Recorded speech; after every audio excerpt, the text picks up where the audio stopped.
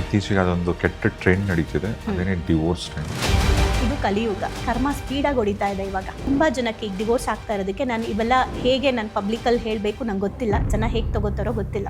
ಯಾವ್ಯಾವುದೋ ವಿಡಿಯೋಗಳನ್ನ ನೋಡೋದು, ಹೆಣ್ಮಕ್ಳು ಅಥವಾ ಗಂಡ್ಮಕ್ಳು ವಿಡಿಯೋಸ್ನ ನೋಡ್ಬಿಟ್ಟು ಡಿಗ್ನಿಫೈ ಆಗಿರೋ ಫ್ಯಾಮಿಲಿ ಅದು. ಈಗ ನನ್ನ ಹಸ್ಬೆಂಡ್ ನನಗೆ ಫೋರ್ಸ್ ಮಾಡ್ತಾ ಇದ್ದಾರೆ, ನೀನು ಎಕ್ಸ್ಚೇಂಜ್ ಆಗಬೇಕು, ಹೋಗೋಣ ಅಂತ ಹೇಳ್ತಿದ್ದಾರೆ. ಗಂಡನೇ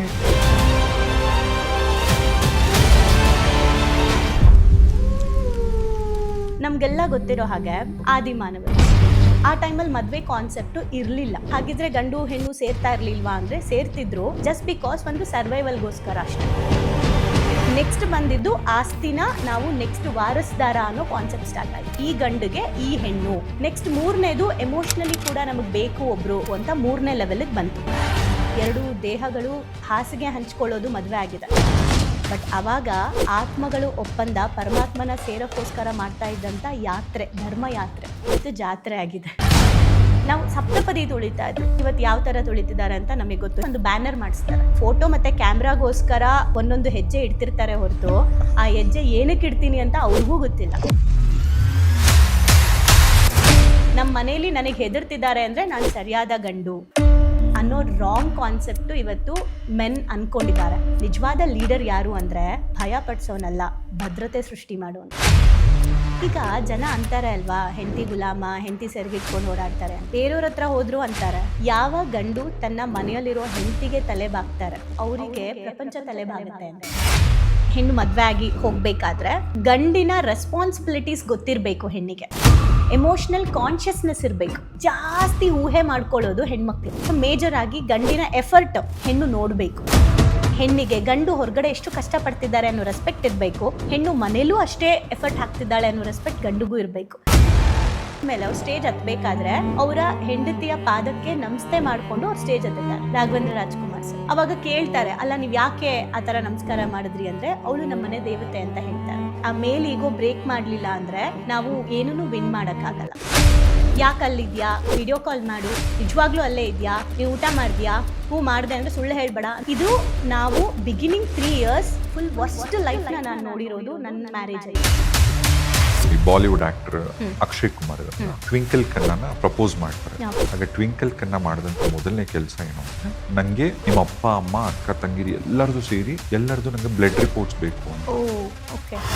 ಅವರ ಫ್ಯಾಮಿಲಿ ಹಿಸ್ಟ್ರಿಗಳಲ್ಲಿ ಏನಾದರೂ ಕಾಯಿಲೆಗಳಿದ್ರೆ ನಾಳೆ ನಮಗೆ ಹುಟ್ಟತಕ್ಕಂಥ ಮಗುಗೆ ಬರಬಾರ್ದು, ಮಕ್ಕಳಿಗೆ ಬರಬಾರ್ದು.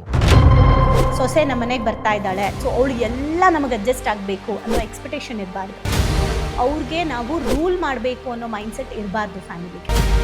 ಈ ಡೌರಿ, ಸೀಮೆಣ್ಣೆ ಹಾಕಿ ಸುಡೋದಂತೆ ಇವೆಲ್ಲ ನಾವು ಅವಾಗ ಕೇಳಿದ್ದೀವಿ, ಇವಾಗ ಇಲ್ಲ ಅಂದ್ಕೊಂಡಿದ್ದೀವಿ. ಆದರೆ ಇಲ್ವಾ, ಇವಾಗ್ಲೂ ಹೆಣ್ಮಕ್ಳನ್ನ ಮದುವೆ ಮಾಡೋಕ್ಕೋಸ್ಕರ ಸ್ವಂತ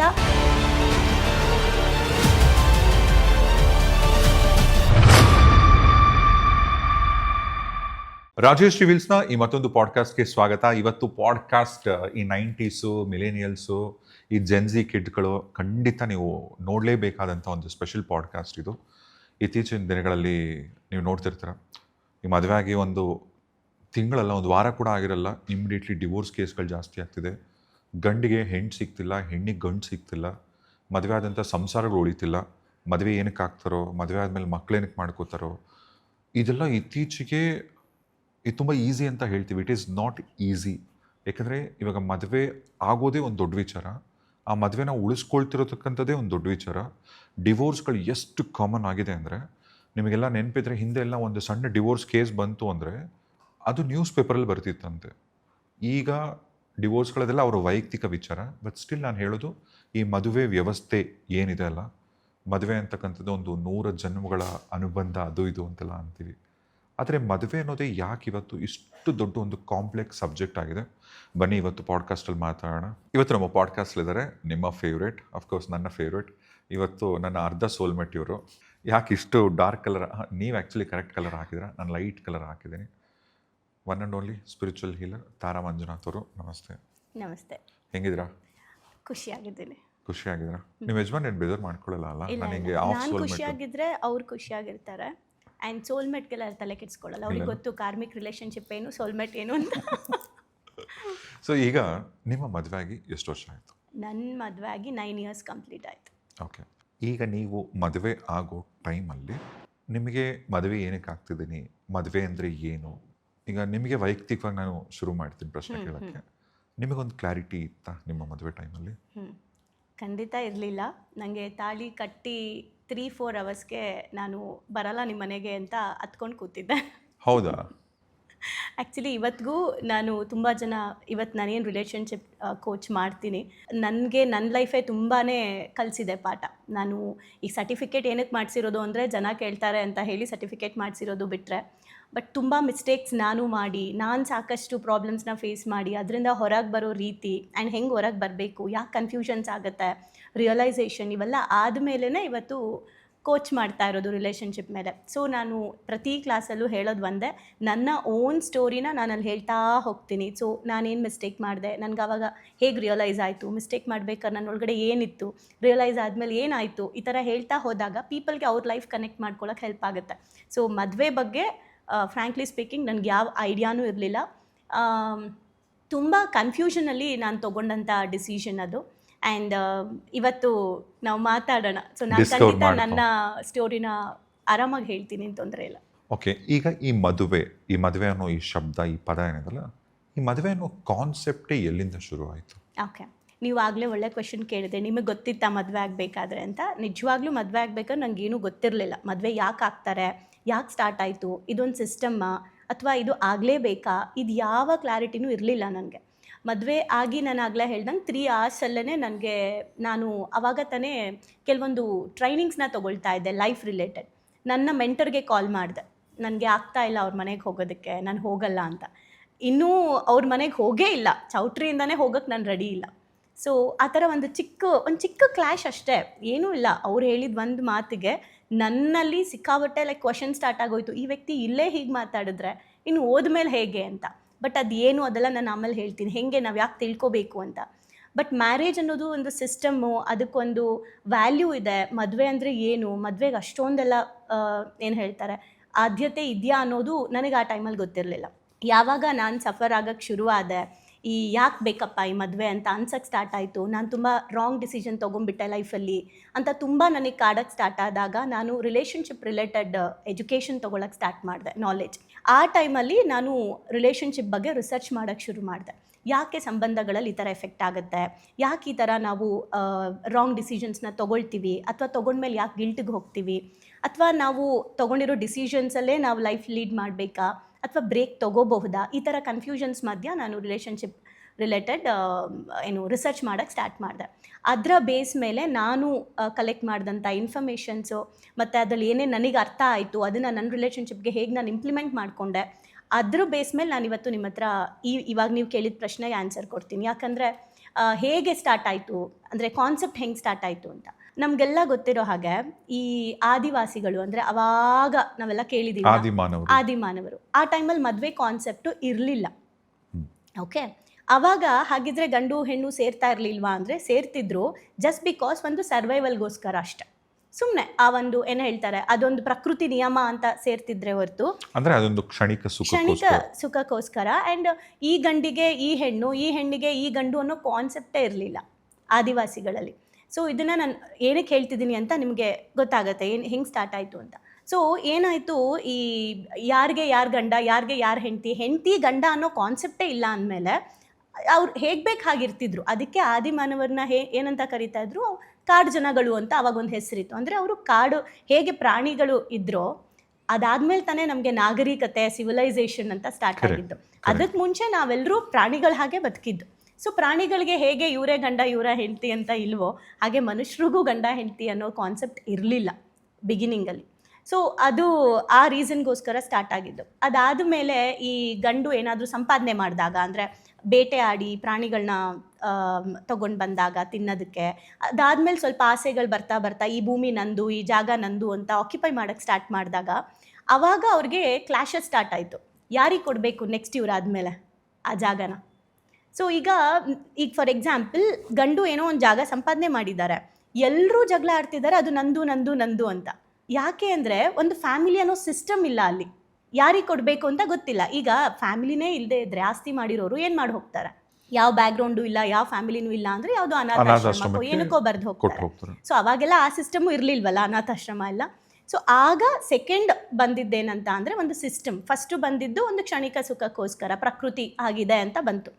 ನೆಕ್ಸ್ಟ್ ಬಂದಿದ್ದು ಆಸ್ತಿನ ನಾವು ನೆಕ್ಸ್ಟ್ ವಾರಸ್ದಾರ ಅನ್ನೋ ಕಾನ್ಸೆಪ್ಟ್ ಸ್ಟಾರ್ಟ್ ಆಯಿತು. ಸೊ ಅಲ್ಲಿಂದ ಏನಾಯಿತು, ಈ ಗಂಡಿಗೆ ಈ ಹೆಣ್ಣು ಅಂತ ಒಂದು ಮ್ಯಾಚ್ ಮಾಡೋಕ್ಕೆ ಶುರು ಮಾಡಿದ್ರು. ಆ ಗಂಡು ಮತ್ತು ಆ ಹೆಣ್ಣಿಗೆ ಹುಟ್ಟಿದಂಥ ಮಕ್ಕಳು ವಾರಸ್ದಾರರು ಅಂತ ಒಂದು ಕಾನ್ಸೆಪ್ಟ್ ಶುರುವಾಯಿತು. ಅಂದರೆ ಆಸ್ತಿನ ನೆಕ್ಸ್ಟ್ ಯಾರಿಗೆ ಕೊಡಬೇಕು ಅಂದರೆ ಈ ಜಗಳಗಳು ಬೇಡ, ಇವ್ರ ಹೆಂಡತಿಗೆ ಹೋಗಬೇಕು, ಮಕ್ಳಿಗೆ ಹೋಗಬೇಕು ಅನ್ನೋದಕ್ಕೋಸ್ಕರ ಸ್ಟಾರ್ಟ್ ಆಯಿತು. ಸೊ ಅಲ್ಲಿ ಅದಾದ ಮೇಲೆ ಆಸ್ತಿಯಿಂದ ನೆಕ್ಸ್ಟ್ ಹಂತಕ್ಕೆ ಬಂತು. ಹೇಗೆ ಸ್ಟಾರ್ಟ್ ಆಯಿತು ಅಂತ ಹೇಳ್ತಾ ಇದ್ದೀನಿ. ಈಗ ಮತ್ತೆ ವಾಪಸ್ ನಾವು ಆದಿಮಾನವರ ಹಾಗೆ ಆಗಿದ್ದೀವಿ ಅಂತ ಹೇಳಕ್ಕೆ ಹೋಗ್ತಾ ಇದ್ದೀನಿ. ಸೊ ಇವತ್ತಿನ ಸಿಚುಯೇಷನ್ ಕೂಡ. ಸೊ ಹಾಗೆ ಬಂದು ಎಗೇನ್ ನಾಗರಿಕತೆ, ಸಿವಿಲೈಸೇಷನ್ ಶುರುವಾಯಿತು. ಅಲ್ಲಿ ಏನಂದರೆ ಭಾವನೆಗಳಿಗೆ ವ್ಯಾಲ್ಯೂ ಬೇಕು ಅಂತ ಮನುಷ್ಯಂಗೆ ಅನ್ಸಕ್ಕೆ ಸ್ಟಾರ್ಟ್ ಆಯಿತು. ಫಸ್ಟು ಒಂದು ಬರೀ ಫಿಸಿಕಲ್ ನೀಡ್ಗೆ ಅಷ್ಟೇ ಇದ್ದಿದ್ದು. ಸೆಕೆಂಡು ಆಸ್ತಿ ಆ್ಯಂಡ್ ಫಿಸಿಕಲ್ ನೀಡ್ ಎರಡೂ ಆ್ಯಡ್ ಆಯಿತು. ನೆಕ್ಸ್ಟ್ ಮೂರನೇದು ಎಮೋಷ್ನಲಿ ಕೂಡ ನಮಗೆ ಬೇಕು ಒಬ್ಬರು ನಮ್ಮ ಜೊತೆಗೆ ನಮ್ಮ ಭಾವನೆಗಳನ್ನು ಹಂಚ್ಕೊಳ್ಳೋಕ್ಕೆ ಅಥವಾ ನಮಗೆ ಸಪೋರ್ಟ್ ಮಾಡೋಕ್ಕೆ ಒಬ್ಬರು ಬೇಕು ಅಂತ ಮೂರನೇ ಲೆವೆಲಿಗೆ ಬಂತು. ಅಲ್ಲಿಂದಾನೇ ಒಂದೊಂದೇ ಹಂತ ಬೆಳೀತಾ ಮದುವೆ ಅನ್ನೋದು, ಓಕೆ ಇದು ಪ್ರೀತಿ ಇರಬೇಕು, ಅನ್ಯೋನ್ಯತೆ ಇರಬೇಕು, ಮದುವೆ ಅಂದರೆ ಹೀಗೆ ಅನ್ನೋದೆಲ್ಲ ಮನುಷ್ಯ ಏನು ಬ್ಯಾಡ್ ಎಕ್ಸ್ಪೀರಿಯನ್ಸ್ ಮಾಡ್ತಾ ಬಂದ, ಅದ್ರ ಆಧಾರದ ಮೇಲೆ ಸಿಸ್ಟಮ್ನ ಕಟ್ತಾ ಬಂದರು. ಹೀಗೆ ಬಂದು ಒಂದು ಮದುವೆ ಅನ್ನೋ ವ್ಯವಸ್ಥೆನ ತಂದರು. ಒಂದು. ಎರಡನೇದು, ಬೇರೆ ಹೆಣ್ಮಕ್ಳ ಮೇಲೂ ಕೂಡ ದೌರ್ಜನ್ಯಗಳಾಗಬಾರ್ದು. ಅಂದರೆ ಕಾಮನ ಕಂಟ್ರೋಲ್ ಮಾಡೋಕ್ಕಾಗದೇ ಇದ್ದಾಗ, ಇವತ್ತು ಮದುವೆ ಅನ್ನೋ ಸಿಸ್ಟಮ್ ಇಟ್ಕೊಂಡೇ ಎಷ್ಟೋ ಜನ ಹೆಣ್ಮಕ್ಳಿಗೆ ಇವತ್ತು ಹೊರಗಡೆ ಓಡಾಡೋಕ್ಕಾಗ್ತಾ ಇಲ್ಲ, ಇಷ್ಟೊಂದು ಪ್ರಾಬ್ಲಮ್ಸ್ ಫೇಸ್ ಮಾಡ್ತಾ ಇದ್ದಾರೆ. ಇನ್ನು ಆ ಕಾನ್ಸೆಪ್ಟೇ ಇಲ್ಲ ಅಂದಿದ್ರೆ ಏನಾಗ್ತಾ ಇತ್ತು ಅಂತ. ಸೊ ಸಮಾಜದಲ್ಲಿ ಪ್ರಾಬ್ಲಮ್ಸ್ಗಳು ಜಾಸ್ತಿ ಆಗಬಾರ್ದು, ಅಂದರೆ ಕ್ರೂರತ್ವ ಜಾಸ್ತಿ ಆಗಬಾರ್ದು, ಮನುಷ್ಯ ಪ್ರಾಣಿಯಾಗೆ ಬಿಹೇವ್ ಮಾಡಬಾರ್ದು, ಸಿವಿಲೈಸ್ಡ್ ಆಗಿರಬೇಕು ಅನ್ನೋ ಕಾರಣಕ್ಕೋಸ್ಕರ ಫ್ಯಾಮಿಲಿ ಆ್ಯಂಡ್ ಮದುವೆ ಅನ್ನೋ ಸಿಸ್ಟಮ್ ತಂದರು. ಯಾಕಂದರೆ ಒಂದು ಗಂಡಿಗೆ ಒಂದು ಹೆಣ್ಣು ಅಂತ ಬಂದಾಗ ಸಮಾಜದಲ್ಲಿ ಬೇರೆ ಪ್ರಾಬ್ಲಮ್ ಆಗಲ್ಲ ಅಂತ. ಅಂದರೆ ಈ ಎಲ್ಲ ಬೇಸ್ ಇಟ್ಕೊಂಡು ಸ್ಟಾರ್ಟ್ ಆಗಿರೋದು ಮದುವೆ, ಅವಾಗ ಸ್ಟಾರ್ಟ್ ಆಗಿರೋದು. ಸೊ ಹೀಗೆ ಒಂದೊಂದೇ ಹಂತ ಅಂತ ಬಂತು. ಆ್ಯಂಡ್ ತುಂಬ ಇಂಪಾರ್ಟೆಂಟ್ ನಾವೆಲ್ಲ ತಿಳ್ಕೊಬೇಕಾಗಿರೋದು, ಈವನ್ ಋಗ್ವೇದದಲ್ಲೂ ಕೂಡ ಒಂದು ಏನು ಹೇಳ್ತಾರೆ ಉಲ್ಲೇಖ ಇದೆ. ಅದೇನಂದರೆ ಮದುವೆ ಅನ್ನೋದು ಒಂದು ಆಧ್ಯಾತ್ಮಿಕ ಸಂಸ್ಕಾರ ಅಂತ. ಅಂದರೆ ಮದುವೆ ಅನ್ನೋ ಕಾನ್ಸೆಪ್ಟೇ ಒಂದು ಸಂಸ್ಕಾರ ಅದು ಅನ್ನೋದನ್ನು ಅಲ್ಲಿ ಉಲ್ಲೇಖ ಇದೆ. ಅಂದರೆ ನಮ್ಮ ಅವಾಗಿನ ತುಂಬ ಸಾವಿರಾರು ವರ್ಷಗಳ ಹಿಂದೆ ಹೋದರೆ ಹೇಗೆ ರಾಮಂಗೆ ಸೀತಾ ಆಗಿರ್ಬೋದು, ವಿಷ್ಣುಗೆ ಲಕ್ಷ್ಮಿ ಆಗಿರ್ಬೋದು, ಅಥವಾ ಎಲ್ಲದನ್ನು ನಾವು ತೊಗೊಳ್ತೀವಿ. ಅಂದರೆ ಶಿವಂಗೆ ಪಾರ್ವತಿ ಈ ಥರ. ಆವಾಗ ಒಂದು ಶಕ್ತಿಯ ಜೊತೆಗೆ ಇನ್ನೊಂದು ಶಕ್ತಿನೂ ಅಗತ್ಯ ಇದೆ ಅಂತ ಹೇಳಿ ಗಂಡು ಮತ್ತು ಹೆಣ್ಣು ಅವಶ್ಯಕತೆ ಇದೆ, ಎರಡೂ ಸೇರಿದ್ರೇ ಸೃಷ್ಟಿ ಸಾಧ್ಯ ಅನ್ನೋದು ಅವಾಗಿನ ನಮ್ಮ ಪುರಾಣಗಳು, ಅಲ್ಲಿಂದ ನಾವು ನೋಡಿಕೊಂಡು ಬರ್ಬೋದು. ಸೊ ಈ ಒಂದು ಕಾನ್ಸೆಪ್ಟ್ ಬೇಸ್ ಮೇಲೆ ಸ್ಟಾರ್ಟ್ ಆಗಿದ್ದು ಮದುವೆ ಜರ್ನಿ. ಅಲ್ಲ, ಹಾಗಿದ್ರೆ ಈಗ ಮದುವೆ ಈಗ ನೀವು ಹೇಳಿದ್ರಿ ಕರೆಕ್ಟು. ಈಗ ಆದಿಮಾನವರು ಎಲ್ಲ ಏನೇನು ಮಾಡ್ಕೊಂಡ್ರು, ಈಗ ಆಸ್ತಿ ವಿಚಾರಗಳು ಬಂತು, ನೆಕ್ಸ್ಟ್ ಅದನ್ನು ಯಾರಿಗೆ ಹಸ್ತಾಂತರ ಮಾಡಬೇಕು ಅಂತ, ಆಮೇಲೆ ಗಂಡು ಹೆಣ್ಣು, ಗಂಡ ಹೆಂಡತಿ, ಈ ಕನ್ಫ್ಯೂಷನ್ಸ್ ನಡುವೆ. ಸೊ ಹಾಗಿದ್ರೆ ಈ ಮದುವೆ ಆಗ್ತಕ್ಕಂಥ ಉದ್ದೇಶ ಏನು? ಓಕೆ ಸೊ ಒಳ್ಳೆ ಕ್ವೆಶನ್. ಬಿಕಾಸ್ ಯಾವುದೇ ಕೆಲಸ ಮಾಡಬೇಕು ಅಂದ್ರೂ ಇಂಟೆನ್ಷನ್ ಕರೆಕ್ಟಾಗಿದೆಯಾ ಅಂತ ಚೆಕ್ ಮಾಡಬೇಕಂತೆ.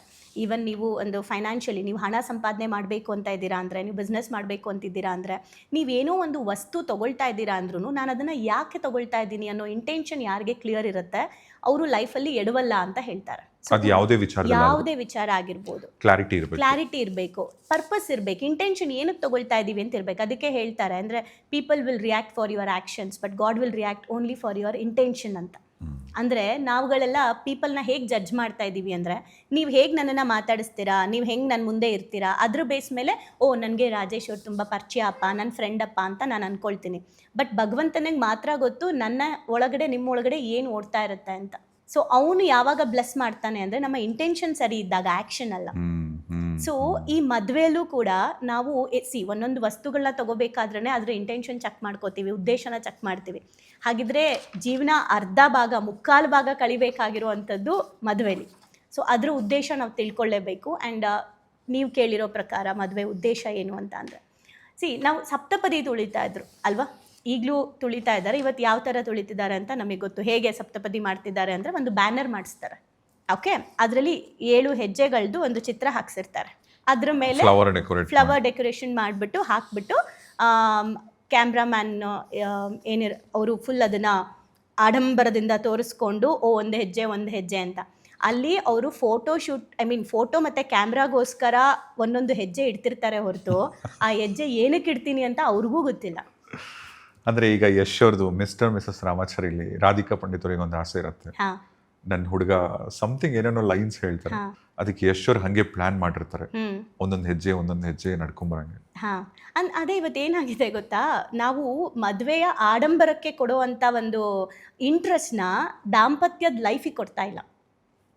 ಅದು ಅವಾಗೆಲ್ಲ ಹೇಗಿತ್ತು ಅಂದರೆ, ಒಂದು ಪಂಚಭೂತಗಳ ಸಾಕ್ಷಿಯಿಂದ ಸಪ್ತಪದಿನ ತುಳಿಸ್ತಾ ಇದ್ರು. ನೀನು ಒಂದು ಹೆಜ್ಜೆ ಏನು ಹೇಳ್ತಾ ಇದೆ, ಗಂಡಿಗೆ ಏನು ಹೇಳತ್ತೆ ಒಂದು ಹೆಜ್ಜೆ, ಹೆಣ್ಣಿಗೆ ಏನು ಹೇಳ್ತಾ ಇದೆ, ಈ ಥರ ಇತ್ತು ಕಾನ್ಸೆಪ್ಟ್ಗಳು. ಈಗ ಏನಾಗಿದೆ ಅಂದರೆ, ಇವಾಗ ಬ್ಯಾನರ್ ಮದುವೆ ಆಗಿದೆ. ಇವಾಗ ಎಲ್ಲ ಬ್ಯಾನರ್ಗಳು ಆ್ಯಂಡ್ ಎಷ್ಟು ಚೆನ್ನಾಗಿ ನಾವು ಕಟ್ಔಟ್ ಹಾಕ್ಸ್ತೀವಿ ಅನ್ನೋದ್ರ ಮೇಲೆ, ಪ್ರೀ ವೆಡ್ಡಿಂಗ್, ಪೋಸ್ಟ್ ವೆಡ್ಡಿಂಗ್ ಇದರಲ್ಲೇ ಆಗೋಗಿದೆ ಹೊರತು, ನೀವು ಪ್ರೀ ವೆಡ್ಡಿಂಗ್, ಪೋಸ್ಟ್ ವೆಡ್ಡಿಂಗ್ನ ಮದುವೆ ಆಗಿರೋ ಗಂಡ ಹೆಂಡ್ತಿನೇ ಯಾವಾಗಾದ್ರು ಫ್ರೀ ಇದ್ದಾಗ ನೋಡಿದ್ರೆ ಅವ್ರಿಗೆ ಬೇಜಾರಾಗುತ್ತೆ, ನಾನು ಯಾಕೆ ಹಿಂಗೆ ಮಾಡ್ಕೊಂಡ್ಬಿಟ್ಟೆ ಅಂತ. ಅಲ್ಲ, ಅವ್ರಿಗೆ ಬರೀ ದುಡ್ಡೇ ಕಾಣಿಸ್ತಿರ, ಎಷ್ಟು ಖರ್ಚು ಮಾಡಿಬಿಟ್ಟೆ ಇದಕ್ಕೋಸ್ಕರ ಅಂತ. ಅಂದರೆ ಪ್ರತಿದಿನ ಲೈಫು ಹ್ಯಾಪಿಯಾಗಿರೋದಿಲ್ಲ. ಬರೀ ಪೋಸ್ಟ್ ವೆಡ್ಡಿಂಗ್, ಪ್ರೀ ವೆಡ್ಡಿಂಗಲ್ಲಿ ಆ ಹ್ಯಾಪಿನೆಸ್ನ ತೋರಿಸೋ ಅಂಥ ಒಂದು ಸ್ಥಿತಿಗೆ ಹೋಗಿದೆ ಇವತ್ತು ಮ್ಯಾರೇಜ್ ಅನ್ನೋದು. ಏನಕ್ಕೆ ಹೇಳ್ತಾ ಇದ್ದೀನಿ, ನಮ್ಮ ಇಂಟೆನ್ಷನ್ ಗೊತ್ತಿಲ್ಲ ಅಂದರೆ, ನಾನು ಹೇಳೋದೇನು ಗೊತ್ತಾ, ಮದುವೆ ಆಗೋದು ತಪ್ಪಲ್ಲ, ಓಕೆ, ಮಕ್ಕಳು ಮಾಡ್ಕೊಳ್ಳೋದು ತಪ್ಪಲ್ಲ, ದುಡ್ಡು ಸಂಪಾದನೆ ಮಾಡೋದು ತಪ್ಪಲ್ಲ, ಯಾವುದು ತಪ್ಪು ಇಲ್ಲ, ಸರಿನೂ ಇಲ್ಲ. ಪ್ರಾಬ್ಲಮ್ ಏನಂದರೆ, ಇಂಟೆನ್ಷನ್ನು ರಾಂಗ್ ಆಗಿ ಹೋಗ್ತಾ ಇರೋದೇ ನಮಗೆಲ್ಲ ಕಾನ್ಸಿಕ್ವೆನ್ಸ್ನ ನಾವು ರಾಂಗಾಗಿ ಫೇಸ್ ಮಾಡ್ತಾ ಇದ್ದೀವಿ. ಸಪ್ತಪದಿ ಅವಾಗ ಯಾಕೆ ತುಳಿಸ್ತಾ ಇದ್ರು, ಒಂದೊಂದು ಹೆಜ್ಜೆ ಏನು ಹೇಳ್ತಿತ್ತು ಅಂತ ನಾನು ನಿಮಗೆ ನಾರ್ಮಲಿ ಇವತ್ತಿನ ಜನ್ರೇಷನ್ಗೆ ಅರ್ಥ ಆಗೋ ಹಾಗೆ ಹೇಳೋಕ್ಕೆ ಪ್ರಯತ್ನ ಪಡ್ತೀನಿ. ಸೊ 7 ಸ್ಟೆಪ್ಸ್ ಏನು ಹೇಳುತ್ತೆ ಅಂತ. ಇವತ್ತು ನಾನು ರೀಸೆಂಟಾಗಿ ಒಂದು ಮದುವೆ ಅಟೆಂಡ್ ಮಾಡಿದ್ದೆ. ಅಲ್ಲಿ ಸೇಮ್, ನಾನು ಅದಕ್ಕೆ ಬ್ಯಾನರ್ ನೆನಪಾಯಿತು ನನಗೆ. ಬ್ಯಾನರ್ ಹಾಕಿಬಿಟ್ಟು ಫುಲ್ ವೀಡಿಯೋ ನಾನು ಏನು ಮಾಡ್ತಿದ್ದಾರೆ ಅಂತ ನೋಡೋಕ್ಕೆ ಹೋದರೆ ಹೆಜ್ಜೆ ಇಡಿಸ್ತಾ ಇದ್ರು. ನಾನು ಇದು ಏನಕ್ಕೆ ಅಂದೆ, ಸಪ್ತಪದಿ ತುಳಿಸ್ತಾ ಇದ್ದೀವಿ. ಇಷ್ಟು ಚೆನ್ನಾಗಿ ಸಪ್ತಪದಿ ತುಳಿಸ್ತಾರಾ ಅಂತ ನಾನು ನೋಡಿದ್ದು. ಅಂದರೆ ಅದೇನು ಹೇಳ್ತಾರೆ, ಅಗ್ನಿಸಾಕ್ಷಿಯಾಗಿ ಇಲ್ಲ, ಈಗ ಎಲ್ಲಿ ಅಗ್ನಿಸಾಕ್ಷಿಯಾಗಿ, ಕರೆಕ್ಟಾ? ಸೊ ಇವಾಗೆಲ್ಲ ಆನ್ಲೈನ್ ಮದುವೆಗಳು ಜಾಸ್ತಿ ಆಗಿಬಿಟ್ಟಿದೆ, ಶುರು ಆಗಿಬಿಟ್ಟಿದೆ. ಸೊ ಅದನ್ನು ನಾನು ಅವ್ರನ್ನ ಕೇಳಿದೆ, ಇದು ಏನು ಹೆಜ್ಜೆಗಳು ಅಂತ. ಅವರು, ನಾನು ಎಲ್ರಿಗೂ ಹೇಳ್ತಾ ಇಲ್ಲ, ಯಾರು ಮದುವೆ ಮಾಡಿಸ್ತಾ ಇದ್ದಾರೆ, ಪುರೋಹಿತರು ಯಾರಿದ್ದಾರೆ ಎಲ್ರಿಗೂ ಹೇಳ್ತಾ ಇಲ್ಲ. ಇವತ್ತು ಯಾವ ಹಂತಕ್ಕೆ ಬಂದಿದೆ ಅವ್ರಿಗೆ ಗೊತ್ತಾಗಿರುತ್ತೆ. ಇವತ್ತು ನಮ್ಮ ಶಾಸ್ತ್ರಗಳು ಯಾವ ಹಂತಕ್ಕೆ ಬಂದಿದೆ ಅಂತ ಅವ್ರಿಗೂ ಗೊತ್ತಿರುತ್ತೆ. ಅವ್ರಿಗೆ ನಾನು ಏನಕ್ಕೆ ಈ 7 ಸ್ಟೆಪ್ಸ್ ಇಡ್ತಿದ್ದೀರಾ ಅಂದರೆ, ಅಲ್ಲಿ ಬರ್ದಿದ್ದೀವಿ ನೋಡಿ ಅಂದರು. ಅದ್ರ ಮೇಲೆ ಬರ್ಸ್ಬಿಟ್ಟಿದ್ದಾರೆ, ಈ ಹೆಜ್ಜೆ ಏನಕ್ಕೆ ಅಂತ. ಅವ್ರ ತಲೆಯಲ್ಲಿ ಇಲ್ಲ ಅಲ್ಲಿ ಎಲ್ಲ. ಇವಾಗೆಲ್ಲ ಹೆಂಗೆ ಅಂದರೆ ಕಾಪಿ ಪೇಸ್ಟ್, ಆಯಿತಾ? ಸೊ ತೆಗೆದು ಹಾಕ್ಬಿಟ್ಟಿದ್ದಾರೆ. ಇನ್ನು ಹುಡುಗಿಗೆ ನಾನು ಯಾಕೆ ಹಿಡ್ತಿದ್ದೀನಿ ಅಂತಲೂ ಗೊತ್ತಿಲ್ಲ, ಹುಡುಗಂಗೆ ಯಾಕೆ ಹಿಡಿಸ್ತಾ ಇದ್ದೀನಿ ಅಂತಲೂ ಗೊತ್ತಿಲ್ಲ. ಸೊ ಏನಕ್ಕಿದು ಹೇಳ್ತಾ ಇದ್ದೀನಿ, ಎಗೇನ್ ಇಂಟೆನ್ಷನ್ನ ಯಾರು ಕರೆಕ್ಟಾಗಿ ಅರ್ಥ ಮಾಡ್ಕೊಂಡಿರ್ತಾರೆ ಅವ್ರು ನಿಜವಾಗ್ಲೂ ಹೇಳ್ತೀನಿ, ಅವರ ಮ್ಯಾರೇಜ್ ಲೈಫು ತುಂಬ ಚೆನ್ನಾಗಿರುತ್ತೆ, ಉದ್ದೇಶ ಸರಿಯಾಗಿ ಅರ್ಥ ಆದರೆ. ಸೊ 7 ಸ್ಟೆಪ್ಸ್ ಏನು ಹೇಳುತ್ತೆ ಅಂದರೆ, ಮೊದಲನೇ ಸ್ಟೆಪ್ ನಾವೇನಕ್ಕೆ ತಗೊಳ್ತಾ ಇರೋದು, ಒಂದು ಹುಡುಗಿಗೆ, ಹುಡುಗ ಆ್ಯಂಡ್ ಹುಡುಗಿಗೆ ಆಹಾರ ಮತ್ತು ಪೋಷಣೆ ಅಂತ. ಅಂದರೆ ಆಹಾರ ಮತ್ತು ಪೋಷಣೆ ಅಂತ ಅಂದರೆ, ನಾನು ನಿನ್ನನ್ನು ಮದುವೆ ಆಗ್ತಾ ಇದ್ದೀನಿ, ನಿನ್ನ ಬೇಸಿಕ್ ನೀಡ್ ಏನು ಮನುಷ್ಯಂಗೆ? ಫುಡ್ ಆ್ಯಂಡ್ ಊಟ ಬೇಕು, ವಸತಿ ಬೇಕಲ್ವಾ, ಅದು ಬೇಸಿಕ್ ನೀಡು. ಸೊ ನಿನ್ನ ಪೋಷಣೆ ಮತ್ತು ಆಹಾರ ನನ್ನ ರೆಸ್ಪಾನ್ಸಿಬಿಲಿಟಿ ಅಂತ ಹುಡುಗ ಪ್ರಾಮಿಸ್ ಮಾಡೋದು ಮೊದಲನೇ ಹೆಜ್ಜೆ. ಇದು ಬರೀ ಹುಡುಗ ಪ್ರಾಮಿಸ್ ಮಾಡೋದಲ್ಲ, ಹುಡುಗಿ ನೀನೇನು ದುಡ್ಕೊಂಡು ಬರ್ತೀಯಾ ಅದನ್ನು ನಾನು ಎಗೇನ್ ನಿನಗೂ ಕೂಡ ಅದೇ ಆಹಾರ, ನಿನಗೂ ನಾನು ಆಹಾರನ ಕೊಡೋದು, ನಿನ್ನನ್ನು ಪೋಷಣೆ ಮಾಡೋದು ನನ್ನ ಜವಾಬ್ದಾರಿ, ಇದು ಇಬ್ಬರೂ ಅದಕ್ಕೆ ಕಮಿಟ್ ಆಗಿದ್ದೀವಿ ನಾವು ಅಂತ ಹೇಳಿ ಮೊದಲನೇ ಹೆಜ್ಜೆ ಇಡ್ತಾರೆ. ಆ್ಯಂಡ್ ಎರಡನೇ ಹೆಜ್ಜೆ ಬಂದುಬಿಟ್ಟು ಎನರ್ಜಿ ಲೆವೆಲ್, ಅಂದರೆ ಶಕ್ತಿ ಅಂತ ಕರಿತೀವಿ. ಅಂದರೆ ನೀನು ಯಾವಾಗ ಕುಗ್ಗುತ್ತೀಯ, ನೀನು ಯಾವಾಗ ದುಃಖದಲ್ಲಿರ್ತೀಯ, ಆಗ ನಾನು ನಿನಗೆ ಸಾಥ್ ಕೊಡ್ತೀನಿ ಶಕ್ತಿಯಾಗಿ ಅಂತ ಗಂಡು ಹೆಣ್ಣಿಗೆ ಹೇಳೋದು. ಹೆಣ್ಣು, ನೀನು ಯಾವಾಗ ಕುಗ್ಗುತ್ತೀಯ, ನೀನು ಯಾವಾಗ ದುಃಖದಲ್ಲಿರ್ತೀಯ, ನಾನು ನಿನಗೆ ಶಕ್ತಿಯಾಗಿರ್ತೀನಿ, ನಿನ್ನ ವೀಕ್ನೆಸ್ಗೆ ನಾನು ಸ್ಟ್ರೆಂತ್ ಆಗ್ತೀನಿ ಅಂತ ಹೆಣ್ಣು ಹೇಳೋದು. ಗಂಡು, ನಿನ್ನ ವೀಕ್ನೆಸ್ಗೆ ನಾನು ಸ್ಟ್ರೆಂತ್ ಆಗ್ತೀನಿ. ಇದು ಎರಡನೇ ಹೆಜ್ಜೆ. ಇವತ್ತು ಹೆಂಗಿಡ್ತಾ ಇದ್ದೀವಿ, ನಿನ್ನ ವೀಕ್ನೆಸ್ಗೆ ನಾನು ಸ್ಟ್ರೆಂತ್ ಅಲ್ಲ, ನಿನ್ನ ವೀಕ್ನೆಸ್ನ ತೋರಿಸಿ ಇನ್ನೂ ವೀಕ್ ಮಾಡ್ತಾ ಇದ್ದೀವಿ ನಾವು. ನನಗೆ ಅಸ್ತ್ರ ಅದು. ಇನ್ನು ವೀಕ್ನೆಸ್ ಇದ್ದರೆ ನಂಗೆ ಇವತ್ತು ಏನು ಹೇಳ್ತಾರೆ, ಅಸ್ತ್ರ ಆಗ್ಬಿಟ್ಟಿದೆ, ವೆಪನ್, ಅದನ್ನ ಇಟ್ಕೊಂಡು ನಾವು ಆಟ ಆಡಿಸ್ತಾ ಇದ್ದೀವಿ. ಬಟ್ ಅದಲ್ಲ ಎರಡನೇ ಹೆಜ್ಜೆ ಹೇಳ್ತಾ ಇರೋದು. ಸೊ ನೀನೇನು ಪ್ರಾಬ್ಲಮಲ್ಲಿ ಇರ್ತೀಯಾ, ನಾನು ಯಾವಾಗಲೂ ನಿನ್ನ ಜೊತೆಲಿ ಇರ್ತೀನಿ ಅನ್ನೋ ಧೈರ್ಯ. ಆ್ಯಂಡ್ ಮೂರನೇ ಸ್ಟೆಪ್ ಬಂದುಬಿಟ್ಟು ವೆಲ್ತ್, ಅಂದರೆ ಸಂಪತ್ತು. ನಾನು ಏನು ದುಡಿತೀನಿ, ನಾನು ಅದನ್ನು ಸೇವ್ ಮಾಡ್ತೀನಿ, ನಿನ್ನನ್ನು ಚೆನ್ನಾಗಿ ನೋಡ್ಕೊಳ್ತೀನಿ, ನನ್ನ ನೆಕ್ಸ್ಟ್ ಜನ್ರೇಷನ್ ಫ್ಯಾಮಿಲಿನ ಚೆನ್ನಾಗಿ ನೋಡ್ಕೊಳ್ತೀನಿ ಅಂತ ಹುಡುಗ ಮಾಡೋ ಪ್ರಾಮಿಸ್. ಹುಡುಗಿ ಮಾಡೋ ಪ್ರಾಮಿಸ್ ಏನು ಅಂತ ಅಂದರೆ, ನೀವೇನು ದುಡ್ಕೊಂಬರ್ತೀರಲ್ಲ ಅದನ್ನು ನಾನು ಕರೆಕ್ಟಾಗಿ ಉಳಿಸ್ತೀನಿ, ಏನಕ್ಕೆ ಬೇಕು ಅದಕ್ಕೆ ಮಾತ್ರ ಖರ್ಚು ಮಾಡ್ತೀನಿ, ನಾನು ಅದನ್ನು ಸರಿಯಾಗಿ ಏನು ಹೇಳ್ತಾರೆ ಕ್ರಮದಲ್ಲಿ ನಾನು ತಗೊಂಡು ಹೋಗ್ತೀನಿ, ನಿಮ್ಮ ಶ್ರಮನ ನಾನು ವೇಸ್ಟ್ ಮಾಡಲ್ಲ ಅಂತ. ಬಟ್ ಇವತ್ತೇನಾಗಿದೆ, ಇವತ್ತು ನಮಗೆ ಗಂಡು ಏನೇ ದುಡ್ಕೊಂಡು ಬಂದರೂ ಕೂಡ ಕೆಲವು ಮನೆಗಳಲ್ಲಿ ಹೆಣ್ಮಕ್ಳು ಅವ್ರು ಏನು ಕಷ್ಟಪಡ್ತಿದ್ದಾರೆ, ಎಷ್ಟು ದುಡಿತಿದ್ದಾರೆ, ಅದು ಯಾವುದೂ ನೋಡ್ತಾ ಇಲ್ಲ. ಇವ್ರಿಗೇನು ಬೇಕು ಅದು ಇವತ್ತು ಆನ್ಲೈನ್ ಇದೆ ಅಂದ್ಬಿಟ್ಟು ಎಲ್ಲ ತೊಗೊಳ್ತಾ ಇರ್ತಾರೆ. ಏನು ಬೇಕು ಏನು ಬೇಡ ಏನು ನೋಡ್ತಾನೆ ಇಲ್ಲ, ಅವ್ರದ್ದು ಏನು ಸಿಚುಯೇಷನ್ ಅಂತ ನೋಡ್ತಾ ಇಲ್ಲ. ಹಾಗೆ ಹುಡುಗರು ಕೂಡ ಅಯ್ಯೋ ಇವ್ರನ್ನ ಸಾಕೋದು ನನ್ನ ಕರ್ಮ ಅನ್ನೋ ಥರ ಇವತ್ತು ದುಡಿತಾ ಇದ್ದಾರೆ. ಅಯ್ಯೋ ನಾನು ಏನಕ್ಕೆ ದುಡಿತಿದ್ದೆ, ಅಯ್ಯೋ ನನ್ನ ಹೆಂಡತಿ ಮಕ್ಳಿಗೋಸ್ಕರ ದುಡಿತಾ ಇದ್ದೀನಿ ಅಂತ. ಖುಷಿನೇ ಇಲ್ಲ ಅಲ್ಲಿ, ನಾನು ನನ್ನ ಕುಟುಂಬಕ್ಕೋಸ್ಕರ ದುಡಿತಾ ಇದ್ದೀನಿ ಅಂತ. ಸೊ ಎಲ್ಲಿ ಹೋಗಿದೆ again intention. And again next step ಬಂದುಬಿಟ್ಟು ಅವ್ರಿಗೆ ಏನು ಐಶ್ವರ್ಯ ಆದಮೇಲೆ ಸಂತೋಷ. ಅಂದರೆ ನಿನ್ನನ್ನು ನಾನು ಮದುವೆ ಆಗ್ತಾ ಇರೋದು, ನಿನ್ನ ಲೈಫಲ್ಲಿ ಏನೇ ನೋವಿರಲಿ ಬಟ್ ನಿನಗೆ ನಾನು ಕಂಪ್ಲೀಟ್ ಹ್ಯಾಪಿನೆಸ್ನ ಕೊಡ್ತೀನಿ, ನಿನ್ನನ್ನು ನಾನು ಸಂತೋಷವಾಗಿ ಇಟ್ಕೋತೀನಿ ಅಂತ. ಸೇಮ್ ಹುಡುಗಿ ಕೂಡ ನಿನ್ನ ನೋವುಗಳನ್ನು ಮರೆಸಿ ನಾನು ನಿನಗೆ ಹ್ಯಾಪಿನೆಸ್ನ ಕೊಡ್ತೀನಿ ಅನ್ನೋದು ಕಮಿಟ್ಮೆಂಟ್. ಓಕೆ. ಆ್ಯಂಡ್ ಇವತ್ತು ಮದುವೆ ಆದಮೇಲೆ ಹ್ಯಾಪಿನೆಸ್ ಹೋಗ್ತಾ ಇದೆ ಅಂತ ಹೇಳ್ತಾ ಇದ್ದೀವಿ, ಬಟ್ ನಾವು ಇಡ್ತಾ ಇರೋ ಒಂದು ಹೆಜ್ಜೆನೇ ಹ್ಯಾಪಿನೆಸ್ನ ಕ್ರಿಯೇಟ್ ಮಾಡ್ತೀವಿ ಅಂತ. ಈಗೇನು ಇಂಟೆನ್ಷನ್ ಮಿಸ್ ಆಗಿದೆ. ಅದ್ರ ನೆಕ್ಸ್ಟ್ ಸ್ಟೆಪ್ ಅಂತ ಬಂದಾಗ ನಾವೇನು ಸಂತೋಷ ಆದಮೇಲೆ ಸಂತಾನ ಅಂದರೆ ನಮ್ಮ ನೆಕ್ಸ್ಟ್ ಜನ್ರೇಷನ್. ನಾವು ಒಂದು ಅದಕ್ಕೇನು ಹೇಳ್ತಾರೆ ಅಂದರೆ ಒಂದು ಡಿವೈನ್ ಸೋಲ್. ಇವತ್ತು ಎಷ್ಟೋ ಡಿವೈನ್ ಸೋಲ್ಗಳು ಅಂದರೆ ಒಂದು ದೈವಿಕ ಅಂಶ ಇರುವಂತಹ ಆತ್ಮಗಳು ಒಂದು ಒಳ್ಳೆ ಗರ್ಭಕ್ಕೆ ಬರೋಕ್ಕೆ ಕಾಯ್ತಾ ಇದೆಯಂತೆ. ಬಟ್ ಒಳ್ಳೆ ಗರ್ಭ ಸಿಗ್ತಾ ಇಲ್ಲ. ಅದಕ್ಕೆ ಈಗಿನ ಜನ್ರೇಷನ್ಗಳಲ್ಲಿ ನಮಗೆ ಮಹಾನ್ ವ್ಯಕ್ತಿಗಳು ಜಾಸ್ತಿ ಬರ್ತಾ ಇಲ್ಲ. ನೀವು ಜಸ್ಟ್ ಯೋಚನೆ ಮಾಡಿ, ಅವಾಗೆಲ್ಲ ನಾವು ವಾಪಸ್ ಹೋದರೆ ಎಷ್ಟು ಜನ ನಮ್ಗೆ ಹಿಸ್ಟ್ರಿಯಲ್ಲಿ ಸಿಗ್ತಾರೆ, ದೇಶಕ್ಕೋಸ್ಕರ ಹೋರಾಡಿರೋರು, ಏನು ಏನಾದರೂ ಒಂದು ಫೈಟ್ ಮಾಡಿರೋದಾಗಿರ್ಬೋದು.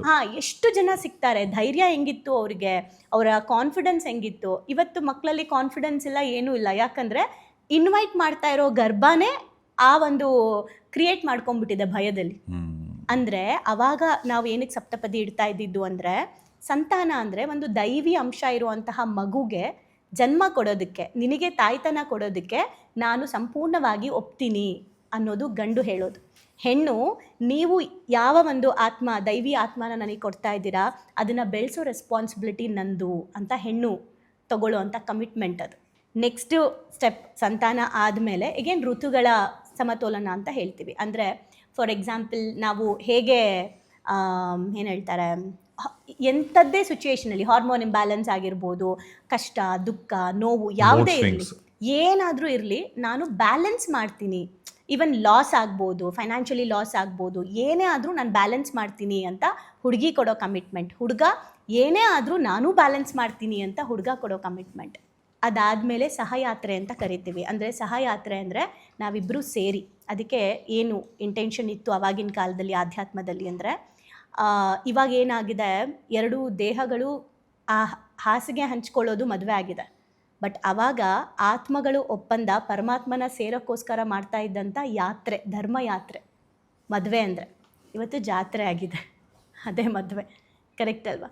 ಸೊ ಈ ಇಂಟೆನ್ಷನ್ಗಳು ಮಿಸ್ ಆಗ್ತದೆ. ನಾನು ಹೇಳೋದಿಷ್ಟೇ, ನೀವು ಮದುವೆ ಆಗ್ತಿದ್ದೀರಾ ಅಂದರೆ ಫಸ್ಟು ಆ 7 ಸ್ಟೆಪ್ಸ್ ಏನಿದೆ, ಆ 7 ಸ್ಟೆಪ್ಸ್ ಏನು ಹೇಳ್ತಿದೆ ನನಗೆ, ಒಬ್ರಿಗಲ್ಲ ಅದು ಹೇಳ್ತಾ ಇರೋದು, ಇಬ್ರಿಗೂ ಕೂಡ. ನಾನು ರೀಸೆಂಟಾಗಿ ಮದುವೆ ಅಟೆಂಡ್ ಮಾಡಿದೆ ಅನ್ನಲ್ಲ, ಅವ್ರನ್ನ ಕೇಳಿದೆ ಇದು ಏನು ಅಂತ. ಗಂಡು ಏನು ಸ್ಟೆಪ್ ಇಡ್ತಾ ಹೋಗ್ತಾರೆ ಅಲ್ವಾ, ಗಂಡು ಪ್ರಾಮಿಸ್ ಏನು, ಹೆಣ್ಣು ಪ್ರಾಮಿಸ್ ಮಾಡ್ತಾ ಇರೋದು, ನನ್ನ ಗಂಡ ಹೆಂಗೆ ಹೋಗ್ತಾನೆ ನಾನು ಹಾಗೆ ಅವ್ರ ಹಿಂದೆ ಹೋಗ್ತೀನಿ ಅಂತ ಪ್ರಾಮಿಸ್ ಮಾಡ್ತಾ ಇರೋದು ಅಂತ. ಗಂಡ ರಾಂಗ್ ರೂಟ್ಗೆ ಹೋದರೆ ಹೆಣ್ಣು ರಾಂಗ್ ರೂಟ್ಗೆ ಹೋಗೋದಾ ಹಾಗಿದ್ರೆ, ನಾನು ಪ್ರಾಮಿಸ್ ಮಾಡಿದ್ದೀನಿ ಅಂತ. ಅಂದರೆ ಏನಕ್ಕೆ ಇಡ್ತಾ ಇದ್ದೀವಿ ಅಂತ ಗೊತ್ತಾಗ್ತಾ ಇಲ್ಲ. ಸೊ ನಾನು ಇವತ್ತಿನ ಜನ್ರೇಷನ್ಗೆ ನಾವು ತಿಳ್ಕೊಬೇಕಾಗಿರೋದು, ಆ್ಯಂಡ್ ನಾನು ತಿಳ್ಕೊಳ್ದೆ ಇದ್ದಿದ್ದು ಮದುವೆಗೆ ಮುಂಚೆ. ಸೊ ಅದಾದ ಮೇಲೆ 7 ಸ್ಟೆಪ್ಸ್ ಇದಕ್ಕೆ ಇಡೋದು, ನನಗೂ ಅವಾಗ 7 ಸ್ಟೆಪ್ಸ್ ಏನಕ್ಕೆ ಇಟ್ಟೆ ನಾನು ಅಂತ ಗೊತ್ತಿಲ್ಲ. ಅಲ್ಲ, ಈಗ ಹಾಗಿದ್ರೆ ಈಗ ನೀವು ಬರೀ 7 ಸ್ಟೆಪ್ ಮಾತ್ರ ಈಗ ನೀವು ಮಾತಾಡಿದ್ರೆ, ಈಗ ಮದುವೆ ಆಗಬೇಕು ಅಂತ ಇದ್ರೆ ಒಂದು ಹುಡುಗನೇ ಆಗಲಿ ಹುಡುಗಿನೇ ಆಗಲಿ, ಒಂದು ಗಂಡಾಗಲಿ ಒಂದು ಹೆಣ್ಣಾಗಲಿ, ಬರೀ ಈ 7 ಸ್ಟೆಪ್ಸ್ ಮಾತ್ರನಾ, ಅಥವಾ ಅವ್ರು ಹೇಗೆ ಪ್ರಿಪೇರ್ ಆಗಬೇಕು, ಮದುವೆಗೆ ಹೇಗೆ ಪ್ರಿಪೇರ್ ಆಗಬೇಕು, ಏನೇನೆಲ್ಲ ತಿಳ್ಕೊಬೇಕು ಅವರು? ಓಕೆ, ಇದು ಆಧ್ಯಾತ್ಮದ ಪ್ರಕಾರ ನಾನು ಹೇಳಿದ್ದು. ಅಂದರೆ ನಮ್ಮ ಋಗ್ವೇದದಲ್ಲಿರೋ ಉಲ್ಲೇಖಗಳನ್ನ ಹೇಳಿದ್ದು. ಸಪ್ತಪದಿ ಅಂದರೆ ಏನು, ಅವಾಗ ಒಂದು ಸಾಂಗ್ ಇತ್ತು ಗೊತ್ತಾ, ಸಪ್ತಪದಿ ಅಂತ. ಸೊ ಒಂದೊಂದು ಹೆಜ್ಜೆಗೂ ಒಂದೊಂದು ಅರ್ಥ ಇದೆ, ಅದನ್ನು ತಿಳ್ಕೊಂಡು ನೀವು ಮದುವೆ ಆಗಿ ಅನ್ನೋದನ್ನು ನಾನು ಹೇಳಿದೆ, ಇಂಟೆನ್ಷನ್ಸ್ ಹೇಳಿದೆ. ಆದರೆ ಇವತ್ತಿನ ಜನ್ರೇಷನಲ್ಲಿ ನಾನು ಸ್ಪಿರಿಚುವಲ್ ಬಿಟ್ಟು ಮಾತಾಡ್ತೀನಿ ಅಂದರೆ, ಸೊ ನಾನು ಸ್ವಲ್ಪ ಮೆಂಟಲಿ ನಾನು ಹೇಗೆ ಪ್ರಿಪೇರ್ ಆಗಬೇಕು, spiritually okay, but in mentally ಹೇಗೆ ಪ್ರಿಪೇರ್ ಆಗಬೇಕು ಅಂತ ಬಂದರೆ, ಒಂದು ಗಂಡು ಮದುವೆಗೆ ಮುಂಚೆ ಓಕೆ, ಫಾರ್ ಎಕ್ಸಾಂಪಲ್ ನಾನು ನಿಮ್ಗೆ ಹೇಳ್ತೀನಿ. ಈಗ ಮನೇಲಿ ನೀವು ನಿಮ್ಮ ತಂದೆ ತಾಯಿನ ನೋಡಿರ್ಬೋದು ಅಥವಾ ಯಾರೇ ಆಗ್ಬೋದು, ಹೆಣ್ಮಕ್ಳಿಗೆ ನೀವು ಯಾವುದಾದ್ರೂ ಟ್ರಿಪ್ ಹೋಗಿ ಬಂದರೆ ಹೇಗಿತ್ತು ಟ್ರಿಪ್ ಅಂತ ಕೇಳಿದ್ರೆ ಅವ್ರು ಎಷ್ಟೊತ್ತು ಮಾತಾಡ್ತಾರೆ?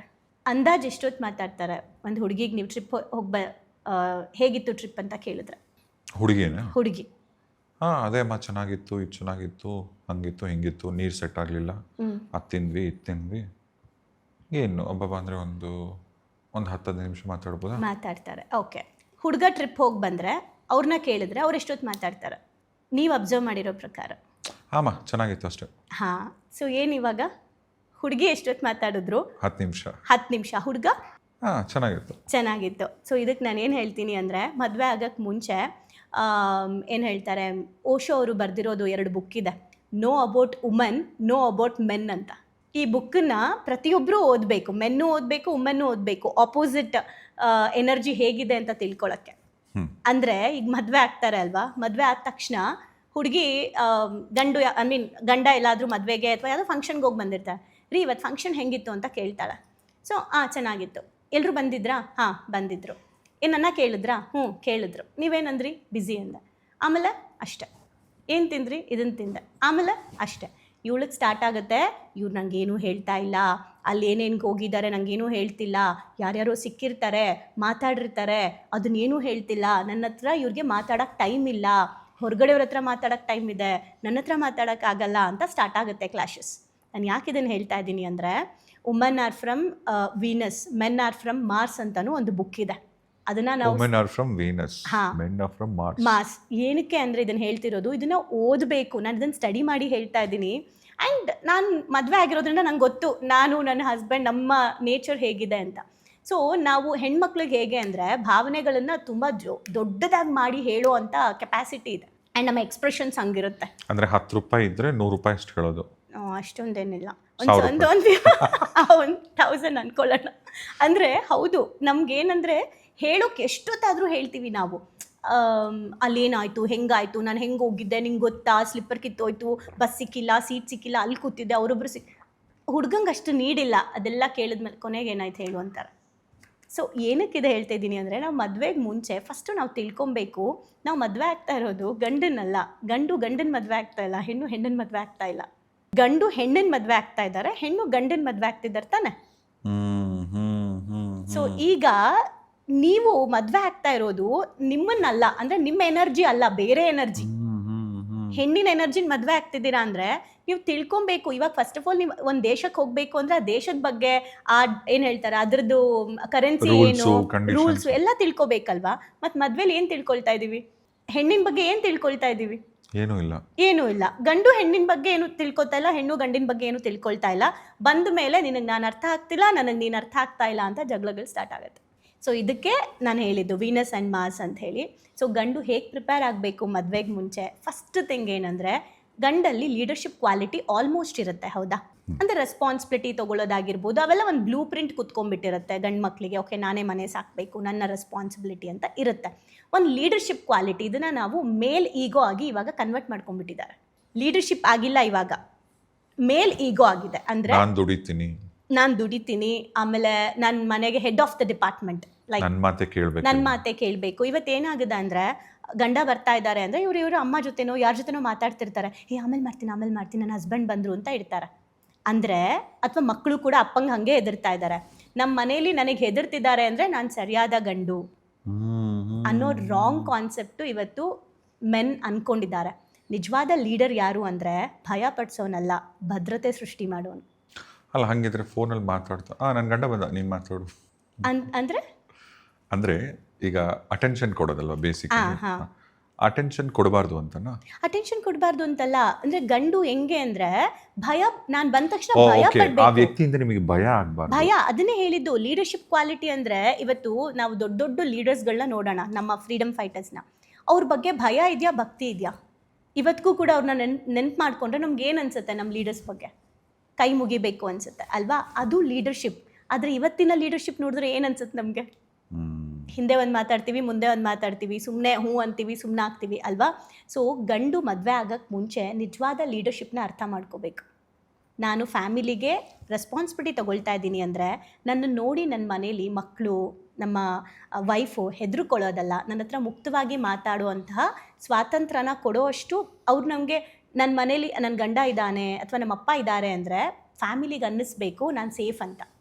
ಅಲ್ಲ, ಇದು ನಾನು ಈಗ ಹೇಳ್ತಕ್ಕಂಥ ಎಕ್ಸಾಂಪಲ್ ಒಂದು ರಾಂಗ್ ಎಕ್ಸಾಂಪಲ್ ಅನ್ಕೊಳ್ಳಿ. ಈಗ ರಾತ್ರಿ ಎಲ್ಲೋ ಒಂದು 9-10 ಗಂಟೆ ಯಾವುದೋ ಬೀದಿಲಿ ನೀವು ಒಬ್ಬರೇ ನಿಂತಿರ್ತೀರ, ನಿಮ್ಮ ಫ್ರೆಂಡ್ ಜೊತೆ ನೀವು ಇಬ್ಬರು ರೋಡಲ್ಲಿ ನಿಂತ್ಕೊಂಡು ಮಾತಾಡ್ತಿರ್ತೀರ. ಆ ಕಡೆಯಿಂದ ನಿಮ್ಗೊಂದು ಪೊಲೀಸ್ ಜೀಪ್ ಬಂತು ಅಥವಾ ಇಬ್ಬರು ಪೊಲೀಸರೇ ನಡ್ಕೊಂಡ್ಬಂದ್ರು. ನಡ್ಕೊಂಬಂದ ತಕ್ಷಣ ಸಡನ್ ಆಗಿ ನಿಮ್ಗೆ ಭಯ ಆಗುತ್ತೆ, ಏನು ನಡೀರಿ. ಆಬ್ವಿಯಸ್ಲಿ ಪೊಲೀಸರು ನೋಡಿದ ತಕ್ಷಣ ಭಯ ಪಡ್ತಾರೆ ಅಲ್ವಾ? ಬಟ್ ನಿಜವಾಗ್ಲೂ ಹೇಳ್ಬೇಕಂದ್ರೆ ಯಾವುದೇ ಒಬ್ಬ ಪೊಲೀಸ್ ಅಧಿಕಾರಿನ, ಪೊಲೀಸ್ ವ್ಯಕ್ತಿನ ನಾವು ನೋಡಿದಾಗ ಭಯ ಆಗಬಾರ್ದು ಅಲ್ವಾ? ಅವ್ರಿರೋದು ನಮ್ಮ ರಕ್ಷಣೆಗೋಸ್ಕರ. ಬಟ್ ನೀವು ಗಮನಿಸಿ, ಮೆಜಾರಿಟಿ 99%ಗೆ ಪೊಲೀಸರು ಬಂದ್ರೆ ಸಾಕು ಭಯ ಪಡ್ತಾರೆ. ಅಯ್ಯೋ ಪೊಲೀಸರು ಸವಾಸ ಅಂತಾರೆ. ಪೊಲೀಸ್ ಜೀಪ್ ಬಂದ್ರೆ ಅರ್ಥ ಆಗ್ತಿದಿಲ್ಲ ನಿಮಗೆ? ಅರ್ಥ ಆಗ್ತದೆ. ರಕ್ಷಣೆ ಕೊಡತಕ್ಕಂಥ ಸ್ಥಳದಲ್ಲಿ ಭಯ ಏನಕ್ಕೆ? ಇವತ್ತು ಅದನ್ನೇ ನಾನು ಹೇಳ್ತಿರೋದು. ಗಂಡ ಬರ್ತಾ ಇದ್ದಾರೆ, ಅಪ್ಪ ಬರ್ತಾ ಇದ್ದಾರೆ ಅಂದರೆ ರಕ್ಷಣೆ ಕೊಡೋ ನಮ್ಮಪ್ಪ, ನನ್ನ ಹಸ್ಬೆಂಡು, ನನಗೆ ಭಯ ಯಾಕೆ? ಹಾಗಿದ್ರೆ ಇವಾಗ ಭಯ ಪಡ್ತಿರೋರು ತಪ್ಪ, ಭಯ ಪಡಿಸ್ತಾ ಇರೋರು ತಪ್ಪ? ಅದಕ್ಕೆ ಮೆನ್ ಬಗ್ಗೆ ತಿಳ್ಕೊಳ್ಳಿ, ವುಮೆನ್ ಬಗ್ಗೆ ತಿಳ್ಕೊಳ್ಳಿ ಅಂತ ಹೇಳಿದ್ದು.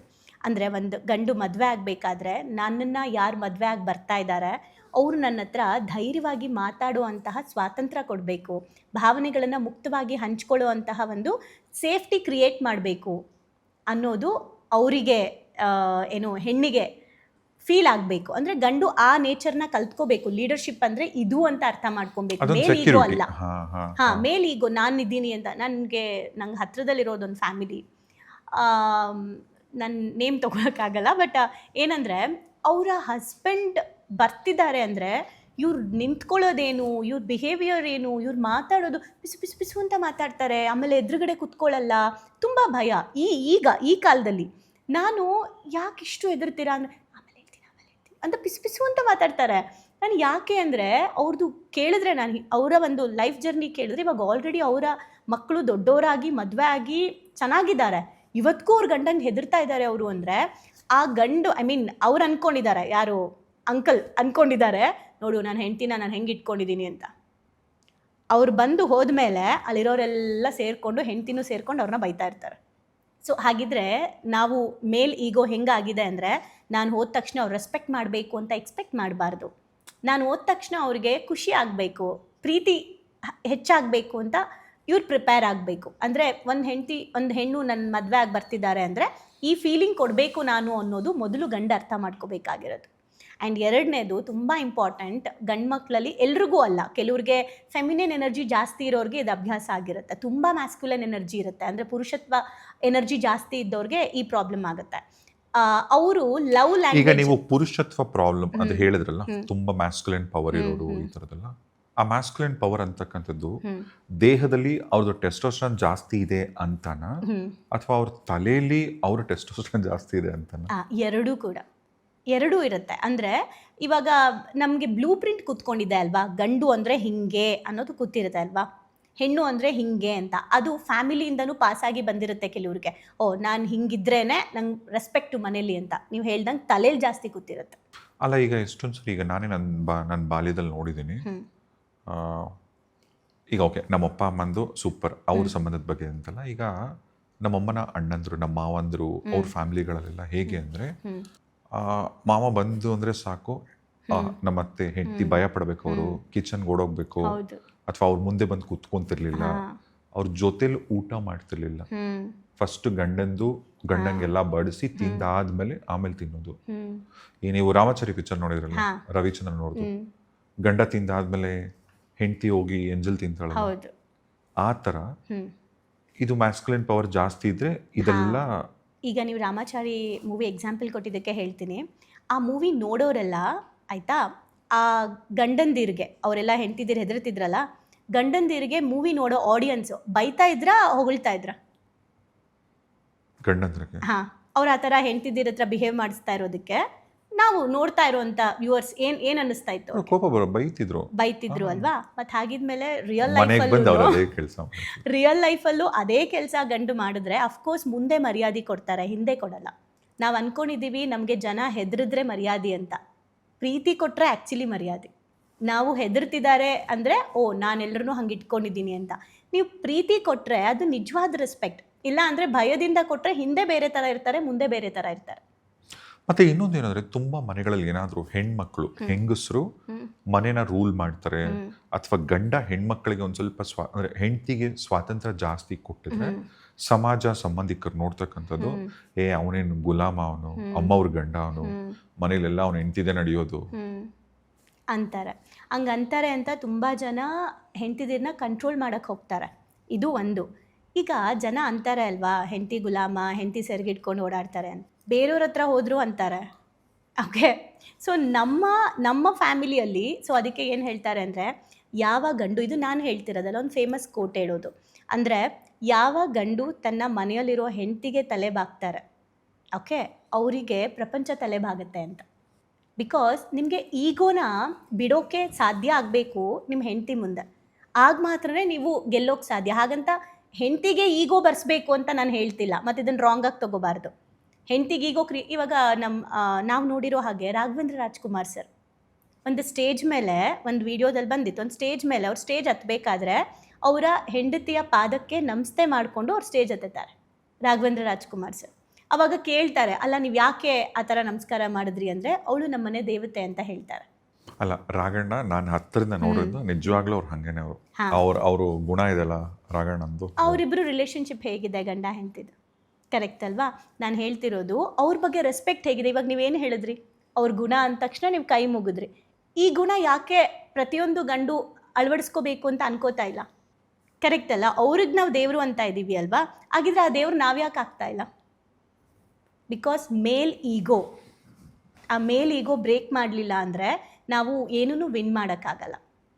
ಈಗ ಮೇಲ್ ಈಗೋ ಅಂತ ಬಂದಾಗ, ಈಗ ಫಾರ್ ಎಕ್ಸಾಂಪಲ್, ಈಗ ನಾನು ನಾಳೆ ನನ್ನ ಹೆಂಡತಿಗೆ ಕಾಲಿಗೆ ನಮಸ್ಕಾರ ಮಾಡ್ತೀನೋ, ಅವಳನ್ನ ಚೆನ್ನಾಗಿ ನೋಡ್ಕೋತೀನೋ, ಅದೆಲ್ಲ ನಾನು ಮೆಂಟಲಿ ಪ್ರಿಪೇರ್ ಆಗಿದ್ರು ಕೂಡ, ಹಿಂದೆ ನಮ್ಮ ಅಪ್ಪ ಏನು ಮಾಡಿದ್ರು, ನಮ್ಮ ತಾತ ಏನು ಮಾಡಿದ್ರು, ಅದನ್ನೆಲ್ಲ ಬ್ರೇಕ್ ಮಾಡೋಕ್ಕೆ ಇಷ್ಟ ಇರಲ್ಲ ತುಂಬ ಜನಕ್ಕೆ. ಕರೆಕ್ಟ್, ಅದೇ ಹೇಳ್ತಿರೋದು. ಅಂದರೆ ಏನು ಗೊತ್ತಾ, ಆ ತಾಯಿದಿರು ಅವರೆಲ್ಲ ಹೆದರ್ಕೊಂಡಿರ್ತಾರಲ್ಲ, ನನ್ನ ಹೆಂಡತಿ ನೋಡಿದ್ರೆ ಹಿಂಗೆ ಹೆದರ್ಕೋಬೇಕು, ಅವಾಗಲೇ ನಮಗೊಂದು ರೆಸ್ಪೆಕ್ಟ್ ಅನ್ನೋದು ಇವ್ರಿಗೆ ಸ್ಟ್ರಾಂಗಾಗಿ ಕೂತ್ಬಿಟ್ಟಿರುತ್ತೆ. ಇವ್ರಿಗೆ ಇನ್ನೊಂದು ಆ್ಯಂಗಲ್ಲೇ ಗೊತ್ತಿಲ್ವಲ್ಲ, ಪ್ರೀತಿ ಕೊಟ್ಟರೆ ನಮ್ಮ ಅಮ್ಮಂಗಿಂತ ಚೆನ್ನಾಗಿ ನನ್ನ ಹೆಂಡತಿನ ನಾನು ನೋಡ್ಕೊಳ್ತಾಳೆ ಅನ್ನೋ ಕಾನ್ಸೆಪ್ಟೇ ಇರೋಲ್ವಲ್ಲ ಇವ್ರ ತಲೆಯಲ್ಲಿ. ಈಗ ಒಬ್ಬ ತಾಯಿ ಆಕೆ ಗಂಡ ಆಕೆನ ಸರಿಯಾಗಿ ಟ್ರೀಟ್ ಮಾಡಿರಲ್ಲ, ಆಕೆನ ಕಾಲ್ ಕಸದ ಥರ ನೋಡಿರ್ತಾರೆ.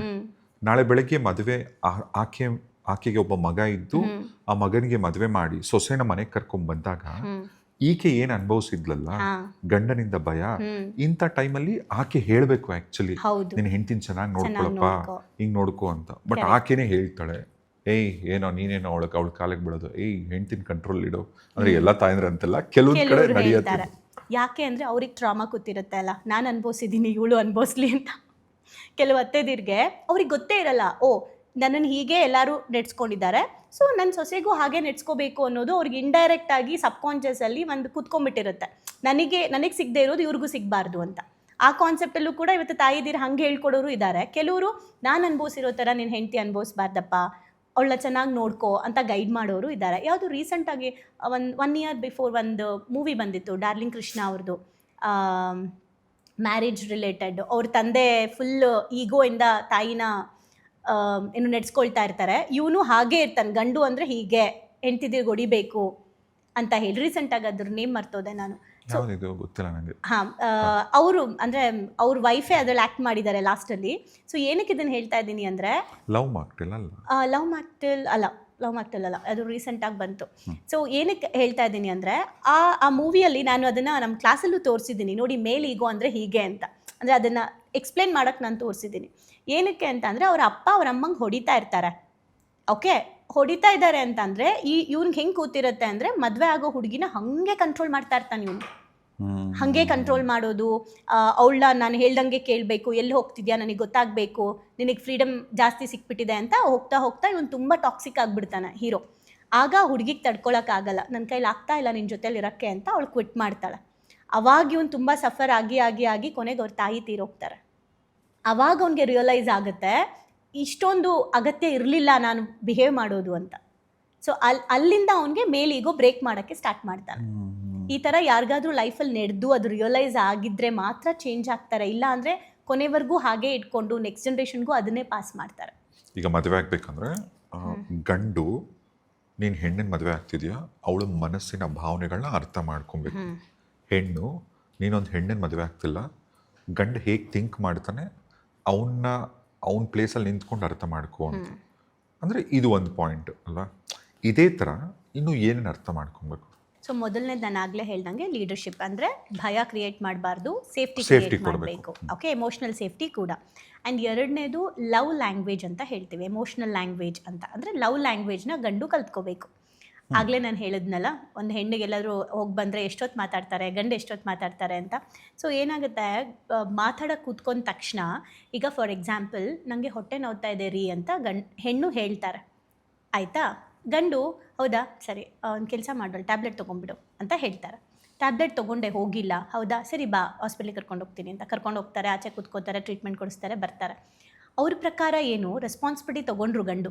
ಹೊಟ್ಟೆ ನೋವು ಅಂದ್ಲು ನನ್ನ ಹೆಂಡತಿ, ಸೊ ನಾನು ಕರ್ಕೊಂಡೋಗಿ ಟ್ಯಾಬ್ಲೆಟ್ ಕೊಟ್ಟೆ, ಹಾಸ್ಪಿಟ್ಲಿಗೆ ಕರ್ಕೊಂಡೋಗಿ ಕರ್ಕೊಂಬಂದೆ, ನಾನು ಚೆನ್ನಾಗಿ ನೋಡ್ಕೊಂಡಿದ್ದೀನಿ ಅಂತ. ಆದರೆ ಹೆಣ್ಣು ಏನು ಎಕ್ಸ್ಪೆಕ್ಟ್ ಮಾಡ್ತಿರ್ತಾರೆ ಅಂದರೆ, ಹೌದಾ ಏನಾಯಿತು, ಆವಾಗಿಂದ ಹೌದಾ ಪುಟ್ಟ ಏನಾಯಿತು, ರೆಸ್ಟ್ ಮಾಡು, ಕೂತ್ಕೋ, ನೀರು ಕೊಡ್ಲಾ, ನಾನೇ ಅಡುಗೆ ಮಾಡ್ಲಾ, ಏನು ತಿಂದಿದ್ದೆ ಬೆಳಗ್ಗೆ, ಏನು ತಿಂದಿದ್ದೆ, ಅದೆಲ್ಲ ಏನಿಲ್ಲ, ಹೊಟ್ಟೆ ನೋವು ಬಂದಾಗ ಏನು ಕೇಳಲ್ಲ. ಅಂದರೆ ಆ ಎಮೋಷ್ನಲ್ ಫೀಲಿಂಗ್ಸ್ನ ಅವ್ರು ಎಕ್ಸ್ಪ್ರೆಸ್ ಮಾಡಲಿ ಅಂತ ಕಾಯ್ತಿರ್ತಾರೆ. ಹೆಣ್ಣಿಗೆ ಅದು ಇಷ್ಟ. ಅಂದರೆ ಹೆಣ್ಣಿನ ಅವ್ರ ನೇಚರ್, ಅದಕ್ಕೆ ಅವ್ರ ನೇಚರ್ ಹೆಂಗೆ ಬಂದಿರುತ್ತೆ ಅಂದರೆ, ಆ ಥರ ಏನಾದ್ರು ಆದಾಗ ಬಂದು ಪ್ರೀತಿಯಿಂದ, ಹೌದಾ ಹೊಟ್ಟೆ ನೋವ್ತಿದ್ಯಾ, ಕೂತ್ಕೋ, ಏನಾಗ್ತಾ ಇದೆ, ನಾನು ಏನಾದರೂ ಇವತ್ತು ಮಾಡ್ಲಾ, ಅಡುಗೆ ಮಾಡಿಕೊಡ್ಲಾ, ನಿನಗೆ ರೆಸ್ಟ್ ಮಾಡುವಂತೆ, ಅಥವಾ ನಿಮ್ಮ ಅಮ್ಮ ಯಾರನ್ನಾದ್ರೂ ಕರೆಸ್ಲಾ, ನಿಂಗೆ ಬೇರೆ ಏನಾದರೂ ಅನ್ನಿಸ್ತಾ ಇದೆಯಾ, ಈ ಥರ ತುಂಬ ಚೆನ್ನಾಗಿ ಮಾತಾಡಿದಾಗ ಅವರು ವಾಸಿನೂ ಆಗುತ್ತೆ. ಓ ನನ್ನ ಗಂಡ ನನ್ನನ್ನು ಪ್ರೀತಿಸ್ತಾ ಇದ್ದಾನೆ ಅನ್ನೋ ಫೀಲಿಂಗ್ ಹೆಣ್ಣಿಗೆ ಬರುತ್ತೆ. ಪಾಪ ಗಂಡು, ನಾನು ಅದನ್ನೇ ಹೇಳೋದು, ಗಂಡಿನ ಬುಕ್ಕಲ್ಲಿ ಎಮೋಷ್ನಲ್ ಲ್ಯಾಂಗ್ವೇಜ್ ಅನ್ನೋದೇ ಇಲ್ಲ. ಅವ್ರು ಏನಂತ ಅಂದರೆ ರೆಸ್ಪಾನ್ಸಿಬಿಲಿಟಿ ಲ್ಯಾಂಗ್ವೇಜ್ ಅವ್ರದ್ದು ಗಂಡು. ಅಂದರೆ ಹೊಟ್ಟೆ ನೋವು ಬಂತು, ನಡಿ ಹಾಸ್ಪಿಟ್ಲಿಗೆ ಕರ್ಕೊಂಡೋಗಿ ಬಂದೆ, ನಾನು ತೋರಿಸಿದ್ನಲ್ಲ, ನಾನು ನೆಗ್ಲೆಕ್ಟ್ ಮಾಡಲಿಲ್ವಲ್ಲ ಅಂತ. ಇವಳಿಗೆ ಏನಂದರೆ, ನೀನು ಎಲ್ಲಿ ಕೇಳಿದೆ ನನ್ನ ಹತ್ರ, ನೀನು ಏನು ಮಾತಾಡಿದೆ ನನ್ನ ಹತ್ರ ಅಂತ. ಹೀಗೆ ಅಂದರೆ ಎಮೋಷ್ನಲ್ ಲ್ಯಾಂಗ್ವೇಜ್ನ ಗಂಡು ಕಲಿಬೇಕು. ಅಂದರೆ ಒಂದು ಹುಡುಗಿನ ಮದುವೆ ಆಗಬೇಕಾದ್ರೆ, ಓಕೆ ಅವಳದನ್ನ ಕಣ್ಣಲ್ಲಿ ಕಣ್ಣಿಟ್ಟು ಮಾತಾಡಿಸೋದು, ನೀವು ನೋಡಿ ಮೊಬೈಲ್ ನೋಡ್ಕೊಂಡು ಆನ್ಸರ್ ಮಾಡ್ತಿರ್ತಾರೆ. ಗಂಡು ಏನು ಹೇಳ್ತಾರೆ, ನೀನು ಹೇಳೋದು ನಂಗೆ ಕೇಳಿಸ್ತಿದೆ ಹೇಳು ಅಂತ. ಹೆಣ್ಣು ನೀನು ಫೋನಲ್ಲಿ ಇಟ್ಬಿಟ್ಟು ನನ್ನ ನೋಡು ಅಂತ. ಇದು ಎಮೋಷ್ನಲ್ ಲ್ಯಾಂಗ್ವೇಜ್. ಹೆಣ್ಣು ಚಿಕ್ಕ ಚಿಕ್ಕದನ್ನ ಎಕ್ಸ್ಪೆಕ್ಟ್ ಮಾಡ್ತಿರ್ತಾಳೆ. ಬಟ್ ಗಂಡಿಗೆ ಏನಂದರೆ, ನೀನು ಕೇಳಿಸ್ಕೊಳ್ಳೋತಾನೆ ಮ್ಯಾಟ್ರೋ, ನಾನು ಕೇಳಿಸ್ಕೊಳ್ತಾ ಇದ್ದೀನಿ ಹೇಳು. ನೀವು ಕೇಳಿಸ್ಕೊಳ್ತಾ ಇಲ್ಲ, ನೀವು ಮೊಬೈಲ್ ನೋಡ್ತಿದ್ದೀರ, ಅದನ್ನು ಸೈಡಿಗಿಡಿ, ಅದನ್ನು ಸೈಡ್ಗೆ ಇಟ್ಬಿಟ್ಟು ಹೇಳು ಅಂತಾರೆ. ನೀವು ಹೇಳು ಅಂದ ತಕ್ಷಣ ಮತ್ತೆ ಹೆಣ್ಣಿಗೆ ಅನ್ಸುತ್ತೆ, ಅಂದರೆ ಎಷ್ಟು ಕೇರ್ಲೆಸ್ಸಾಗಿ ಹೇಳ್ತಾ ಇದ್ದೀರಾ ನನಗೆ ಹೇಳು ಅಂತ. ನೀವು ನನಗೆ ಪ್ರೀತಿಯಿಂದ ಹೇಳ್ತಾ ಇಲ್ಲ. ಇವ್ರಿಗೆ ಪ್ರೀತಿ ಲ್ಯಾಂಗ್ವೇಜೇ ಗೊತ್ತಿಲ್ಲ. ಈಗ ನೀವು ನೋಡ್ತಾ ಹೋಗಿ, ಈ ಥರ ಸಂಸಾರ ಮಾಡೋಕ್ಕೆ ಹೋದರೆ ಹೆಂಗೆ ಆಗ್ಬೋದು, ಎಷ್ಟು ಜಗಳಗಳಾಗ್ಬೋದು. ಇಬ್ರಿಗೂ ಒಂದು ಸ್ಟಾರ್ಟ್ ಆಗಿಬಿಡುತ್ತೆ, ಇವಳಿಗೆ ನನ್ನ ಫೀಲಿಂಗ್ಸ್ ಅರ್ಥ ಆಗಲ್ಲ ಅಂತ, ಹುಡುಗಿಗೆ ಇವ್ರು ನನ್ನನ್ನು ಅರ್ಥ ಮಾಡ್ಕೋತಾ ಇಲ್ಲ ಅಂತ. ಬಟ್ ಅಲ್ಲಿ ಪ್ರಾಬ್ಲಮ್ ಏನೂ ಇಲ್ಲ, ಲವ್ ಪ್ರಾಬ್ಲಮ್ ಇಲ್ಲ ಅಲ್ಲಿ, ಆದರೆ ಎಕ್ಸ್ಪ್ರೆಷನ್ಸ್ ಪ್ರಾಬ್ಲಮ್ ಇದೆ. ಎಕ್ಸ್ಪ್ರೆಸ್ ಮಾಡೋ ರೀತಿಯಲ್ಲಿ ಅವ್ರಿಗೆ ಪ್ರಾಬ್ಲಮ್ ಇದೆ. ಅಂದರೆ ಏನು ಎಮೋಷ್ನಲ್ ಲ್ಯಾಂಗ್ವೇಜು, ಲವ್ ಲ್ಯಾಂಗ್ವೇಜ್ನ ಗಂಡು ಕಲ್ತ್ಕೋಬೇಕು ಮದುವೆಗೆ ಮುಂಚೆ. ಓಕೆ, ಆ್ಯಂಡ್ ಇನ್ನೊಂದು ವಿಚಾರ ಏನಂದರೆ, ಎಮೋಷ್ನಲ್ ಇಂಟೆಲಿಜೆನ್ಸಿ ಅಂತ ನಾವೇನು ಹೇಳ್ತೀವಿ, ಅದು ಗಂಡಿಗೆ ಕಡಿಮೆ. ಓಕೆ, ಇದು ಸೈನ್ಸ್ ಹೇಳುತ್ತೆ. ಒಂದು ಗಂಡಿನ ಅವಾಗಿನ ಕಾಲದಲ್ಲಿ ಏಜ್ ಜಾಸ್ತಿ ಇರೋವ್ರಿಗೇನೆ ಚಿಕ್ಕ ವಯಸ್ಸಿರುವಂತಹ ಹುಡುಗಿನ ಕೊಟ್ಟು ಮದುವೆ ಮಾಡ್ತಾಯಿದ್ರು. ಕರೆಕ್ಟ್. ಹಾಂ, ಏನಕ್ಕೆ ಅಂತ ಅಂದರೆ, ಗಂಡು ಇವಾಗ 20 ಇಯರ್ಸ್ ಇದ್ದಾರೆ ಅಂತ ಅಂದರೆ, ಮೆನ್ 20 ಇಯರ್ಸ್ ಇದ್ದಾರೆ ಅಂದರೆ ಅವ್ರಿಗೆ ಏಜು, ಹೆಣ್ಣಿಗೆ 15 ಇದ್ರೂ ಓಕೆ, 10 ಇದ್ರೂ ಓಕೆ ಮಾಡ್ತಾಯಿದ್ರು. ಅಂದರೆ 5-10 ಇಯರ್ಸ್ ಗ್ಯಾಪ್ ಇದ್ರೂ ಮಾಡ್ತಾಯಿದ್ರು ಮದುವೆ. ರೀಸನ್ ಇಷ್ಟೇ, ಹೆಣ್ಣಿನ ಭಾವನಾತ್ಮಕ ಏನು ಹಾರ್ಮೋನ್ಸ್ ಏನಿದೆ, ಅಥವಾ ಎಮೋಷ್ನಲ್ ಇಂಟೆಲಿಜೆನ್ಸ್ ಅಂತ ಏನಿದೆ, ಅದು ಗಂಡಿಗಿಂತ 10 ಇಯರ್ಸ್ ಫಾಸ್ಟ್ ಇರುತ್ತೆ, 10 ಪಟ್ಟು ಜಾಸ್ತಿ ಇರುತ್ತೆ. ಗಂಡು 20 ಇಯರ್ಸಲ್ಲಿ ಯೋಚನೆ ಮಾಡುವಂತಹ ರೀತಿನ ಹೆಣ್ಣು 10 ಇಯರ್ಸಲ್ಲಿ ಯೋಚನೆ ಮಾಡಿರ್ತಾಳೆ, 10ನೇ ಏಜಲ್ಲಿ. ಅಂದರೆ ಆ ಲೆವೆಲ್ ಆಫ್ ಮೆಚುರಿಟಿ. ಅದಕ್ಕೇನೆ ಚಿಕ್ಕ ವಯಸ್ಸಲ್ಲಿ ಬಂದಾಗ ಏನಾಗುತ್ತೆ, ಈಕ್ವಲ್ ಮೆಚುರಿಟಿ ಇರುತ್ತೆ ಅನ್ನೋ ಕಾರಣಕ್ಕೆ ಇವ್ರನ್ನ ಏಜ್ ದೊಡ್ಡವರು, ಇವರು ಚಿಕ್ಕವ್ರನ್ನ ಮದುವೆ ಮಾಡ್ತಾಯಿದ್ರು.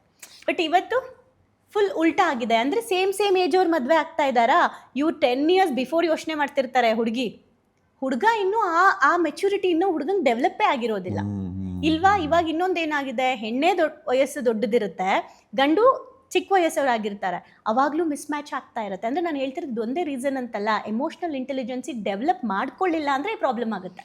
ನಮ್ಮ ಅಜ್ಜಿ ಒಂದು ಮಾತು ಹೇಳೋರು, ಗಂಡು ಈ ರಾಗಿ ಕಣ ಇರುತ್ತಲ್ಲ, ರಾಗಿ ಕಾಳು ಇರುತ್ತಲ್ಲ, ಪ್ರತಿದಿನ ರಾಗಿ ಕಾಳಷ್ಟು ಬೆಳೆದ್ರೆ ಹೆಣ್ಣು ಈ ಭತ್ತ ಇರುತ್ತಲ್ಲ ಭತ್ತದಷ್ಟು ಬೆಳೀತಾಳೆ. ದಟ್ ಮೀನ್ಸ್ ಅವ್ರ ಮೆಚುರಿಟಿ ಲೆವೆಲ್ ಅಷ್ಟು ಪಟ್ಟು ಎಕ್ಸ್ಟ್ರಾ ಇರುತ್ತೆ, ಎಸ್ಪೆಷಲಿ ಎಮೋಷ್ನಲಿ. ಸೊ ಅದಕ್ಕೆ ಗಂಡು ಎಮೋಷ್ನಲ್ ಇಂಟೆಲಿಜೆನ್ಸ್ನ ಡೆವಲಪ್ ಮಾಡ್ಕೊಬೇಕು. ಹೆಂಗೆ ಡೆವಲಪ್ ಮಾಡ್ಕೊಳ್ಳೋದು ಅಂದರೆ, ಈಗ ನಾರ್ಮಲಿ ಒಂದು ಹೆಣ್ಣು ಮಾತಾಡಬೇಕಾದ್ರೆ ಸಾಕಷ್ಟು ಹೇಳಿರ್ತಾರೆ ರೆಸ್ಪಾನ್ಸಿಬಿಲಿಟಿ ಬಗ್ಗೆ, ನನ್ನ ಲೈಫಲ್ಲಿ ಹೀಗಿರಬೇಕು ಹಾಗಿರಬೇಕು ಅಂತ. ಗಂಡು ಏನಂದರೆ ಅದು ಮುಂದೆ ನೋಡ್ಕೊಳ್ಳೋಣ ಬಿಡು.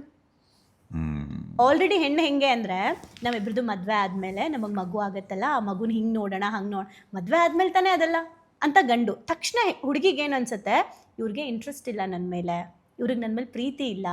ಪ್ರೀತಿ ಪ್ರಾಬ್ಲಮ್ ಅಲ್ಲ ಇದು. ಪಾಪ ಗಂಡಿಗೆ ಎಮೋಷ್ನಲ್ ಇಂಟೆಲಿಜೆನ್ಸ್ ಇಲ್ಲ, ಲವ್ ಲ್ಯಾಂಗ್ವೇಜ್ ಗೊತ್ತಿಲ್ಲ, ಅವ್ರಿಗೆ ಮೇಲ್ ಈಗೋ ಹೇಗೆ ಬ್ರೇಕ್ ಮಾಡಬೇಕು ಅಂತ ಗೊತ್ತಿಲ್ಲ. ಸೊ ದಟ್ ಮದುವೆ ಆದಮೇಲೆ ಹೊಂದಾಣಿಕೆ ಹೇಗಾಗುತ್ತೆ? ಅವಾಗಿನ ಕಾಲದಲ್ಲಿ ನಾವು ಅಂತೀವಲ್ವ, ಇವಾಗೆಲ್ಲ ಡಿವೋರ್ಸ್ ಆಗ್ತಾ ಇದೆ. ನೀವು ಬಿಗಿನಿಂಗಲ್ಲಿ ಹೇಳಿದ್ರಿ ಡಿವೋರ್ಸ್ ಇವತ್ತು ಮದುವೆ ಆದರೆ ಒಂದು ವಾರಕ್ಕೆಲ್ಲ ಡಿವೋರ್ಸ್ ಆಗುತ್ತೆ ಅಂತ. ಅವಾಗಿನ ಕಾಲದಲ್ಲೆಲ್ಲ ನಿಜವಾಗ್ಲೂ ಚೆನ್ನಾಗಿದ್ರಾ? ಡಿವೋರ್ಸು ಕೋರ್ಟು ಇರಲಿಲ್ಲ ಅಷ್ಟೆ. ನಮಗೆ ಗೊತ್ತಿಲ್ಲ ಅವಾಗಲೂ ಎಷ್ಟೆಲ್ಲ ಸಫರ್ ಆಗಿರ್ತಾರೆ ಅಂತ. ಮತ್ತೇನಿದ್ರು ಎಲ್ಲ ಅಡ್ಜಸ್ಟ್ ಮಾಡ್ಕೊಂಡು ಹೊಟ್ಟೋಗೋರೆ. ಮತ್ತು ಕೂಡು ಕುಟುಂಬ ಇದ್ದಿದ್ದರಿಂದ ಏನಾಗ್ತಿತ್ತು, ಏನೂ ಮಾಡೋಕ್ಕಾಗ್ತಿರ್ಲಿಲ್ಲ. ರೆಸ್ಪೆಕ್ಟು, ಮರ್ಯಾದೆ, ಇನ್ನೂ ಒಂದು 5 ಜನ ಬಂದು ಅಡ್ಜಸ್ಟ್ ಮಾಡ್ಕೊ ಅಂತಿದ್ರು, ಅಡ್ಜಸ್ಟ್ ಮಾಡ್ಕೊಳ್ತಾ ಇದ್ರು. ಇವಾಗ ಅದೆಲ್ಲ ಇಲ್ಲ. ಸೊ ಆ ರೀಸನ್ಗೋಸ್ಕರ ಇವತ್ತು ಜಾಸ್ತಿ ಆಗಿದೆ. ಅಂದರೆ ನಾನು ಹೇಳ್ತಿರೋದು, ಇದೆಲ್ಲ ಎಷ್ಟು ಡೀಪಾಗಿ ನಾವು ಥಿಂಕ್ ಮಾಡಬೇಕು. ಬರೀ ನಾವು ಇವತ್ತಿನ ಜನ್ರೇಷನ್ ಸರಿ ಇಲ್ಲ ಅಂತ ಇವತ್ತೆಲ್ಲ ಹೇಳೋದನ್ನ ನಾವು ಕೇಳಿದ್ದೀವಿ. ಇವತ್ತಿನ ಜನ್ರೇಷನ್ ಸರಿ ಇಲ್ಲ ಅಂತ ಅಲ್ಲ, ಅವತ್ತು ಎಷ್ಟೊಂದು ವಿಚಾರ ಸರಿ ಇರಲಿಲ್ಲ. ಆದರೆ ಅವತ್ತು ಬೆಳಕಿಗೆ ಬರ್ತಿರ್ಲಿಲ್ಲ, ಇವತ್ತು ಬೆಳಕಿಗೆ ಬರ್ತಾ ಇದೆ ಅಷ್ಟೇ. ಇವತ್ತು ಮೀಡಿಯಾ ಜಾಸ್ತಿ ಆಗಿದೆ, ದಿನಾ ನ್ಯೂಸಲ್ಲಿ ತೋರಿಸ್ತಾ ಇರ್ತಾರೆ. ಅವಾಗ ಸೋಷಿಯಲ್ ಮೀಡಿಯಾದಲ್ಲಿ ಅವಾಗ ಅದು ಯಾವುದೂ ಇರಲಿಲ್ಲ. 4 ಗೋಡೆ ಮಧ್ಯೆ ಏನು ನಡೀತಿತ್ತು ಅಂತ ಆ ಮನೆಯವ್ರಿಗೆ ಮಾತ್ರ ಗೊತ್ತಿತ್ತು, ಅಥವಾ ಪಕ್ಕದ ಮನೆಯವ್ರಿಗೆ ಗೊತ್ತಿತ್ತು, ಆದರೂ ಅವ್ರು ಬೇರೆಯವ್ರಿಗೆ ಹೇಳ್ತಾ ಇರಲಿಲ್ಲ. ಸೊ ನಾನು ಹೇಳ್ತಿರೋದೇನೆಂದರೆ, ಈ ಎಲ್ಲ ಮಿಸ್ ಮ್ಯಾಚ್ ಏನಕ್ಕೆ ಆಗ್ತಾ ಇದೆ ಅಂದರೆ, ನಾವು ಯಾರನ್ನ ಮದುವೆ ಆಗ್ತಾ ಇದ್ದೀವಿ ಅವ್ರ ಬಗ್ಗೆ ಏನೂ ತಿಳ್ಕೊಳ್ತಾ ಇಲ್ಲ ನಾವು. ವ್ಯಕ್ತಿ ಬಗ್ಗೆ ಅಲ್ಲ ನಾನು ಹೇಳ್ತಿರೋದು.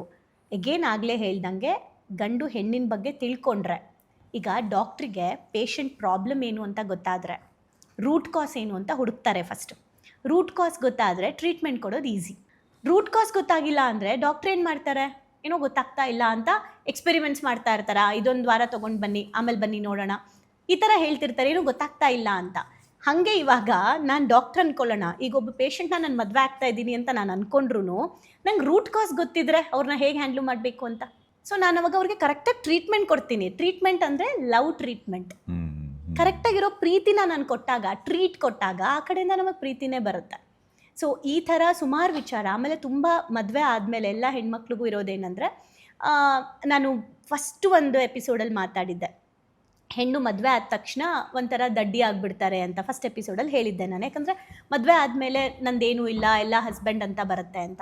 ಸೊ ಒಂದು ಗಂಡು ಏನು ಕಲಿಬೇಕು ಅಂದರೆ, ನಾನು ಮದುವೆ ಆಗ್ತಾಯಿದ್ದೀನಿ, ಎಲ್ಲ ಜೆಂಟ್ಸ್ಗೂ ಒಂದು ಆಸೆ ಇರುತ್ತೆ, ನಾನು ಏನಾದರೂ ಲೈಫಲ್ಲಿ ಅಚೀವ್ ಮಾಡಬೇಕು, ಸ್ವಂತ ಮನೆ ಕಟ್ಟಬೇಕು, ಎಲ್ಲರೂ ಮುಂದೆ ಚೆನ್ನಾಗಿರಬೇಕು, ದುಡಿಬೇಕು ಅನ್ನೋ ಒಂದು ಅರ್ಜಿ ಯಾರಿಗೆ ಜಾಸ್ತಿ ಇರುತ್ತೆ ಅಂದರೆ ಗಂಡಿಗಿರುತ್ತೆ. ಅದೇ ಥರ ನಾನು ಒಂದು ಹುಡುಗಿನ ಮದುವೆ ಆಗ್ತಾಯಿದ್ದೀನಿ, ನಾನು ಹೇಗೆ ಡೆವಲಪ್ ಆಗ್ತೀನೋ ನನ್ನ ಲೈಫಲ್ಲಿ, ಸೇಮ್ ಅದೇ ಸಿಚುಯೇಷನ್ ಅಥವಾ ಅದೇ ಥರದ ಒಂದು ಸ್ಪೇಸ್ನ ನನ್ನ ಹೆಂಡತಿಗೂ ಕ್ರಿಯೇಟ್ ಮಾಡಿಕೊಡ್ಬೇಕು ನಾನು ಅನ್ನೋದು ಗಂಡು ತಿಳ್ಕೊಂಡಿರಬೇಕು. ಇವನಿಗೆ ಏನೆಲ್ಲ ಸೊಸೈಟಿಯಲ್ಲಿ ರೆಸ್ಪೆಕ್ಟ್ ಸಿಗುತ್ತೆ, ಅದೇ ಥರದ ರೆಸ್ಪೆಕ್ಟು ನನ್ನ ಹೆಂಡತಿಗೂ ಸಿಗಬೇಕು. ಸೊ ಅವಳು ಒಂದು ಬಿಸ್ನೆಸ್ ಮಾಡೋದಾಗಿರ್ಬೋದು, ಅಥವಾ ಅವಳು ಡೆವಲಪ್ ಆಗಬೇಕು. ಬರೀ ಗಂಡನ್ನ ಒಂದು ಏನು ಹೇಳ್ತಾರೆ ಕಂಟ್ರೋಲಲ್ಲಿ ಇದ್ದಾಳೆ ಅಂತ ಅವಳಿಗೆ ಫೀಲ್ ಬರಬಾರ್ದು, ಅವಳು ಸ್ವಾತಂತ್ರ್ಯವಾಗಿರಬೇಕು. ಆ ಥರ ಒಬ್ಬ ಗಂಡು ಯಾರು ಕ್ರಿಯೇಟ್ ಮಾಡಿಕೊಡ್ತಾರಲ್ವ ಹೆಂಡತಿಗೆ, ಅಲ್ಲಿ ರೆಸ್ಪೆಕ್ಟ್ ಜಾಸ್ತಿ ಇರುತ್ತೆ. ನೀವಿವಾಗ ನೋಡಿ, ಎಷ್ಟೋ ಜನ ಇವತ್ತು ಫಿಲಿಮ್ ಆ್ಯಕ್ಟ್ರೆಸ್ ಆಗಿರ್ಬೋದು, ಎಷ್ಟೊಂದು ಜನ ಅವರೇನೋ ಒಂದು ಕೆಲಸ ಮಾಡ್ತಿರ್ತಾರೆ ಹೀರೋಗಳು, ಓಕೆ, ಹೆಂಡತಿದಿರಿಗೆ ಪ್ರೊಡಕ್ಷನ್ ಟೀಮು ಈ ಥರದ್ದು ಏನಾದರೂ ಒಂದು ಕೆಲಸ ಕೊಟ್ಟಿರ್ತಾರೆ ಅಂದರೆ ಅವ್ರಿಗೂ ಅವರ ಒಂದು ಟ್ಯಾಲೆಂಟ್ನ ತೋರ್ಸೋಕ್ಕೆ ಬಿಟ್ಟಿರ್ತಾರೆ. ಆ ಗಂಡ ಹೆಂಡತಿ ರಿಲೇಷನ್ಶಿಪ್ಗೂ ಬರೀ ಒಬ್ಬರೇ ಬೆಳ್ಕೊಂಡು ಇನ್ನೊಬ್ರು ಯಾವುದೇ ರೆಸ್ಪಾನ್ಸಿಬಿಲಿಟಿ ಇಲ್ಲದೆ ಇರೋವಂಥ ರಿಲೇಷನ್ಶಿಪ್ಗೂ ಮೂಲೆ ಗುಂಪು ಮಾಡಿ ಅವ್ರಿಗೆ ಬರೀ ಎಲ್ಲಿ ಹೋದರೂ ಇವ್ರಿಗೆ ಮಾತ್ರ ಪ್ರಿಯಾರಿಟಿ ಕೊಟ್ಟು ಇವ್ರಿಗೇನೂ ಇಲ್ಲ ಅನ್ನೋ ಥರ ಫೀಲ್ ಮಾಡಿದಾಗ ಸೊಸೈಟಿಯಿಂದ ರೆಸ್ಪೆಕ್ಟ್ ಅಲ್ಲ, ಅವರಿಗೆ ಅವ್ರ ಮೇಲೆ ರೆಸ್ಪೆಕ್ಟ್ನ ಕಳಿಸ್ಬಿಟ್ಟಿರ್ತಾರೆ. ಸೊ ಇದು ಮದುವೆ ಆಗಬೇಕಾದ್ರೆ ಒಂದು ಗಂಡು ಇಷ್ಟೆಲ್ಲ ನೋಡಬೇಕು. ಎಮೋಷ್ನಲ್ ಇಂಟೆಲಿಜೆನ್ಸಿ, ನಿಜವಾಗ್ಲೂ ಲೀಡರ್ಶಿಪ್ ಅಂದರೆ ಏನು, ಆ್ಯಂಡ್ ನನ್ನ ಹೆಂಡತಿಗೆ ನಾನು ಇನ್ಸ್ಪೈರ್ ಆಗಬೇಕು. ಯಾವ ಹೆಂಡತಿ ತನ್ನ ಗಂಡನ್ನು ಗುರು ಅಂತ ಒಪ್ಕೊಳ್ತಾರೆ? ನಮಗೆ ನಮ್ಮ ಕ್ಲೈಂಟ್ಸ್ಗಳು ಬರ್ತಾರಲ್ಲ, ಮ್ಯಾಮ್ ನೀವು ಹೇಳೋದನ್ನೇ ನನ್ನ ಹಸ್ಬೆಂಡ್ ಹೇಳ್ತಾರೆ ಮ್ಯಾಮ್, ಆದರೆ ನಂಗೆ ಕೇಳ್ಬೇಕು ಅನ್ಸಲ್ಲ ಅಂತಾರೆ. ಯಾಕೆ ಅಂದರೆ ಅವ್ರು ಮಾತಾಡೋ ಟೋನ್ ಹಂಗಿರುತ್ತೆ. ಈಗೋ ಅಲ್ಲಿ ಹೇಳ್ತಾ ಇರ್ತಾರೆ, ನೀನು ನಾನು ಹೇಳಿದ್ದನ್ನು ಇದನ್ನು ಮಾಡು ಸರಿ ಹೋಗುತ್ತೆ ಅಂತಾರೆ. ಇವ್ರಿಗೇನು ಅನ್ಸುತ್ತೆ ಅಂದರೆ ನೀನು ಮಾಡ್ತಿಲ್ಲ ನಂಗೆ ಹೇಳ್ತೀಯಾ ಅಂತ. ಮತ್ತೆ ಇವಾಗ ಇನ್ನೊಂದು ಏನು ಅಂದರೆ ಸೋಷಿಯಲ್ ಮೀಡಿಯಾಗಳಲ್ಲಿ ಒಂದು ಅಬ್ಸರ್ವ್ ಮಾಡಿದ್ರೆ ನೀವು ಸೋ ಕಾಲ್ಡ್ ಪಾಪ್ಯುಲರ್ ಫೇಸಸ್ ಅಂತಾನೆ ತಗೊಳ್ಳಿ. ಸಿನಿಮಾದವರು, ಕ್ರಿಕೆಟ್ ಸ್ಟಾರ್ಸು, ಪೊಲಿಟಿಷಿಯನ್ಸು ಯಾರು ತೊಗೊಂಡ್ರು ಈಗ ಹೊರಗಡೆ ಜಗತ್ತಿಗೆ ಗಂಡ ಹೆಂಡತಿ ತುಂಬ ಚೆನ್ನಾಗಿರ್ತಾರೆ. ಕೈ ಹಿಡ್ಕೋತಾರೆ, ಏರ್ಪೋರ್ಟ್ ಲುಕ್ಸ್ ಅಂತಾರೆ, ಫಂಕ್ಷನ್ಸಿಗೆ ಜೊತೆಲಿ ಹೋಗ್ತಾರೆ. ಅವರೇ ಆದರ್ಶ ದಂಪತಿಗಳು. ಜಗತ್ತಲ್ಲಿ ಇವ್ರು ಬಿಟ್ರೆ ಯಾರು ಅಷ್ಟು ಅನ್ಯೋನ್ಯವಾಗಿಲ್ಲ ಅನ್ನೋಂಗೆ ಪ್ರೊಜೆಕ್ಟ್ ಮಾಡ್ಕೋತಾರೆ. ಬಟ್ ಆ್ಯಕ್ಚುಲಿ ಅವ್ರವ್ರ ಲೈಫ್ಗಳಲ್ಲಿ ಏನು ನಡೀತಿರುತ್ತೋ ಗೊತ್ತಿರಲ್ಲ. ಹೌದು. ಈಗ ನಾನು ಬರೀ ಸೆಲೆಬ್ರಿಟೀಸ್ ಅಂತ ಹೇಳ್ತಿಲ್ಲ, ತುಂಬ ಕಾಮನ್ ಪೀಪಲ್. ಈಗ ಇನ್ಸ್ಟಾಗ್ರಾಮ್ಗಳಲ್ಲಿ ಈಗ ಒಂದು ಸ್ಟೋರಿಲೋ ಒಂದು ರೀಲಲ್ಲೋ ಏನು ಹೊಗಳೋದು, ನಿನ್ ಬಿಟ್ರೆ ನಾನಿಲ್ಲ, ನನ್ ಬಿಟ್ರೆ ಏನಿಲ್ಲ, ಕೆಲವೊಂದು ಪ್ರಕರಣಗಳು ನೀವು ನೋಡಿರ್ತೀರ. ಹಂಗಿದ್ದವರು ವರ್ಷ 6 ತಿಂಗಳಿಗೆ ಡಿವೋರ್ಸ್ ತಗೊಂಡು ಅವ್ರ ಮೇಲೆ ಇವ್ರು ಹೇಳ್ತಾರೆ, ಇವ್ರ ಮೇಲೆ ಅವ್ರು ಹೇಳ್ತಾರೆ. ಏನ್ ಸಂಬಂಧಗಳಿದೆಲ್ಲ ಅಂದ್ರೆ ಅದೇನೆ. ಇವಾಗ ಏನ್ ಗೊತ್ತಾ, ಜನಗಳಿಗೆ ಮೆಚ್ಚಿಸ್ಬೇಕು, ತೋರ್ಪಡಿಕೆ ಸಂಬಂಧಗಳನ್ನ ತೋರಿಸೋ ಅವಶ್ಯಕತೆ ಇಲ್ಲ. ಈಗ ನಾನು ನನ್ನ ಮತ್ತೆ ನನ್ನ ಹಸ್ಬೆಂಡ್ ಸ್ಟೇಟಸ್ ಇಬ್ರು ಒಟ್ಟಿಗೆ ಇರೋ ಸ್ಟೇಟಸ್ ಹಾಕಿದ್ರೆ ಮಾತ್ರ ನಾವು ಚೆನ್ನಾಗಿರ್ತೀವಿ ಅಂತ ಯಾರಾದರೂ ಅನ್ಕೊಳ್ತಿದ್ದಾರೆ ಅಂದರೆ ಅವ್ರ ರಿಲೇಶನ್ಶಿಪ್ ಪ್ರಾಬ್ಲಮ್ ಇರುತ್ತೆ. ಅದಕ್ಕೆ ಹಂಗೆ ಯೋಚನೆ ಮಾಡ್ತಾರೆ. ನಾನು ನನ್ನ ಗಂಡ ನನ್ನ ಹೆಂಡತಿ ಸಂಬಂಧ ಅಂದರೆ ನನ್ನ ಕುಟುಂಬದ ರಿಲೇಶನ್ಶಿಪ್ ಚೆನ್ನಾಗಿದೆ ಅಂತ ತೋರ್ಸೋಕೆ ಅವಶ್ಯಕತೆ ಇಲ್ಲ. ಚೆನ್ನಾಗಿರ್ಬೇಕಾಗಿರೋದು ನನಗೆ, ಜನಕ್ಕಲ್ಲ. ಇವತ್ತು ತೋರಿಸೋದ್ರಲ್ಲಿ ನಾವು ಮಾಡ್ತಾ ಇರೋವಂಥ ಎಫರ್ಟ್ನ ಪ್ರೀತಿಸೋದ್ರಲ್ಲಿ ಮಾಡಿದ್ರೆ ಸರಿ ಹೋಗುತ್ತೆ. ಬರೀ ತೋರ್ಸೋಕೆ ಹೋಗ್ತಾ ಇದ್ದೀವಿ ಎಲ್ಲ, ಲೈಕ್ ನನ್ನ ಲೈಫ್ ಹಂಗಿದೆ ಹಿಂಗಿದೆ ಅಂತೇಳಿ. ಅದಕ್ಕೆ ಒನ್ ಟೈಮಲ್ಲಿ ನಿಜ ಹೇಗಿದ್ರೂ ಒಳಗಡೆ ಪ್ರಾಬ್ಲಮ್ ಫೇಸ್ ಮಾಡ್ತಾನೆ ಇರ್ತಾರೆ. ಸೊ ಎಫೆಕ್ಟ್ ಆಗುತ್ತೆ ಆಮೇಲೆ. ಅಲ್ಲ, ಇದು ಎಲ್ಲದರ ನಡುವೆ ಎಷ್ಟೋ ಸಂದರ್ಭದಲ್ಲಿ ಒಂದು ಗಂಡು ಹೆಣ್ಣಿನ ಜೊತೆ ಮದುವೆ ಆದಾಗ, ಈಗ ಒಂದು ಗಂಡು ಫೇಮಸ್ ಹೀರೋ ಅಂತ ಇಟ್ಕೊಳ್ಳಿ, ಹೆಣ್ಣು ಆಕೆ ಕೂಡ ಒಂದು ಫೇಮಸ್ ಹೀರೋನ್ ಅಂತಾನೆ ಇಟ್ಕೊಳ್ಳಿ. ಗಂಡ ಬೆಳಿಬೇಕು ಅಂತ ಆಕೆ ತನ್ನ ಕೆರಿಯರ್ನೇ ತ್ಯಾಗ ಮಾಡಿರ್ತಾಳೆ. ಅಂದ್ರೆ ಅವ್ರ ಇಚ್ಛೆಯಿಂದ ತ್ಯಾಗ ಮಾಡಿರ್ತಾರೆ. ಇನ್ ಕೆಲವೊಂದು ಸಾರಿ ಹೆಣ್ಣು ಬೆಳಿಬೇಕು ಅಂತ ಈಗ ಗಂಡ ಒಂದು ಸ್ಟಾರ್ ನಟ ಆಗಿದ್ರು ಕೂಡ ಆಕೆನ ಬೆಳೆಸ್ತಾನೆ. ಈಗ ಪೊಲಿಟಿಕಲಿ ಆಗ್ಬೋದು, ಅಥವಾ ಎಷ್ಟು ಒಳ್ಳೆ ಸಂಬಂಧ ಅಲ್ವಾ. ಅಂದ್ರೆ ಇಲ್ಲಿ ಯಾವುದೇ ತರದ ಕಂಡೀಷನ್ಸ್ ಇಲ್ಲ, ಪ್ರೀತಿಯಿಂದ ನೀನ್ ಬೆಳಿ ಅಂತ ಅವ್ರಿಗೆ ಹೇಳೋದು, ನೀನ್ ಬೆಳಿ ಅಂತ. ಅಂಡ್ ಇಲ್ಲಿ ಏನ್ ಗೊತ್ತಾ, ಆ ಗಂಡು ಬೆಳೆಯೋದಕ್ಕೆ ಹೆಣ್ಣು ಸ್ಯಾಕ್ರಿಫೈಸ್ ಮಾಡ್ತಾ ಇದ್ದಾರೆ ಅಂದ್ರೆ ಸ್ಯಾಕ್ರಿಫೈಸ್ ಅಂದ್ರೆ ನನಗಿಂತ ನನ್ನ ಗಂಡ ಇಂಪಾರ್ಟೆಂಟ್ ಅನ್ನೋ ಇಂಪಾರ್ಟೆನ್ಸ್ನ ಗಂಡ ಸೃಷ್ಟಿ ಮಾಡಿರ್ತಾರೆ. ವಾವ್. ಇಲ್ಲಿ ಇದು ನಾನು ಒಂದು ಬುಕ್ಕಲ್ಲಿ ಓದಿದ್ದು ಹೇಳ್ತೀನಿ ನಿಮಗೆ. ಅಲ್ಲ, ಗಂಡ ಸೃಷ್ಟಿ ಮಾಡಿರ್ತಾರ. ಅಂದ್ರೆ ಗಂಡ ಅಂದ್ರೆ ಫಾರ್ ಎಕ್ಸಾಂಪಲ್ ಅಷ್ಟು ಪ್ರೀತಿ ಅವಳಿಗೆ ಕೊಟ್ಟಿರ್ತಾರೆ. ಹೆಂಡತಿಗೆ ಅಷ್ಟೊಂದು ಪ್ರೀತಿ ಕೊಟ್ಟಾಗ ಅವಳಿಗೆ ನನಗಿಂತ ನಾನು ಇಂಪಾರ್ಟೆಂಟ್ ಅನ್ನೋ ಮೈಂಡ್ ಸೆಟ್ ಹೆಣ್ಣಿಗೆ ಬರಲ್ಲ. ನನ್ನ ಗಂಡ ಫಸ್ಟು ಅಂತಾನೆ ಬರುತ್ತೆ. ಯಾಕಂದ್ರೆ ಗಂಡ ಯಾವಾಗಲೂ ಫಸ್ಟ್ ಪ್ರಿಯಾರಿಟಿ ಹೆಂಡತಿಗೆ ಕೊಡ್ತಾ ಇರ್ತಾರೆ.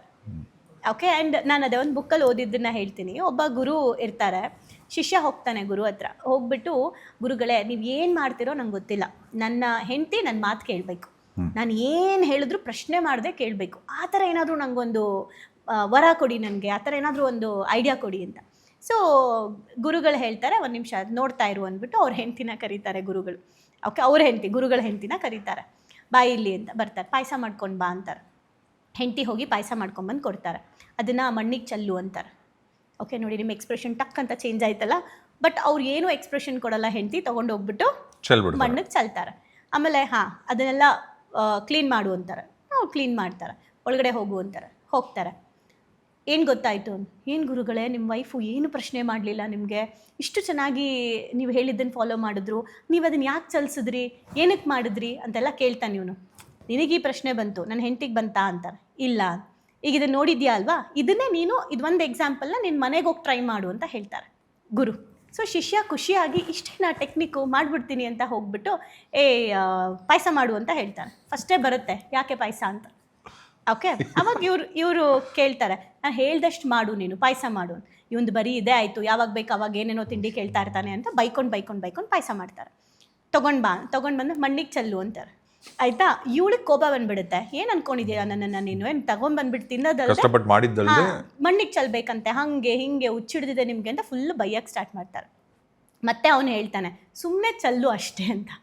ಬೈಕೊಂಡು ಹಾಳಾಗೋಗ್ಲಿ ಅಂದ್ಬಿಟ್ಟು ಚಲ್ಬಿಡ್ತಾರೆ. ಅದು ಬೈತಾನೇ ಇರ್ತಾಳೆ. ಇವನು ನೋಡೋ ತನಕ ನೋಡಿ ಇವನು ಬೈತಾನೆ, ಅವಳು ಬೈತಾಳೆ, ಇವನು ಬೈತಾನೆ. ಕೊನೆಗೆ ದೊಡ್ಡ ಜಗಳ ಆಗುತ್ತೆ.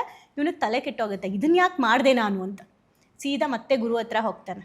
ನೀವೇನು ಗುರುಗಳೇ ಈ ಥರ ದೊಡ್ಡ ಜಗಳ ಮಾಡಿಸ್ಬಿಟ್ರಿ ಮನೇಲಿ, ಅವಳಿಗೆ ಈ ಥರ ಹೇಳಿದ್ರೆ ಅವಳು ಹೆಂಗೆ ಬೈದ್ಲು ಗೊತ್ತಾ, ಎಷ್ಟು ಗಂಟೆ ಜಗಳ ಆಡಿದ್ವಿ ಗೊತ್ತಾ ಅಂತ ಕೇಳ್ತಾರೆ. ಆವಾಗ ಅವನು ಹೇಳ್ತಾನೆ, ನೀನು ನನ್ನ ಹೆಂಡತಿ ನೋಡಿದೆ ಅಲ್ವಾ, ಅವಳೇನು ಪ್ರಶ್ನೆ ಮಾಡಲಿಲ್ಲ ಅಲ್ವಾ? ಹೌದು, ಮಾಡಲಿಲ್ಲ. ಈಗ ನಿಂಗೆ ಅನಿಸುತ್ತೆ ಇವ್ರ ಹೆಂಡತಿ ಏನು ಪ್ರಶ್ನೆ ಮಾಡ್ತಾ ಇಲ್ಲ, ನನ್ನ ಹೆಂಡತಿನ ಏನು ಪ್ರಶ್ನೆ ಮಾಡಬಾರ್ದು ಅಂತ. ನೀನು ಹಂಗೆ ಯೋಚನೆ ಮಾಡಬೇಡ. ಅವಳಿಗೆ ಗೊತ್ತು ನನ್ನ ಗಂಡಂಗೆ ಏನು ಪ್ರಶ್ನೆ ಮಾಡೋ ಅವಶ್ಯಕತೆ ಇಲ್ಲ, ಅವ್ರು ಏನು ಮಾಡಿದ್ರು ಸರಿಯಾಗಿ ಮಾಡ್ತಾರೆ ಅಂತ ನನ್ನನ್ನು ನೋಡಿ ಅವಳಿಗೆ ಗೊತ್ತಾಗಿದೆ. ನಿನ್ನ ಮೇಲೆ ಇನ್ನೂ ನಿನ್ನ ಹೆಂಡತಿಗೆ ನಂಬಿಕೆ ಬಂದಿಲ್ಲ, ಅದಕ್ಕೆ ಅವಳು ನಿನಗೆ ಈ ಥರ ಪ್ರಶ್ನೆ ಮಾಡ್ತಿದ್ದಾಳೆ. ನನ್ನ ಹೆಂಡತಿಗೆ ನನ್ನ ಮೇಲೆ ಸಂಪೂರ್ಣ ನಂಬಿಕೆ ಬಂದಿದೆ, ಆ ನಂಬಿಕೆ ನಾನು ಸೃಷ್ಟಿ ಮಾಡಿದ್ದೀನಿ, ಅದಕ್ಕೆ ಅವಳು ಏನು ಪ್ರಶ್ನೆ ಮಾಡಲಿಲ್ಲ ನನ್ನ ಹತ್ರ ಅಂತ. ಆ್ಯಕ್ಚುಲಿ ಈ ಥರ ಕಪಲ್ ಇದ್ದಾರೆ ಇವಾಗಲೂ ಕೂಡ. ಗಂಡ ಏನು ಹೇಳಿದ್ರು ಕೂಡ ಏನೂ ಕ್ವೆಶನ್ ಮಾಡದೆ ಮಾಡೋರಿದ್ದಾರೆ. ಯಾಕಂದರೆ ಎಕ್ಸಾಂಪಲ್ ಹೇಳ್ತೀನಿ, ನನ್ನ ರಿಲೇಷನ್ಶಿಪ್ ನಾನು ಹೇಳಿದ್ದೀನಿ ನಿಮಗೆ ಬಿಗಿನಿಂಗಲ್ಲೇ ಹೇಳಿದೆ ಆಯಿತಾ. ಇವತ್ತು ಕೂಡ ನನ್ನ ಹಸ್ಬೆಂಡ್ ಯಾರಿಗಾದ್ರೂ ಮಾಡ್ತೀನಿ ಬೇಕಾದರೆ. ಸೊ ನನ್ನ ಹಸ್ಬೆಂಡು ಫೈನಾನ್ಷಿಯಲ್ ರಿಲೇಟೆಡ್ ಎಲ್ಲಾದರೂ ಅವ್ರ ರಿಲೇಟಿವ್ಸ್ಗೆ ಯಾರಿಗಾದ್ರು ಕೊಟ್ಟು ಬಂದಿರ್ತಾರೆ, ನನಗದನ್ನು ಅವ್ರು ಹೇಳಿರಲ್ಲ. ಓಕೆ, ಹೇಗೋ ನನಗೆ ಆಮೇಲೆ ಅವ್ರು ಕೊಟ್ಟಿದ್ದಾರೆ ಅಂತ ಗೊತ್ತಾಗುತ್ತೆ, ದುಡ್ಡು ಕೊಟ್ಟಿರ್ತಾರೆ, ಅವ್ರು ಹೇಳ್ತಾರೆ ಹಿಂಗೆ ಕೊಟ್ಟಿದ್ದಾರೆ ಅಂತ. ಸೊ ನಾನು ಲಿಟ್ರಲಿ ಪ್ರಾಕ್ಟೀಸ್ ಮಾಡಿರೋದನ್ನು ನಾನು ಹೇಳ್ತಾ ಇದ್ದೀನಿ. ಸೊ ನಾನು ಈ ಥರ ಅಮೌಂಟ್ ಕೊಟ್ಟಿದ್ದೀಯಂತೆ ಅವ್ರು ಹೇಳಿದ್ರು, ಓ ಹೌದು ನಾನು ಮರ್ತು ಬಿಟ್ಟೆ, ಸರಿ ಬಿಡು ಆಯಿತು ಅಂತ ಸುಮ್ಮನೆ ಆಗ್ತೀನಿ. ನನಗೆ ಯಾಕೆ ಹೇಳಿಲ್ಲ ನೀನು, ಯಾಕೆ ಕೊಟ್ಟೆ ಅವ್ರಿಗೆ ದುಡ್ಡು, ನೀನು ಬರೀ ಇದನ್ನೇ ಮಾಡ್ತೀಯಾ, ಈ ಥರ ನಾನು ಕೊಡಬೇಡ ಅಂತ ನೀನೇನಕ್ಕೆ ದುಡ್ಡೆಲ್ಲ ಕೊಟ್ಟು ಅಭ್ಯಾಸ ಮಾಡಿಸ್ತೀಯಾ, ಇದ್ಯಾವುದು ನಾನು ನನ್ನ ಹಸ್ಬೆಂಡಿಗೆ ಹೇಳಲ್ಲ. ಯಾಕಂದರೆ ಅವರು ನನಗೇನು ಬೇಕು, ನನ್ನನ್ನು ಎಷ್ಟು ರೆಸ್ಪಾನ್ಸಿಬಿಲಿಟಿಯಿಂದ ನೋಡ್ಕೋಬೇಕು ಅದನ್ನು ಅವ್ರು ನೋಡ್ಕೊಳ್ತಾ ಇದ್ದಾರೆ. ನನಗೆ ನನ್ನ ಹಸ್ಬೆಂಡ್ ಮೇಲೆ ಗೊತ್ತು ಅವರು ಹಾಳು ಮಾಡಲ್ಲ ಅಂತ. ಸೊ ಅವ್ರಿಗೇನೋ ಅವಶ್ಯಕತೆ ಇಲ್ಲದೆ ಅವ್ರು ಕೊಟ್ಟಿರಲ್ಲ, ಅವ್ರಿಗೆ ಇಂಪಾರ್ಟೆಂಟ್ ಇರೋರಿಗೆ ಕೊಟ್ಟಿದ್ದಾರೆ ಅವರು. ಸೊ ನನ್ನ ಹಸ್ಬೆಂಡ್ ಮೇಲೆ ನಂಗೆ ಇಷ್ಟು ಬಿಲೀಫ್ ಇದ್ಮೇಲೆ ನಾನು ನೆಕ್ಸ್ಟ್ ಕ್ವೆಶನ್ ಮಾಡಲ್ಲ. ಸೊ ಈ ಬಿಲೀಫ್ ಸಿಸ್ಟಮ್ ಮುಂಚೆ ನಮ್ಮ ಹತ್ರ ಇರಲಿಲ್ಲ. ಎಗೇನ್ ನಾನು ರಿಲೇಷನ್ಶಿಪ್ ಕೋಚ್ ಟ್ರೈನಿಂಗ್ ತೊಗೊಳ್ತಾ ನನಗೆ ಅರ್ಥ ಆಯಿತು. ಇವತ್ತಿಗೂ ಕೂಡ ನಾನು ಎಲ್ಲಾದರೂ ನನ್ನ ಹಸ್ಬೆಂಡ್ ಎಲ್ಲಿದೆಯಾ ಅಂದರೆ ಇಲ್ಲಿದ್ದೀನಿ ಅಂದರೆ ಎಷ್ಟೊತ್ತಿಗೆ ಬರ್ತೀಯಾ, ಎಷ್ಟೊತ್ತಿಗೆ ಓಕೆ ಅಂತ ಫೋನ್ ಇಡ್ತೀನಿ. ಯಾಕೆ ಅಲ್ಲಿದೆಯಾ, ವಿಡಿಯೋ ಕಾಲ್ ಮಾಡು, ನಿಜವಾಗ್ಲೂ ಅಲ್ಲೇ ಇದೆಯಾ, ನೀವು ಊಟ ಮಾಡಿದ್ಯಾ, ಹ್ಞೂ ಮಾಡಿದೆ ಅಂದರೆ ಸುಳ್ಳು ಹೇಳಬೇಡ ಅಂತ ಒಂದು ವರ್ಡು ನಾನು ಕೇಳಲ್ಲ. ಬಿಕಾಸ್ ಅವ್ರು ಸುಳ್ಳು ಹೇಳ್ತಾರೆ ಅನ್ನೋ ಕಾನ್ಸೆಪ್ಟ್ ನನ್ನ ತಲೆಯಲ್ಲಿ ಇಲ್ವೂ ಇಲ್ಲ. ಇದು ನಾವು ಬಿಗಿನಿಂಗ್ 3 years ಫುಲ್ ವರ್ಸ್ಟ್ ಲೈಫ್ನ ನಾನು ನೋಡಿರೋದು ನನ್ನ ಮ್ಯಾರೇಜಲ್ಲಿ. ಬಟ್ ಈ 9 yearsಲ್ಲಿ 3 ವರ್ಷ ಆದಮೇಲೆ ಈ 6 ವರ್ಷದಿಂದ ಏನು ನಾನು ನೋಡ್ತಾ ಇದ್ದೀನಿ ಅದು ಬೆಸ್ಟ್ ಆಗಿದೆ. ಜಸ್ಟ್ ಬಿಕಾಸ್ ಮದುವೆಯ ಮೂಲ ಉದ್ದೇಶ ನನಗೆ ಅರ್ಥ ಆಗಿದೆ. ಆ್ಯಂಡ್ ಇವತ್ತು ನಾವಿಬ್ಬರೂ ನಿಜವಾಗ್ಲೂ ಆ ಮ್ಯೂಚುವಲ್ ರೆಸ್ಪೆಕ್ಟಲ್ಲಿ ಇದ್ದೀವಿ ಅಂತ ಅಂದರೆ, ನೀವಾಗಲೇ ಕೇಳಿದ್ರಿ ಸೋಲ್ಮೇಟ್ ಅಂದರೆ ನಾನು ನಿಮ್ಗೆ ಹಿಂಗೆ ಅಂತೀನಲ್ಲ, ನಿಮ್ಮ ಹಸ್ಬೆಂಡ್ ಏನು ಅನ್ನಲ್ವಾ ಅಂತ. ಅವ್ರಿಗೆ ಈ ನೀವೇನು ಹೇಳಿದ್ರಿ ಅಲ್ಲ, ಇದೆಲ್ಲ ಜನ್ಸು ನೋಡಿ ಪಾಪ ನಿಮ್ಗೆ ಈ ಕ್ವೆಶನ್ ಬಂದಿದೆ, ಹಿಂಗೆ ಅನ್ಕೊಂಬಿಟ್ರೆ ಯಾರಾದರೂ ಅಂತ. ಬಟ್ ಅವ್ರಿಗೆ ಆ ಥಾಟು ಬರಲ್ಲ, ಅವ್ರು ಅದನ್ನು ಯೋಚನೆನೂ ಮಾಡಲ್ಲ. ಬಿಕಾಸ್ ನಾವಿಬ್ಬರು ಟ್ರೈನ್ ಆಗಿದ್ದೀವಿ ನಮ್ಮ ರಿಲೇಷನ್ಶಿಪ್ಪಲ್ಲಿ. ಸೊ ನಾವಿವತ್ತು ಡ್ರೈವಿಂಗಿಗೆ ಟ್ರೈನಿಂಗ್ ಹೋಗ್ತೀವಿ, ಮೇಕಪ್ ಆರ್ಟಿಸ್ಟ್ ಆಗಬೇಕು ಟ್ರೈನಿಂಗ್ ಹೋಗ್ತೀವಿ. ರಿಲೇಷನ್ಶಿಪ್ಗೆ ಟ್ರೈನಿಂಗ್ ಅಂದರೆ ಅವಾಗ ಕಾಶಿನಾಥ್ ಅವ್ರ ಒಂದು ಮೂವಿಯಲ್ಲಿ ಲವ್ ಟ್ರೈನಿಂಗ್ ಅಂತ ಮಾಡಿದ್ದಕ್ಕೆ ಎಲ್ಲ ಬೈದರು, ಇವನ್ನೆಲ್ಲ ಹಾಳು ಮಾಡ್ತಾ ಇದ್ದಾನೆ ಅಂತ. ಕಲಿಬೇಕಾಗಿರೋದೇ ಅದು ಅಂತ ಗೊತ್ತಿಲ್ಲ ಜನಕ್ಕೆ. ನಿಜ. ಸೊ ಇದು ನಾನು ನನ್ನ ಲೈಫಲ್ಲಿ ನಡೆದಿರೋದು ಹೇಳ್ತಾ ಇರೋದು. ಅಂದರೆ ಅಲ್ಲಿ ಗುರು ಶಿಷ್ಯರಲ್ಲಿ ನಾವು ಅರ್ಥ ಮಾಡ್ಕೊಬೇಕಾಗಿರೋದು, ಎದುರುಗಡೆ ಇರೋ ವ್ಯಕ್ತಿ ನಮಗೇನು ಪ್ರಶ್ನೆ ಮಾಡ್ತಾ ಇಲ್ಲ ಅಂದರೆ ಆ ನಂಬಿಕೆನ ನಾವು ಸೃಷ್ಟಿ ಮಾಡಿದ್ದೀವಿ, ಅಂದರೆ ನಮ್ಮನ್ನು ಅವ್ರು ಸಂಪೂರ್ಣವಾಗಿ ನಂಬ್ತಾ ಇದ್ದಾರೆ ಅನ್ನೋದು ಒಂದು. ಎರಡನೇದು, ಆ ವ್ಯಕ್ತಿಗೆ ನಾವು ಕೊಡಬೇಕಾಗಿರೋ ಸರಿಯಾದ ಪ್ರಯಾರಿಟೀಸ್ ಕೊಟ್ಟಿದ್ರೆ ಖಂಡಿತ ಅವರು ನಮಗೆ ಆ ಪ್ರಶ್ನೆಗಳನ್ನ ಮಾಡಲ್ಲ. ನೀವು ಹೈಯೆಸ್ಟ್ ಲವ್ವಿಂದ ಏನನ್ನಾದರೂ ಗೆಲ್ಬೋದು ಅಂತ ಅದಕ್ಕೆ ಹೇಳೋದು. ಸೊ ಇದು ಒಬ್ಬ ಗಂಡು ಮದುವೆ ಆಗಬೇಕಾದ್ರೆ ಹೆಣ್ಣಿನ ಬಗ್ಗೆ ಇಷ್ಟೆಲ್ಲ ತಿಳ್ಕೊಂಡು ಆಗಬೇಕು. ಇನ್ನಾಗಲೇ ಕೇಳ್ದಂಗೆ ಹೆಣ್ಣು ಹೆಂಗೆ ಅಂತ ಸಿಂಪಲ್ಲಾಗಿ ಹೇಳ್ತೀನಿ. ಹೆಣ್ಣು ಮದುವೆ ಆಗಿ ಹೋಗಬೇಕಾದ್ರೆ ಗಂಡಿನ ರೆಸ್ಪಾನ್ಸಿಬಿಲಿಟೀಸ್ ಗೊತ್ತಿರಬೇಕು ಹೆಣ್ಣಿಗೆ. ಅಂದರೆ ಗಂಡು ಇವಾಗ ಹೇಗೆ ನಾವು ಎಮೋಷ್ನಲ್ ಇಂಟೆಲಿಜೆನ್ಸ್ ಇರಬೇಕು ಅಂತ ಹೇಳಿದ್ವೋ, ಹೆಣ್ಣಿಗೆ ಎಮೋಷ್ನಲ್ ಕಾನ್ಷಿಯಸ್ನೆಸ್ ಇರಬೇಕು. ಅಂದರೆ ಭಾವನಾತ್ಮಕ ಪ್ರಜ್ಞೆ ಅಂತ ಕರಿತೀವಿ ಹೆಣ್ಣಿಗೆ. ಯಾಕೆ ಗೊತ್ತಾ, ಜಾಸ್ತಿ ಊಹೆ ಮಾಡ್ಕೊಳ್ಳೋದು ಹೆಣ್ಮಕ್ಳು. ಅಂದರೆ ಎಕ್ಸಾಂಪಲ್, ಗಂಡ ಮೊಬೈಲ್ ತೊಗೊಂಡು ಬಾತ್ರೂಮ್ಗೆ ಹೋದ್ರು ಅಂದ ತಕ್ಷಣ, ಓಕೆ, ಯಾಕೆ ಮೊಬೈಲ್ ತೊಗೊಂಡು ಬಾತ್ರೂಮ್ಗೆ ಹೋದೆ, ಅಲ್ಲಿ ಯಾರ ಜೊತೆನೋ ಮಿಸ್ ಯಾವುದೋ ಕಾಲ್ ಬಂತು ಮಾತಾಡ್ತಾರೆ, ಯಾರ ಜೊತೆ ಮಾತಾಡ್ತಾ ಇದ್ದೆ, ಅಷ್ಟು ನಿಧಾನಕ್ಕೆ ಯಾಕೆ ಮಾತಾಡ್ತಾ ಇದ್ದೆ, ಇಲ್ಲೇ ಮಾತಾಡ್ಬೋದಿತ್ತಲ್ಲ, ಯಾಕೆ ಎದ್ದೋಗಿ ಮಾತಾಡ್ದೆ, ನೀವು ಒಳಗಡೆ ಏನು ಕೆಲಸ, ನೀನೇನೋ ಮೆಸೇಜ್ ಮಾಡಿದ್ಯಾ, ಡಿಲೀಟ್ ಮಾಡ್ಕೊಂಡ್ಬಂದಿದ್ಯಾ. ಈ ಊಹೆಗಳು ಜಾಸ್ತಿ ತಲೆಗೆ ಬರೋದು ಹೆಣ್ಮಕ್ಳಿಗೆ. ನೀವು ಎಲ್ಲ ಇತಿಹಾಸ ನೋಡಿ, ಎಲ್ಲ ಕಡೆ ಆಗಿರ್ಬೋದು, ಅಥವಾ ಈ ಅತ್ತೆ ಸೊಸೆ ಜಗಳನೇ ನೋಡಿರ್ತೀವಿ ನಾವು, ಮಾವ ಸೊಸೆ ಜಗಳ ಕಡಿಮೆ. ಯಾಕೆ ಅಂದರೆ ಅತ್ತೆ ಸೊಸೆ ಇನ್ ದ ಸೆನ್ಸ್ ಹೆಣ್ಣು ಇಬ್ಬರೂ ಊಹೆಗಳಲ್ಲೇ ಬದುಕ್ತಾ ಇದ್ದಾರೆ. ಗಂಡ ಹೆಂಗೆ ಗೊತ್ತಾ, ಮೊಬೈಲ್ ತೊಗೊಂಡು ಬಾತ್ರೂಮ್ಗೆ ಹೋದ್ರೆ ಅಯ್ಯೋ ಎಲ್ಲರೂ ತೊಗೊಂಡೋಗ್ಲಿ ನನಗೇನು ಅಂತ. ಬಿಕಾಸ್ ಅವ್ರಿಗೆ ಅಷ್ಟು ಐಡಿಯಾ ಅದೆಲ್ಲ ತಲೆ ಕೆಡ್ಸ್ಕೊಳ್ಳಲ್ಲ. ಹೆಣ್ಮಕ್ಳಿಗೆ ಚಿಕ್ಕ ಚಿಕ್ಕದು ಕೂಡ ದೊಡ್ಡದಾಗಿ ಮಾಡ್ತಾರೆ. ಆ್ಯಂಡ್ ಅಫ್ಕೋರ್ಸ್ ಭಾವನಾತ್ಮಕವಾಗಿ ಹೆಣ್ಮಕ್ಳು ಸ್ಟ್ರಾಂಗ್ ಕೂಡ, ಅಷ್ಟೇ ವೀಕ್ ಕೂಡ. ಸೊ ಮದುವೆ ಆಗಿ ಹೋಗಬೇಕಾದ್ರೆ ಹೆಣ್ಮಕ್ಳು ಫಸ್ಟು ಎಮೋಷ್ನಲಿ ಅವ್ರು ಸ್ಟ್ರಾಂಗಾಗಿರಬೇಕು. ಯಾಕಂದರೆ ಇಡೀ ಫ್ಯಾಮಿಲಿನ ಬಿಟ್ಟು ಬೇರೆ ಮನೆಗೆ ಹೋಗ್ತಾರೆ. ಸೊ ಬೇರೆ ಮನೆಗೆ ಹೋದಾಗ ಅವ್ರು ಹೇಗೆ ಅವ್ರ ಜೊತೇಲಿರಬೇಕು, ಅವರೆಲ್ಲರೂ ಬೇರೆ ಒಂದು ಸಂಸ್ಕಾರದಿಂದ ಬೆಳೆದು ಬಂದಿರೋರು, ಇದ್ರ ಬಗ್ಗೆ ಎಲ್ಲ ಹೆಣ್ಣು ತಿಳ್ಕೊಂಡು ಹೋದಾಗ, ಸೊ ನಾನು ನನ್ನ ಮನೇಲಿ ಹೆಂಗಿರ್ತೀನಿ ಹಾಗೇ ಇಲ್ಲಿರ್ತೀನಿ ಅನ್ನೋ ನಿರೀಕ್ಷೆಗಳು ಇಂಥವನ್ನೆಲ್ಲ ಬಿಟ್ಟು ಹೋದಾಗ ಚೆನ್ನಾಗಿರ್ತಾರೆ. ಸೊ ಮೇಜರಾಗಿ ಗಂಡಿನ ಎಫರ್ಟ್ ಹೆಣ್ಣು ನೋಡಬೇಕು. ಸೊ ಆವಾಗ ರೆಸ್ಪೆಕ್ಟ್ ಇರುತ್ತೆ. ತುಂಬ ಸಲ ಹೇಳ್ತಾರೆ, ನಿನಗೇನು ಕೆಲ್ಸಕ್ಕೆ ಹೋಗಿ ಬಂದುಬಿಡ್ತೀಯಾ, ಮನೇಲಿ ನಾನು ಎಷ್ಟು ಸಫರ್ ಆಗ್ತೀನಿ ಗೊತ್ತಾ ಅಂತ. ಸೊ ಗಂಡು ಇದನ್ನೇ ಹೇಳ್ತಾರೆ, ನಾನು ಹೊರಗಡೆ ಕಷ್ಟಪಟ್ಟು ದುಡಿತೀನಿ, ನೀನು ಮನೇಲಿ ಏನು ಮಾಡ್ತೀಯಾ ಅಂತ. ಈ mutual respect and mutual responsibility ಬಗ್ಗೆ ರೆಸ್ಪೆಕ್ಟ್ ಇರಬೇಕು ನಮಗೆ.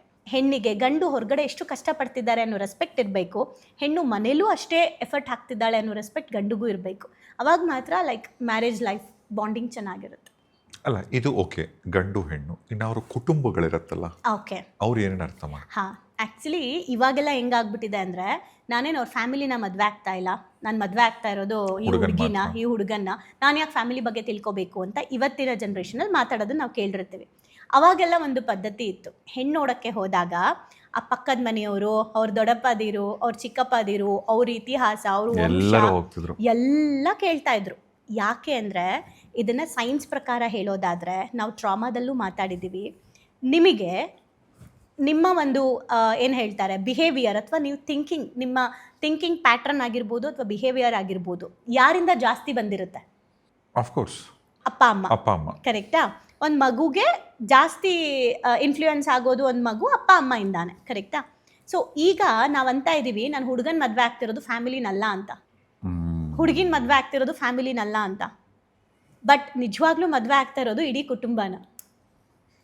ಯಾಕೆ ಅಂದರೆ ಅವರೆಲ್ಲರ ಟ್ರಾಮಾ, ಅವರೆಲ್ಲರ ಬಿಹೇವಿಯರ್, ಅವರೆಲ್ಲರ ಥಿಂಕಿಂಗ್ ಪ್ಯಾಟರ್ನ್ ಹುಡುಗ ಅಲ್ಲಿ ಹುಡುಗಿಯಲ್ಲಿ ಆಲ್ರೆಡಿ ಇರುತ್ತೆ.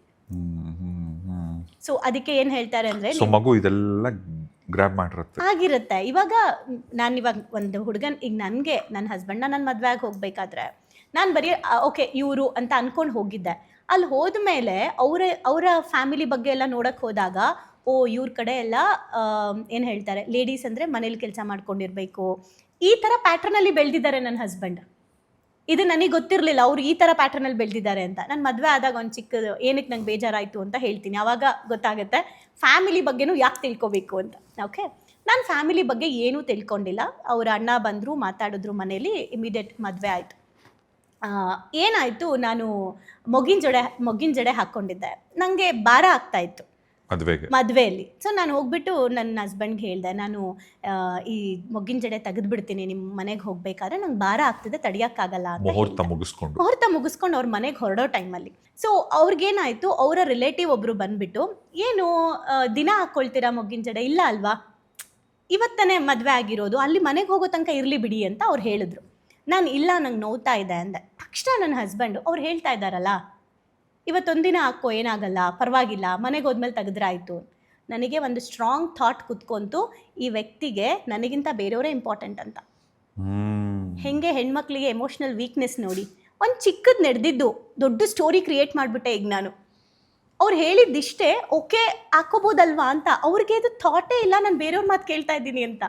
ಅಂದ್ರೆ ಏನೋ ಚೆನ್ನಾಗಿ ಕಾಣಿಸ್ಬೋದು, ಪರವಾಗಿಲ್ಲ ಬಿಡು ಇವತ್ತೊಂದಿನ ಅಲ್ವಾ ಅಂತ ಅವ್ರಿಗೆ ಅನಿಸಿದೆ. ಅವ್ರು ಹೇಳಿದ ತಕ್ಷಣ ನಾನೇನು ಅನ್ಕೊಂಡ್ಬಿಟ್ಟೆ, ಓ ನೋಡು ಅವ್ರ ಕಡೆಯವ್ರು ಬಂದು ಹೇಳಿದ ತಕ್ಷಣ ನನಗೆ ಪೇನ್ ಆಗ್ತಾ ಇರೋದು ಅವ್ರಿಗೆ ಕಾಣಿಸ್ತಾ ಇಲ್ಲ.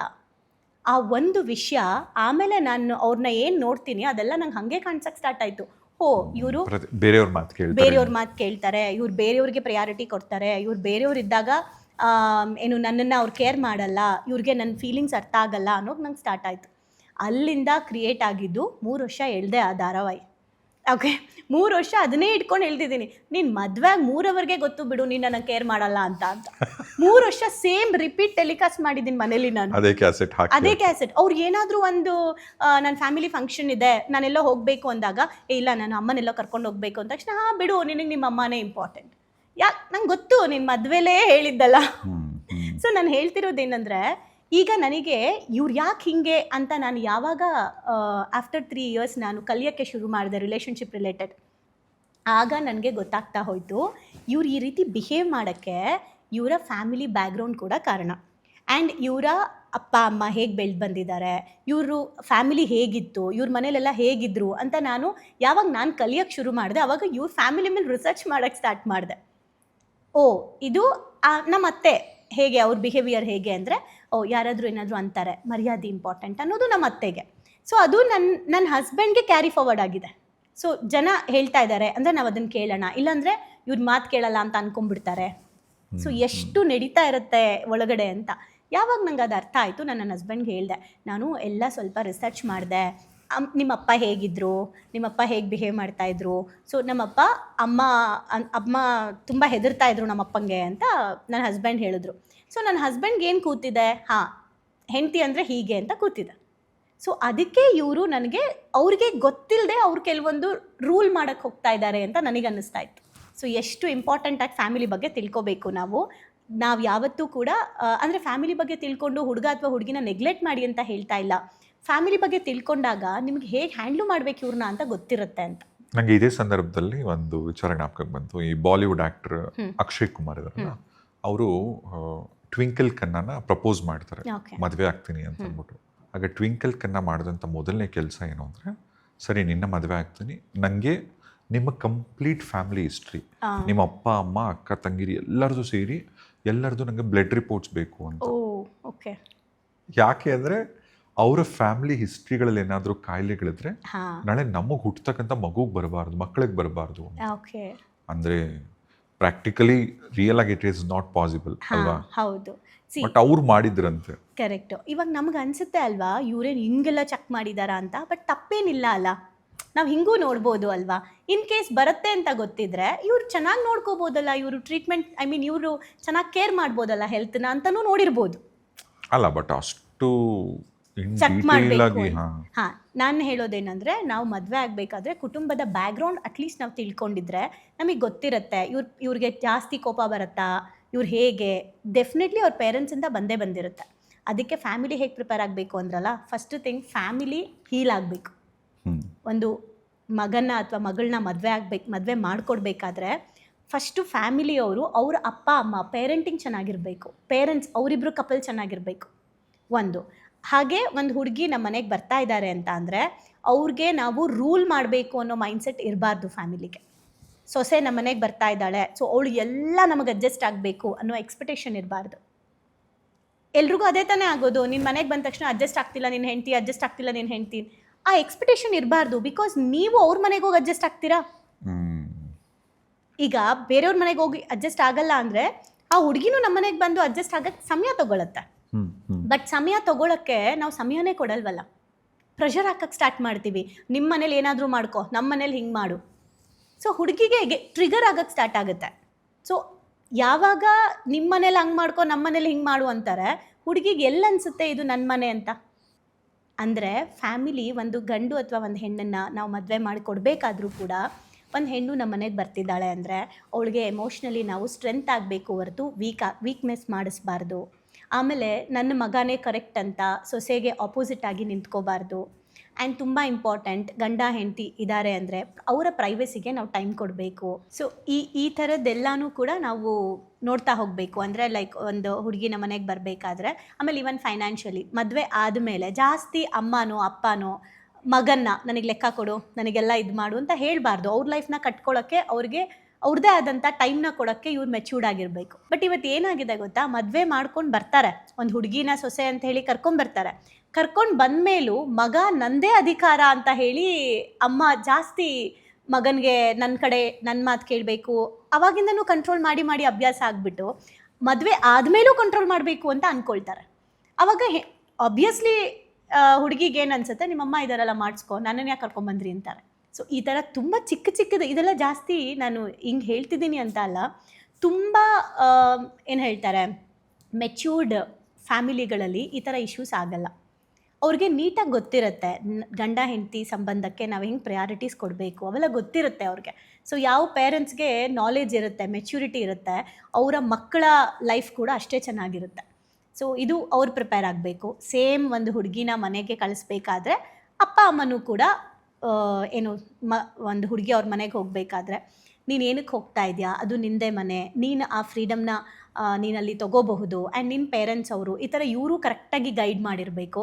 ಎಲ್ಲದಕ್ಕಿಂತ ಇಂಪಾರ್ಟೆಂಟು ನಿಜವಾಗ್ಲೂ ನೀವು ನಿಮ್ಮ ಮಕ್ಕಳಿಗೆ ಕೊಡ್ಬೋದಾದಂತಹ ಬಿಗ್ಗೆಸ್ಟ್ ಗಿಫ್ಟ್ ಯಾವುದು ಅಂತ ಅಂದರೆ, ನೀವು ಗಂಡ ಹೆಂಡತಿ ಚೆನ್ನಾಗಿದ್ದರೆ ಸಾಕು, ನಿಮ್ಮ ಮಕ್ಕಳು ಚೆನ್ನಾಗಿರ್ತಾರೆ, 100% ಚೆನ್ನಾಗಿರ್ತಾರೆ. ಇದನ್ನು ಪೇರೆಂಟಿಂಗಲ್ಲಿ ನಾವು ಹೇಳ್ತೀವಿ. ಲೈಕ್ ಮಕ್ಕಳಿಗೆ ನೀವು ಒಳ್ಳೆ ಪೇರೆಂಟ್ಸ್ ಆಗೋದಕ್ಕಿಂತ ಫಸ್ಟು ಗಂಡ ಹೆಂಡತಿ ನೀವಿಬ್ಬರು ಒಳ್ಳೆ ಕಪಲ್ ಆಗಿ, ನೀವು ಒಳ್ಳೆ ಕಪಲ್ ಆದರೆ ಒಳ್ಳೆ ಪೇರೆಂಟಿಂಗ್ ತಾನಾಗೇ ಆಗುತ್ತೆ. ಒಳ್ಳೆ ಪೇರೆಂಟಿಂಗ್ ಬಂದಾಗ ಒಳ್ಳೆ ವ್ಯಕ್ತಿ ಕ್ರಿಯೇಟ್ ಆಗ್ತಾರೆ. ಒಳ್ಳೆ ವ್ಯಕ್ತಿ ಕ್ರಿಯೇಟ್ ಆದಾಗ ಒಳ್ಳೆ ರಿಲೇಷನ್ಶಿಪ್ ಚೆನ್ನಾಗಿರುತ್ತೆ, ಸೊಸೈಟಿ ಚೆನ್ನಾಗಿರುತ್ತೆ. ಸೊ ಫೈನಲಿ ಕುಟುಂಬಗಳು ಪ್ರಿಪೇರ್ ಆಗಬೇಕಾದ್ರೆ ಫೈನಾನ್ಷಿಯಲಿ, ಎಮೋಷ್ನಲಿ, ಸ್ಪಿರಿಚುವಲಿ, ರಿಚುವಲ್ಸ್ಗಳು, ನಮ್ಮನೆ ಸಂಸ್ಕಾರ ಸಂಪ್ರದಾಯ ಹೀಗಿದೆ ಅಂತ ತುಂಬ ಒತ್ತಾಯ ಮಾಡಬಾರ್ದು. ಆ್ಯಂಡ್ ತುಂಬ ಜನ ಫ್ಯಾಮಿಲಿಗಳಲ್ಲಿ ಇನ್ನೊಂದಿದೆ ಏನಂದರೆ, ಏನಾದರೂ ಒಂದು ಹೊಸದನ್ನು ಮಾಡ್ತಾರೆ ಇವತ್ತಿನ ಜನ್ರೇಷನ್ನು ಅಂದರೆ ಅದನ್ನು ಒಪ್ಪಲ್ಲ ತುಂಬ ಜನ. ನಮ್ಮ ಕಾಲದಲ್ಲಿ ಹಂಗೆ ಮಾಡ್ತಾಯಿದ್ವಿ, ಹಾಗೆ ಮಾಡಬೇಕು ಅಂತ. ಸೊ ಆ ಥರದ್ದೆಲ್ಲ ವಿಚಾರಗಳನ್ನು ಇವತ್ತಿನ ಜನ್ರೇಷನ್ ಮಕ್ಕಳು ಏನಾದರೂ ಅಪ್ಡೇಟ್ ಆಗ್ತಾರೆ ಅಂದಾಗ ಬಿಡಬೇಕು. ನಾನು ಯಾವುದೋ ಒಂದು ಬಿಸ್ನೆಸ್ ಮೀಟಿಂಗಲ್ಲಿ ಇದನ್ನು ಕೇಳಿಸ್ಕೊಂಡಿದ್ದೆ. ಏನಂದರೆ ಇವತ್ತೇನಾಗ್ಬಿಟ್ಟಿದೆ ಅಂದರೆ, ತಂದೆ ತಾಯಿಗಳು ಮಕ್ಕಳನ್ನು ನಂತರ ಆಗು ಅಂತ ಹೇಳೋದು ಜಾಸ್ತಿ ಆಗಿದೆ. ನಾವು ಹೇಳ್ದಂಗೆ ಕೇಳು, ನಂತರ ಆಗು, ನಾವು ಹೆಂಗೆ ಬದುಕಿದ್ವಿ ಗೊತ್ತಾ ಅಂತ. ನಾವು ಅದೆಲ್ಲ ಮಾಡಬೇಕಾಗಿರೋದು. ಮಕ್ಕಳು ನಮ್ಮ ಥರ ಆಗಕ್ಕೆ ಹುಟ್ಟಿಲ್ಲ, ಅವರು ಅವ್ರ ಥರ ಆಗಕ್ಕೆ ಹುಟ್ಟಿದ್ದಾರೆ. ಸೊ ಆ ಫ್ರೀಡಮ್ ನಾನು ಕೊಡಬೇಕು. ಮದುವೆ ಆದಮೇಲೆ ಯಾವುದೇ ಕಾರಣಕ್ಕೂ ಅವರ ರಿಲೇಷನ್ಶಿಪ್ ಮಧ್ಯ ನಾವು ಹೋಗಬಾರ್ದು. ನನ್ನ ರೆಸ್ಪಾನ್ಸಿಬಿಲಿಟಿ ನನ್ನ ಮಗನ್ನ ಬೆಳೆಸೋ ತನಕ ಅಷ್ಟೇ. ಈಗ ಅವರಿಬ್ಬರು ರೆಸ್ಪಾನ್ಸಿಬಿಲಿಟಿ ಅವರೇ ತಗೊಬೇಕು. ಏನಾದರೂ ಪ್ರಾಬ್ಲಮ್ ಆದಾಗ ಮಾತ್ರ ಇಬ್ರಿಗೂ ಕೂಡ ಆ ಒಂದು ಏನು ಪಕ್ಷಪಾತ ಮಾಡದೆ ಮಗನಿಗೂ ಸೊಸೆಗೂ ಕರೆಕ್ಟಾಗಿ ಗೈಡ್ ಮಾಡಬೇಕು. ಇದೆಲ್ಲವೂ ತಿಳ್ಕೊಂಡ್ರೆ ಫ್ಯಾಮಿಲಿ ಬೆಟರು. ಆ್ಯಂಡ್ ಇನ್ನೂ ಒಂದು ತುಂಬ ಇಂಪಾರ್ಟೆಂಟ್, ಮದುವೆ ಆಗಬೇಕಾದ್ರೆ ಈ ಡೌರಿ ಎಲ್ಲ ಅವಾಗೆಲ್ಲ ಎಷ್ಟು ಇತ್ತು ಅಂದರೆ ಸೀಮೆಣ್ಣೆ ಹಾಕಿ ಸುಡೋದಂತೆ, ಇವೆಲ್ಲ ನಾವು ಅವಾಗ ಕೇಳಿದ್ದೀವಿ, ಇವಾಗ ಇಲ್ಲ ಅಂದ್ಕೊಂಡಿದ್ದೀವಿ. ಆದರೆ ಇಲ್ವಾ, ಇವಾಗ್ಲೂ ಎಷ್ಟು ಜನ ಹೆಣ್ಮಕ್ಕಳನ್ನ ಮದುವೆ ಮಾಡೋಕ್ಕೋಸ್ಕರ, ನಾನೇ ಸ್ವತಃ ಸುಮಾರು ಜನ ಕ್ಲೈಂಟ್ಸ್ ಜೊತೆ ಮಾತಾಡಿದ್ದೀನಿ, ತಮ್ಮ ಮಕ್ಕಳನ್ನ ಅಂದರೆ ಹೆಣ್ಮಕ್ಕಳನ್ನ ಮದುವೆ ಮಾಡೋಕ್ಕೋಸ್ಕರ ಸ್ವಂತ ಮನೇನ ಮಾರಿ ಮದುವೆ ಮಾಡಿರೋರು ಇದ್ದಾರೆ, ಇವತ್ತಿಗೂ ನಡೀತಾ ಇದೆ. ಅಂದರೆ ಇದು ಏನಾಗ್ಬಿಟ್ಟಿದೆ ಅಂತಂದರೆ, ಡೌರಿ ಕೇಳಲ್ಲ, ಆದರೆ ಮರ್ಯಾದೆ ಪ್ರಶ್ನೆ ಕೊಡಬೇಕು ಅನ್ನೋದು. ಆ್ಯಂಡ್ ಏನು ಮಾಡ್ತಾ ಇದ್ದಾರೆ ಇವತ್ತು, ಏನು ಎಷ್ಟು ಅವಾಗೆಲ್ಲ ಸಿಮೆಣ್ಣೆ ಹಾಕಿ ಸುಡ್ತಾ ಇದ್ರು, ಇವತ್ತು ಡಿವೋರ್ಸ್ ತಗೊಳ್ತಾ ಇದ್ದಾರೆ ಅಷ್ಟೇ. ಅಥವಾ ಏನೋ ಒಂದು ಮೆಂಟಲಿ ಹರಾಸ್ ಮಾಡ್ತಾ ಇದ್ದಾರೆ ಇವಾಗ.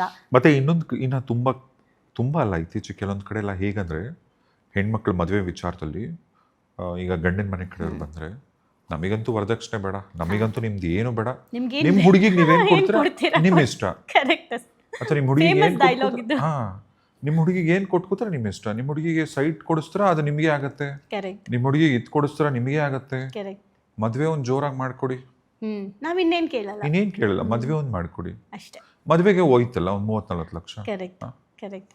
ಅಂದರೆ ಈ ಥರ ನಾವು ನೋಡ್ತಿದ್ದೀವಿ ಅಂದಾಗ ಫ್ಯಾಮಿಲಿ ಹೆಂಗೆ ಪ್ರಿಪೇರ್ ಆಗಬೇಕು, ಆ ಥರ ಡಿಮ್ಯಾಂಡ್ ಮಾಡ್ತಿದ್ದಾರೆ ಹುಡುಗರು ಅಂದ ತಕ್ಷಣ ನಮಗೇನಾಗಿದೆ, ಮತ್ತೆ ಹುಡುಗ ಸಿಗಲ್ವೇನೋ ಅನ್ನೋ ಅರ್ಜೆಂಟಿಗೆ, ಹೆಣ್ಮಕ್ಳಿಗೆ ವಯಸ್ಸಾಗ್ತಿದೆ ಅನ್ನೋ ಅರ್ಜೆಂಟಿಗೆ ಮದುವೆ ಮಾಡ್ಕೊಡ್ತಾ ಇದ್ದೀವಿ. ಬಟ್ ನಾವೇ ನಮ್ಮ ಮಕ್ಕಳನ್ನ ಹಾಳು ಮಾಡ್ತಾ ಇದ್ದೀವಿ. ಆ ಥರ ಮೈಂಡ್ಸೆಟ್ ಇರೋ ಮನೆಗಳಿಗೆ ಕಳಿಸಿ. ನನ್ನ ಫಸ್ಟು ನೋಡೋಕ್ಕೆ ಬಂದಾಗ, ನನ್ನನ್ನು ಯಾರು ಕೇಳೋಕ್ಕೆ ಬಂದರು, ನನ್ನ ಹಸ್ಬೆಂಡ್ ಅವ್ರ ಅಣ್ಣ ಅವ್ರಿಗೆ ನಾನು ಫಸ್ಟು ಹೇಳಿದ್ದೇನೆಂದರೆ, ನಮ್ಮ ಕೆಪಾಸಿಟಿ ಇಷ್ಟಿದೆ, ನಾವು ಇಷ್ಟನ್ನು ಮಾತ್ರ ಕೊಡೋಕ್ಕೆ ಸಾಧ್ಯ. ನೀವೇನಾದರೂ ಎಕ್ಸ್ಪೆಕ್ಟೇಷನ್ ಮಾಡೋದಿದ್ರೆ ನಾವು ಕೊಡಲ್ಲ, ನಂಗೆ ಮದುವೆ ಬೇಡ. ಇದನ್ನು ಡೈರೆಕ್ಟಾಗಿ ನಾನು ಮಾತಾಡಿದೆ, ನನ್ನ ಪೇರೆಂಟ್ಸಿಗೆ ನಾನು ಹೇಳಿದೆ, ನೀವು ಎಂಟ್ರಿ ಆಗಬೇಡಿ ಈ ವಿಚಾರಕ್ಕೆ, ಫೈನಾನ್ಷಿಯಲ್ ವಿಚಾರಕ್ಕೆ ನೀವು ಎಂಟ್ರಿ ಆಗಬೇಡಿ. ಯಾಕಂದರೆ ಫೈನಾನ್ಷಿಯಲ್ ಮದುವೆ ಆಗೋಕ್ಕೆ ಮುಂಚೆ ದುಡ್ಡು ಕೂಡಿಕ್ಕಿದ್ದು ನಾನೇ. ಸೊ ನಾನು ಆ ಬೌಂಡ್ರಿ ಬಿಟ್ಟು ನಾನು ಆಚೆ ಬರಲ್ಲ. ಇದು ನಾನು ನನ್ನ ಅಪ್ಪ ಅಮ್ಮನಿಗೆ ಹೊರೆ ಕೊಡೋಕ್ಕೆ ನಾನು ರೆಡಿ ಇಲ್ಲ. ಆ್ಯಂಡ್ ನೀವು ಏನಾದರೂ ಎಕ್ಸ್ಟ್ರಾ ಕೇಳ್ತೀರಾ ಅಂತಂದರೆ ನಾನು ಮದುವೆ ಆಗಲ್ಲ. ಇದನ್ನು ನಾನು ಡಿಕ್ಲೇರ್ ಮಾಡಿದ್ದೆ. ಆ್ಯಂಡ್ ಖುಷಿ ಏನಂದರೆ ಅವ್ರು ಯಾವುದು ₹1 ಎಕ್ಸ್ಪೆಕ್ಟ್ ಮಾಡಲಿಲ್ಲ. ಆ ಥರ ಅದಕ್ಕೆ ನನಗೆ ನನ್ನ ಹಸ್ಬೆಂಡ್ ಮೇಲೆ ರೆಸ್ಪೆಕ್ಟ್ ಜಾಸ್ತಿ ಇದೆ. ನಾವು ಅಂದ್ಕೊಂಡಿದ್ದೀವಿ ದುಡ್ಡು ಜಾಸ್ತಿ ಇಸ್ಕೊಂಡು ಜನಗಳಿಗೆ ಒಂದು ಡಿಗ್ನಿಟಿ ತೋರಿಸ್ಬಿಟ್ರೆ, ನಾವೆಷ್ಟು ಜೋರಾಗಿ ಮದುವೆ ಆಗಿದ್ದೀವಿ, ಅವರೆಲ್ಲ ನನಗೆ ಏನು ಕೊಟ್ಟರು ಅಂತ ತೋರಿಸ್ಕೊಂಡ್ರೆ, ನನಗೆ ಅಷ್ಟೊಂದು ಕೊಟ್ಟರು ಹುಡುಗಿ ಮನೆ ಕಡೆಯವರು ಅಂತ ಹೇಳ್ಕೊಳ್ಳೋದು ಡಿಗ್ನಿಟಿ ಅಂದ್ಕೊಂಡಿದ್ದೀವಿ. ಬಟ್ ಏನು ಇಸ್ಕೊಳ್ದೇ ಇರೋದೇ ನಿಜವಾದ ಡಿಗ್ನಿಟಿ. ಈ ಕಾನ್ಸೆಪ್ಟೇ ಮಿಸ್ ಆಗ್ತಿದೆ. ಎಲ್ಲ ಬರೀ ನಿಜವಾಗ್ಲೂ ಏನಕ್ಕೆ ಪ್ರಿಯಾರಿಟಿ ಕೊಡಬೇಕು ಅದಕ್ಕೆ ಬಿಟ್ಟು ಮಿಕ್ಕಿದ್ದಕ್ಕೆಲ್ಲನೂ ಕೊಡ್ತಾ ಇದ್ದಾರೆ. ನನ್ನ ಫ್ರೆಂಡ್ ಒಬ್ಳು ಹುಡುಗನ ಕಡೆಯವ್ರು ಏನೂ ದುಡ್ಡು ಕೇಳಲ್ಲ, ಬಟ್ ಅವ್ರ ಫ್ಯಾಮಿಲೀಸ್ ಎಲ್ಲ ಚೆನ್ನಾಗಿ ಮದುವೆ ಆಯ್ತಂತೆ, ಇನ್ನು ನನ್ನ ಕಸಿನ್ಸ್ಗೂ ಚೆನ್ನಾಗಿ ಆಯಿತು ಅಂತ. ಪಾಪ ಹುಡುಗಿ ಲಿಟ್ರಲಿ 35-37 ಲಕ್ಷ ಬ್ಯಾಂಕಿಂದ ಲೋನ್ ತೊಗೊಂಡು ಗ್ರ್ಯಾಂಡಾಗೆ ಮದುವೆ ಆಯಿತು. ಇನ್ನು ಬೇರೆ ಎಲ್ಲ ದುಡ್ಡೆಲ್ಲ ಅಡ್ಜಸ್ಟ್ ಮಾಡಿ ಜ್ಯುವೆಲ್ರಿ ಎಲ್ಲ ಏನೋ ತೆಗ್ದಿದ್ರಂತೆ. ಮದುವೆ ಆಗಿ 1 ವರ್ಷ ಕೂಡ ಆಗಲಿಲ್ಲ ಅನ್ಸುತ್ತೆ, ಹ್ಞೂ ಡಿವೋರ್ಸ್ ಆಗೋಯ್ತು. ಹ್ಞೂ ಪಾಪ ಅವ್ರು ಈಗಲೂ ಲೋನ್ ಕಟ್ತಿದ್ರು. ಕರೆಕ್ಟ್. ಅಂದರೆ ಈಗ ನೀವೇ ಹೇಳಿ, ನಾವು ವೆಡ್ಡಿಂಗ್ನ ಸೆಲೆಬ್ರೇಷನಲ್ಲಿ ಮಾಡ್ಕೋಬೇಕಾ, ಸಂಸಾರನ ಕರೆಕ್ಟಾಗಿ ಸೆಲೆಬ್ರೇಟ್ ಮಾಡಬೇಕಾ? ಈ ಯೋಚನೆ, ಈ ಭಯಗಳಿಂದನೇ ಇವತ್ತು ಜನ ನಂಗೆ ಮದುವೆ ಬೇಡ ಅಂತ ಹೇಳ್ತಾ ಇರೋದು, ಇಂಥವ್ರದ್ದೆಲ್ಲ ನೋಡಿ ನೋಡಿ ನೋಡಿ ನೋಡಿ. ಸೊ ಇದು ಫ್ಯಾಮಿಲಿ ನಿಜವಾಗ್ಲೂ ಒಂದು ಹುಡುಗಿನ ಕರ್ಸ್ಕೋಬೇಕಾದ್ರೆ ನಿಮ್ಮ ಫ್ಯಾಮಿಲಿ ಬಗ್ಗೆ ರೆಸ್ಪೆಕ್ಟ್ ಬರಬೇಕು ಒಂದು ಬರೋ ಸೊಸೆಗೆ ಅಂದರೆ ನೀವೇನು ತಗೋಬೇಡಿ. ನಿಜವಾಗ್ಲೂ ರೆಸ್ಪೆಕ್ಟ್ ಮಾಡ್ತಾರೆ, ಇಷ್ಟು ನನ್ನನ್ನು ಅವರು ವೆಲ್ಕಮ್ ಮಾಡಿಕೊಂಡ್ರು, ಯಾವುದೇ ಪ್ರೆಷರ್ ಹಾಕಿದೆ ಅಂತ. ಆ್ಯಂಡ್ ಸೇಮ್ ಗಂಡನ ಮೇಲೂ ಅಷ್ಟೇ ರೆಸ್ಪೆಕ್ಟ್ ಇರುತ್ತೆ. ನಾನು 3 ವರ್ಷ ಸ್ಟ್ರಗಲ್ ಆದರೂ ಕೂಡ ನನಗೆ ಮತ್ತೆ ನನ್ನ ಹಸ್ಬೆಂಡ್ನ ನಾನು ರೆಸ್ಪೆಕ್ಟ್ ಮಾಡೋಕ್ಕೆ, ಪ್ರೀತಿಸೋಕ್ಕೆ ಸ್ಟಾರ್ಟ್ ಮಾಡಿದ್ದೆ ಅವರ ಈ ಕ್ವಾಲಿಟೀಸ್ನ ಗುರ್ಸೋಕ್ಕೆ ಶುರು ಮಾಡಿದ್ಮೇಲೆ. ಆ ಕ್ವಾಲಿಟೀಸ್ ಅವರಲ್ಲಿ ಇಲ್ಲ ಅಂದಿದ್ದಿದ್ರೆ ಮೇ ಬಿ ನಾನು ಡಿವೋರ್ಸ್ಗೆ ಹೋಗಬೇಕಿತ್ತು. ಅಂದರೆ ನೀವು ಡಿವೋರ್ಸ್ಗೆ ಹೋಗೋಕ್ಕೆ ಮುಂಚೆ ಅಟ್ಲೀಸ್ಟ್ ನಿಮ್ಮ ಗಂಡ, ನಿಮ್ಮ ಹೆಂಡತಿಯ ಕ್ವಾಲಿಟೀಸ್ನ ಒಂದ್ಸಲ ನೋಡಿ. ಆ ಕ್ವಾಲಿಟೀಸ್ ಅವರಲ್ಲಿ ಇದೆ ಅಂದರೆ ಬಿಟ್ಟು ಹೋಗೋ ಅಗತ್ಯ ಇಲ್ಲ ಅಲ್ಲ. ಸೊ ಈ ಫ್ಯಾಮಿಲಿಗಳು ಇವೆಲ್ಲ ಮೆಚ್ಯೂರಿಟಿ ಬರಬೇಕು. ಅದಕ್ಕೆ ಏನು ಹೇಳ್ತಾರೆ, ಮದುವೆ ಆಗೋದು ಸರಿನಾ ತಪ್ಪಾ ಅಂದರೆ ಸರಿ ತಪ್ಪು ಅನ್ನೋದು ಇಲ್ಲವೇ ಇಲ್ಲ. ಮೆಚ್ಯೂರಿಟಿ ಮೇಲೆ ಡಿಪೆಂಡ್ ಆಗುತ್ತೆ ಮದುವೆ, ಅಷ್ಟೇ. ನೀವು ಮೆಚ್ಯೂರ್ಡ್ ಆಗಿದ್ದೀರಾ, ಎನಫ್, ಮದುವೆ ಆಗ್ಬೋದು. ನೀವು ಮೆಚ್ಯೂರಿಟಿಯಿಂದ ಇಲ್ವಾ, ದಯವಿಟ್ಟು ಮದುವೆ ಆಗಬೇಡಿ. ಇಬ್ಬರು ಮೆಚ್ಯೂರ್ಡ್ ಆಗಿರಬೇಕಾ, ತುಂಬ ಒಳ್ಳೆಯದು.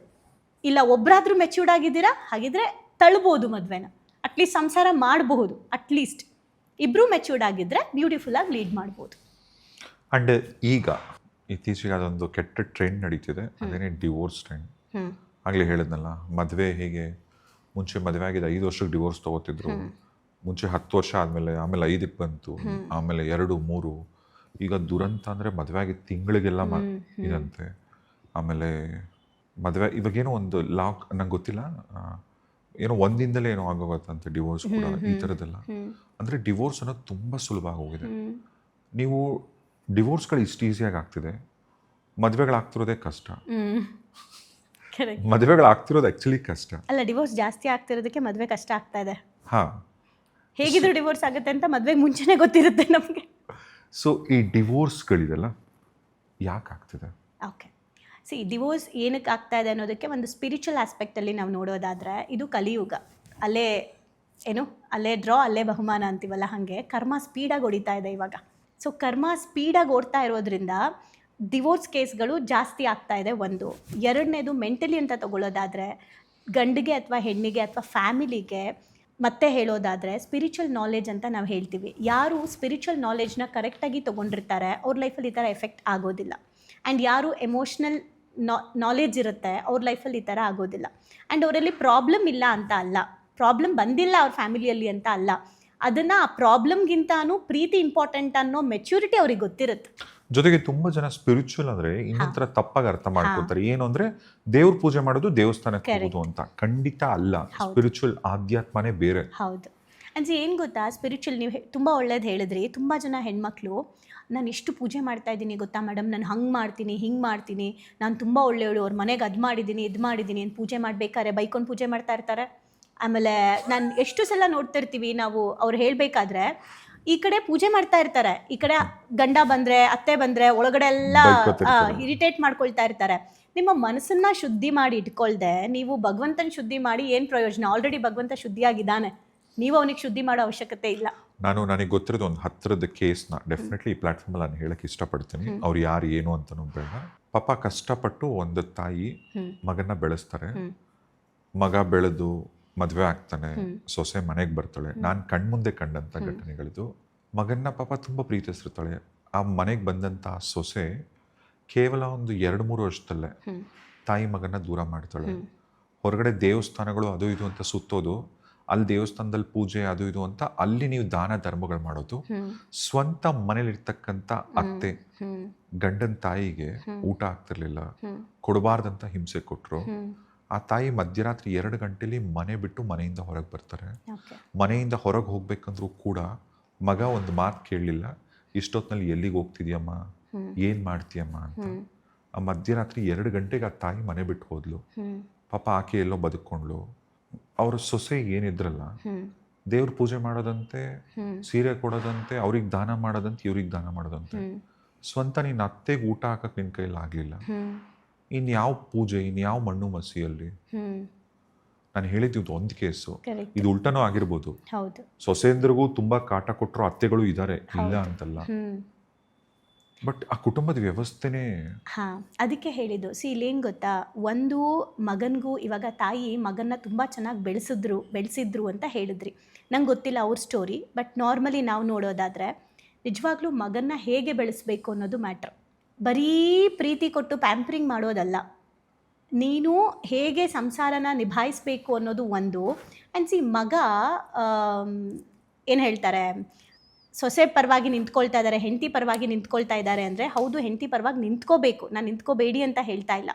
ಬಟ್ ತಾಯಿನ ಬೇರೆ ಅಂದರೆ ತುಂಬಾ ಚೀಪಾಗಿ ನಡ್ಕೊಳ್ಳೋ ಅಂಥ ಹಂತಕ್ಕೆ ಹೋಗಿ ನೋಡ್ಕೊಳ್ತಾ ಇದ್ದಾರೆ ಅಂತ ಅಂದರೆ ಈವನ್ ತಾಯಿಯ ಪ್ರೀತಿಯಲ್ಲೂ ಬೆಳೆಸೋ ರೀತಿಯಲ್ಲೂ ಡಿಫ್ರೆನ್ಸ್ ಇರುತ್ತೆ.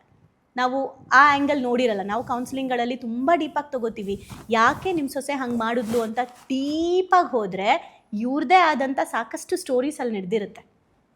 ಈಗ ನಾರ್ಮಲಿ ನಿಮಗೆಲ್ಲ ಏನನ್ಸುತ್ತೆ, ಅತ್ತೆದಿರು ಕರೆಕ್ಟು, ಸೊಸೆದಿರು ಕರೆಕ್ಟು, ಅಥವಾ ಇಬ್ಬರೂ ತಪ್ಪು ಅನಿಸುತ್ತೆ. ಆದರೆ ಇದು ಸೊಸೆ ಅತ್ತೆ ಪ್ರಾಬ್ಲಮ್ ಅಲ್ಲ, ಇದು ವೈಯಕ್ತಿಕ ಪ್ರಾಬ್ಲಮ್, ವ್ಯಕ್ತಿತ್ವದ ಪ್ರಾಬ್ಲಮ್.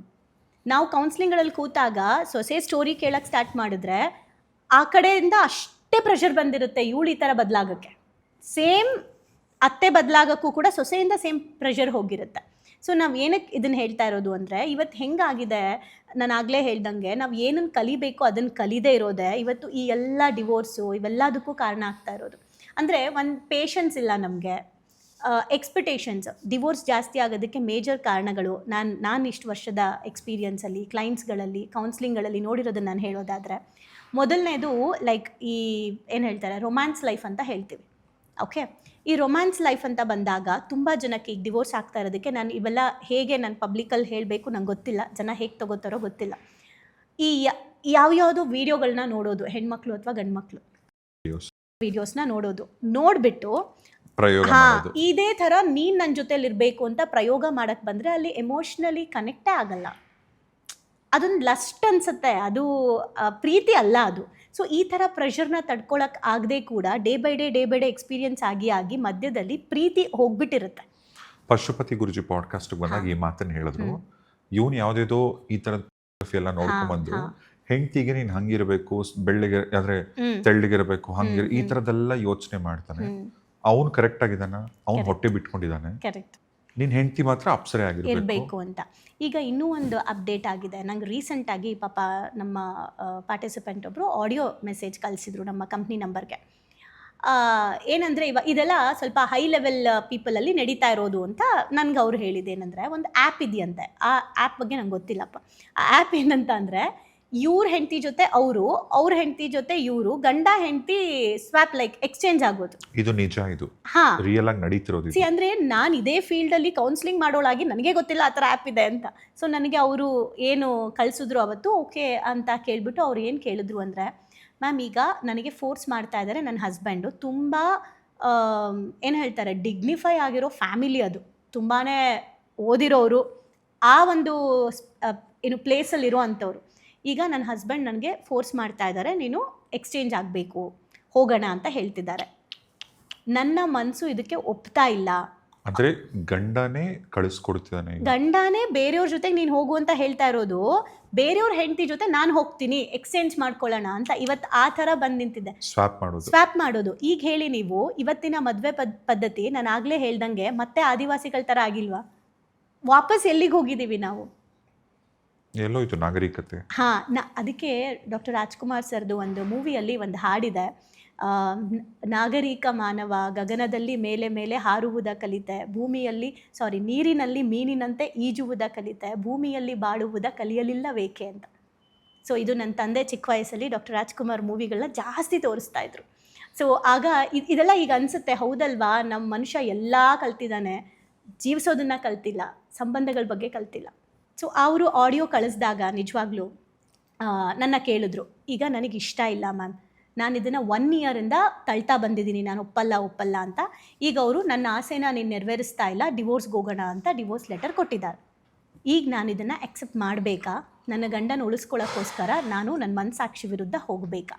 ಈಗ ನಾನು ಜನಗಳಿಗೆ ಕೇಳ್ತೀನಿ ಕ್ವೆಶ್ಚನ್ನು, ನೀವು ಆ ಹೆಣ್ಣಿನ ಜಾಗದಲ್ಲಿ ನಿಂತ್ಕೊಂಡು ಯೋಚನೆ ಮಾಡೋದಾದರೆ ಬಿಟ್ಟು ಬರ್ತೀರಾ, ಅಥವಾ ಅವ್ರು ಹೇಳಿದ್ದನ್ನು ಕೇಳ್ತೀರಾ? ಜೊತೆಲಂತೂ ಇರೋಕ್ಕಾಗ್ತಿಲ್ಲ, ಬಿಕಾಸ್ ಆಲ್ರೆಡಿ ಅವರು ಡಿವೋರ್ಸ್ ಕೊಡೋಕೆ ರೆಡಿ ಆಗಿದ್ದಾರೆ.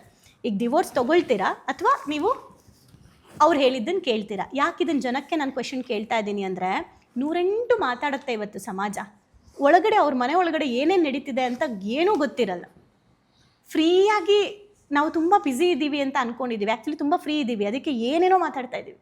ಆ್ಯಂಡ್ ಬೈ ದ ವೇ, ಇದು ಯಾವುದೋ ಒಂದು ಬಡ ಕುಟುಂಬ, ಮಿಡಲ್ ಕ್ಲಾಸ್ ಕುಟುಂಬ ಅಲ್ಲ. ಹೌದು, ಇದೆಲ್ಲ ನಡೀತಿರೋ ದೊಡ್ಡ ದೊಡ್ಡ ಸೊಸೈಟಿಗಳು. ಹೌದು. ಸೊ ನನಗೆ ಅವ್ರು ಹೇಳಿದ್ಮೇಲೆ ಅನಿಸಿದ್ದು, ಓ ಈ ಥರ. ಅವಾಗ ನಾನು ಏನು ಗೈಡ್ ಮಾಡ್ಬೋದು, ನಾನೇನು ಗೈಡ್ ಮಾಡ್ಬೋದು, ನಾನು ಏನು ಗೈಡ್ ಮಾಡಿದೆ ಅಂತ ಇಲ್ಲಿ ನಾನು ಹೇಳಲ್ಲ. ಅದಕ್ಕೆ ನಾನು ಈ ಕ್ವಶನ್ ಸೊಸೈಟಿಗೆ ಬಿಡ್ತಾ ಇದ್ದೀನಿ, ಅವ್ರು ಏನು ಹೇಳ್ತಾರೆ, ಇರಬೇಕಾ ಬೇಡವಾ? ಯಾಕಂದರೆ ನಾನು ಹೇಳಿದ್ರೆ ಇವ್ರ ಸಂಸಾರ ಹಾಳು ಮಾಡ್ತಾರೆ ಅಂತಾರೆ, ಜೊತೇಲಿರಿ ಅಂದರೆ ಆ ಹೆಣ್ಣಿನ ಕಷ್ಟ ಇವ್ರಿಗೆ ಗೊತ್ತಿಲ್ಲ ಅಂತಾರೆ, ನನಗೆ ಹೇಳ್ತಾರೆ. ಸೊ ನೀವು ಹೇಳಿ, ಹಾಗಿದ್ರೆ ಏನು ಕಾಲ್ ತಗೋತೀರಾ ಆ ಜಾಗದಲ್ಲಿ ನಿಂತ್ಕೊಂಡು? ನಾನು ಅವ್ರಿಗೇನು ಹೇಳ್ಬೇಕು ಅದು ಹೇಳಿದ್ದೀನಿ. ಓಕೆ, ಈಗ ಪಾಡ್ಕಾಸ್ಟ್ ನೋಡ್ತಿರ್ತಕ್ಕಂಥ ನಮ್ಮೆಲ್ಲ ಸ್ನೇಹಿತರಿಗೂ ಈ ಪ್ರಶ್ನೆ ಅರ್ಥ ಆಯಿತು. ನಿಮಗೇನು ಅನಿಸುತ್ತೆ ವೈಯಕ್ತಿಕವಾಗಿ ನೀವು ಕಮೆಂಟ್ ಮಾಡಿ. ಹೌದು. ಸೊ ಡೆಫಿನೆಟ್ಲಿ ಈ ಮೆಚ್ಯೂರಿಟಿ ಇವತ್ತು ಎಲ್ರಿಗೂ ಬರಬೇಕಾಗಿದೆ, ಸೊಸೈಟಿಲೂ ಬರಬೇಕಾಗಿದೆ. ಎಲ್ಲಿ ಹೋಗ್ತಾ ಇದೆ, ಏನಾಗ್ತಾ ಇದೆ, ಮತ್ತೆ ಸಿವಿಲೈಸೇಷನ್ ಅಂತ ಆಗಿರೋದು ವಾಪಸ್ ಆದಿವಾಸಿಗಳಾಗ್ತಾ ಇದ್ದೀವಾ ಅಂತ ಚೆಕ್ ಮಾಡಬೇಕಾಗಿದೆ ಅಷ್ಟೆ. ಇವತ್ತು ಹಾಗೆ ಎಲ್ಲ ಕಡೆನೂ ನಡೀತಾ ಇರೋದು.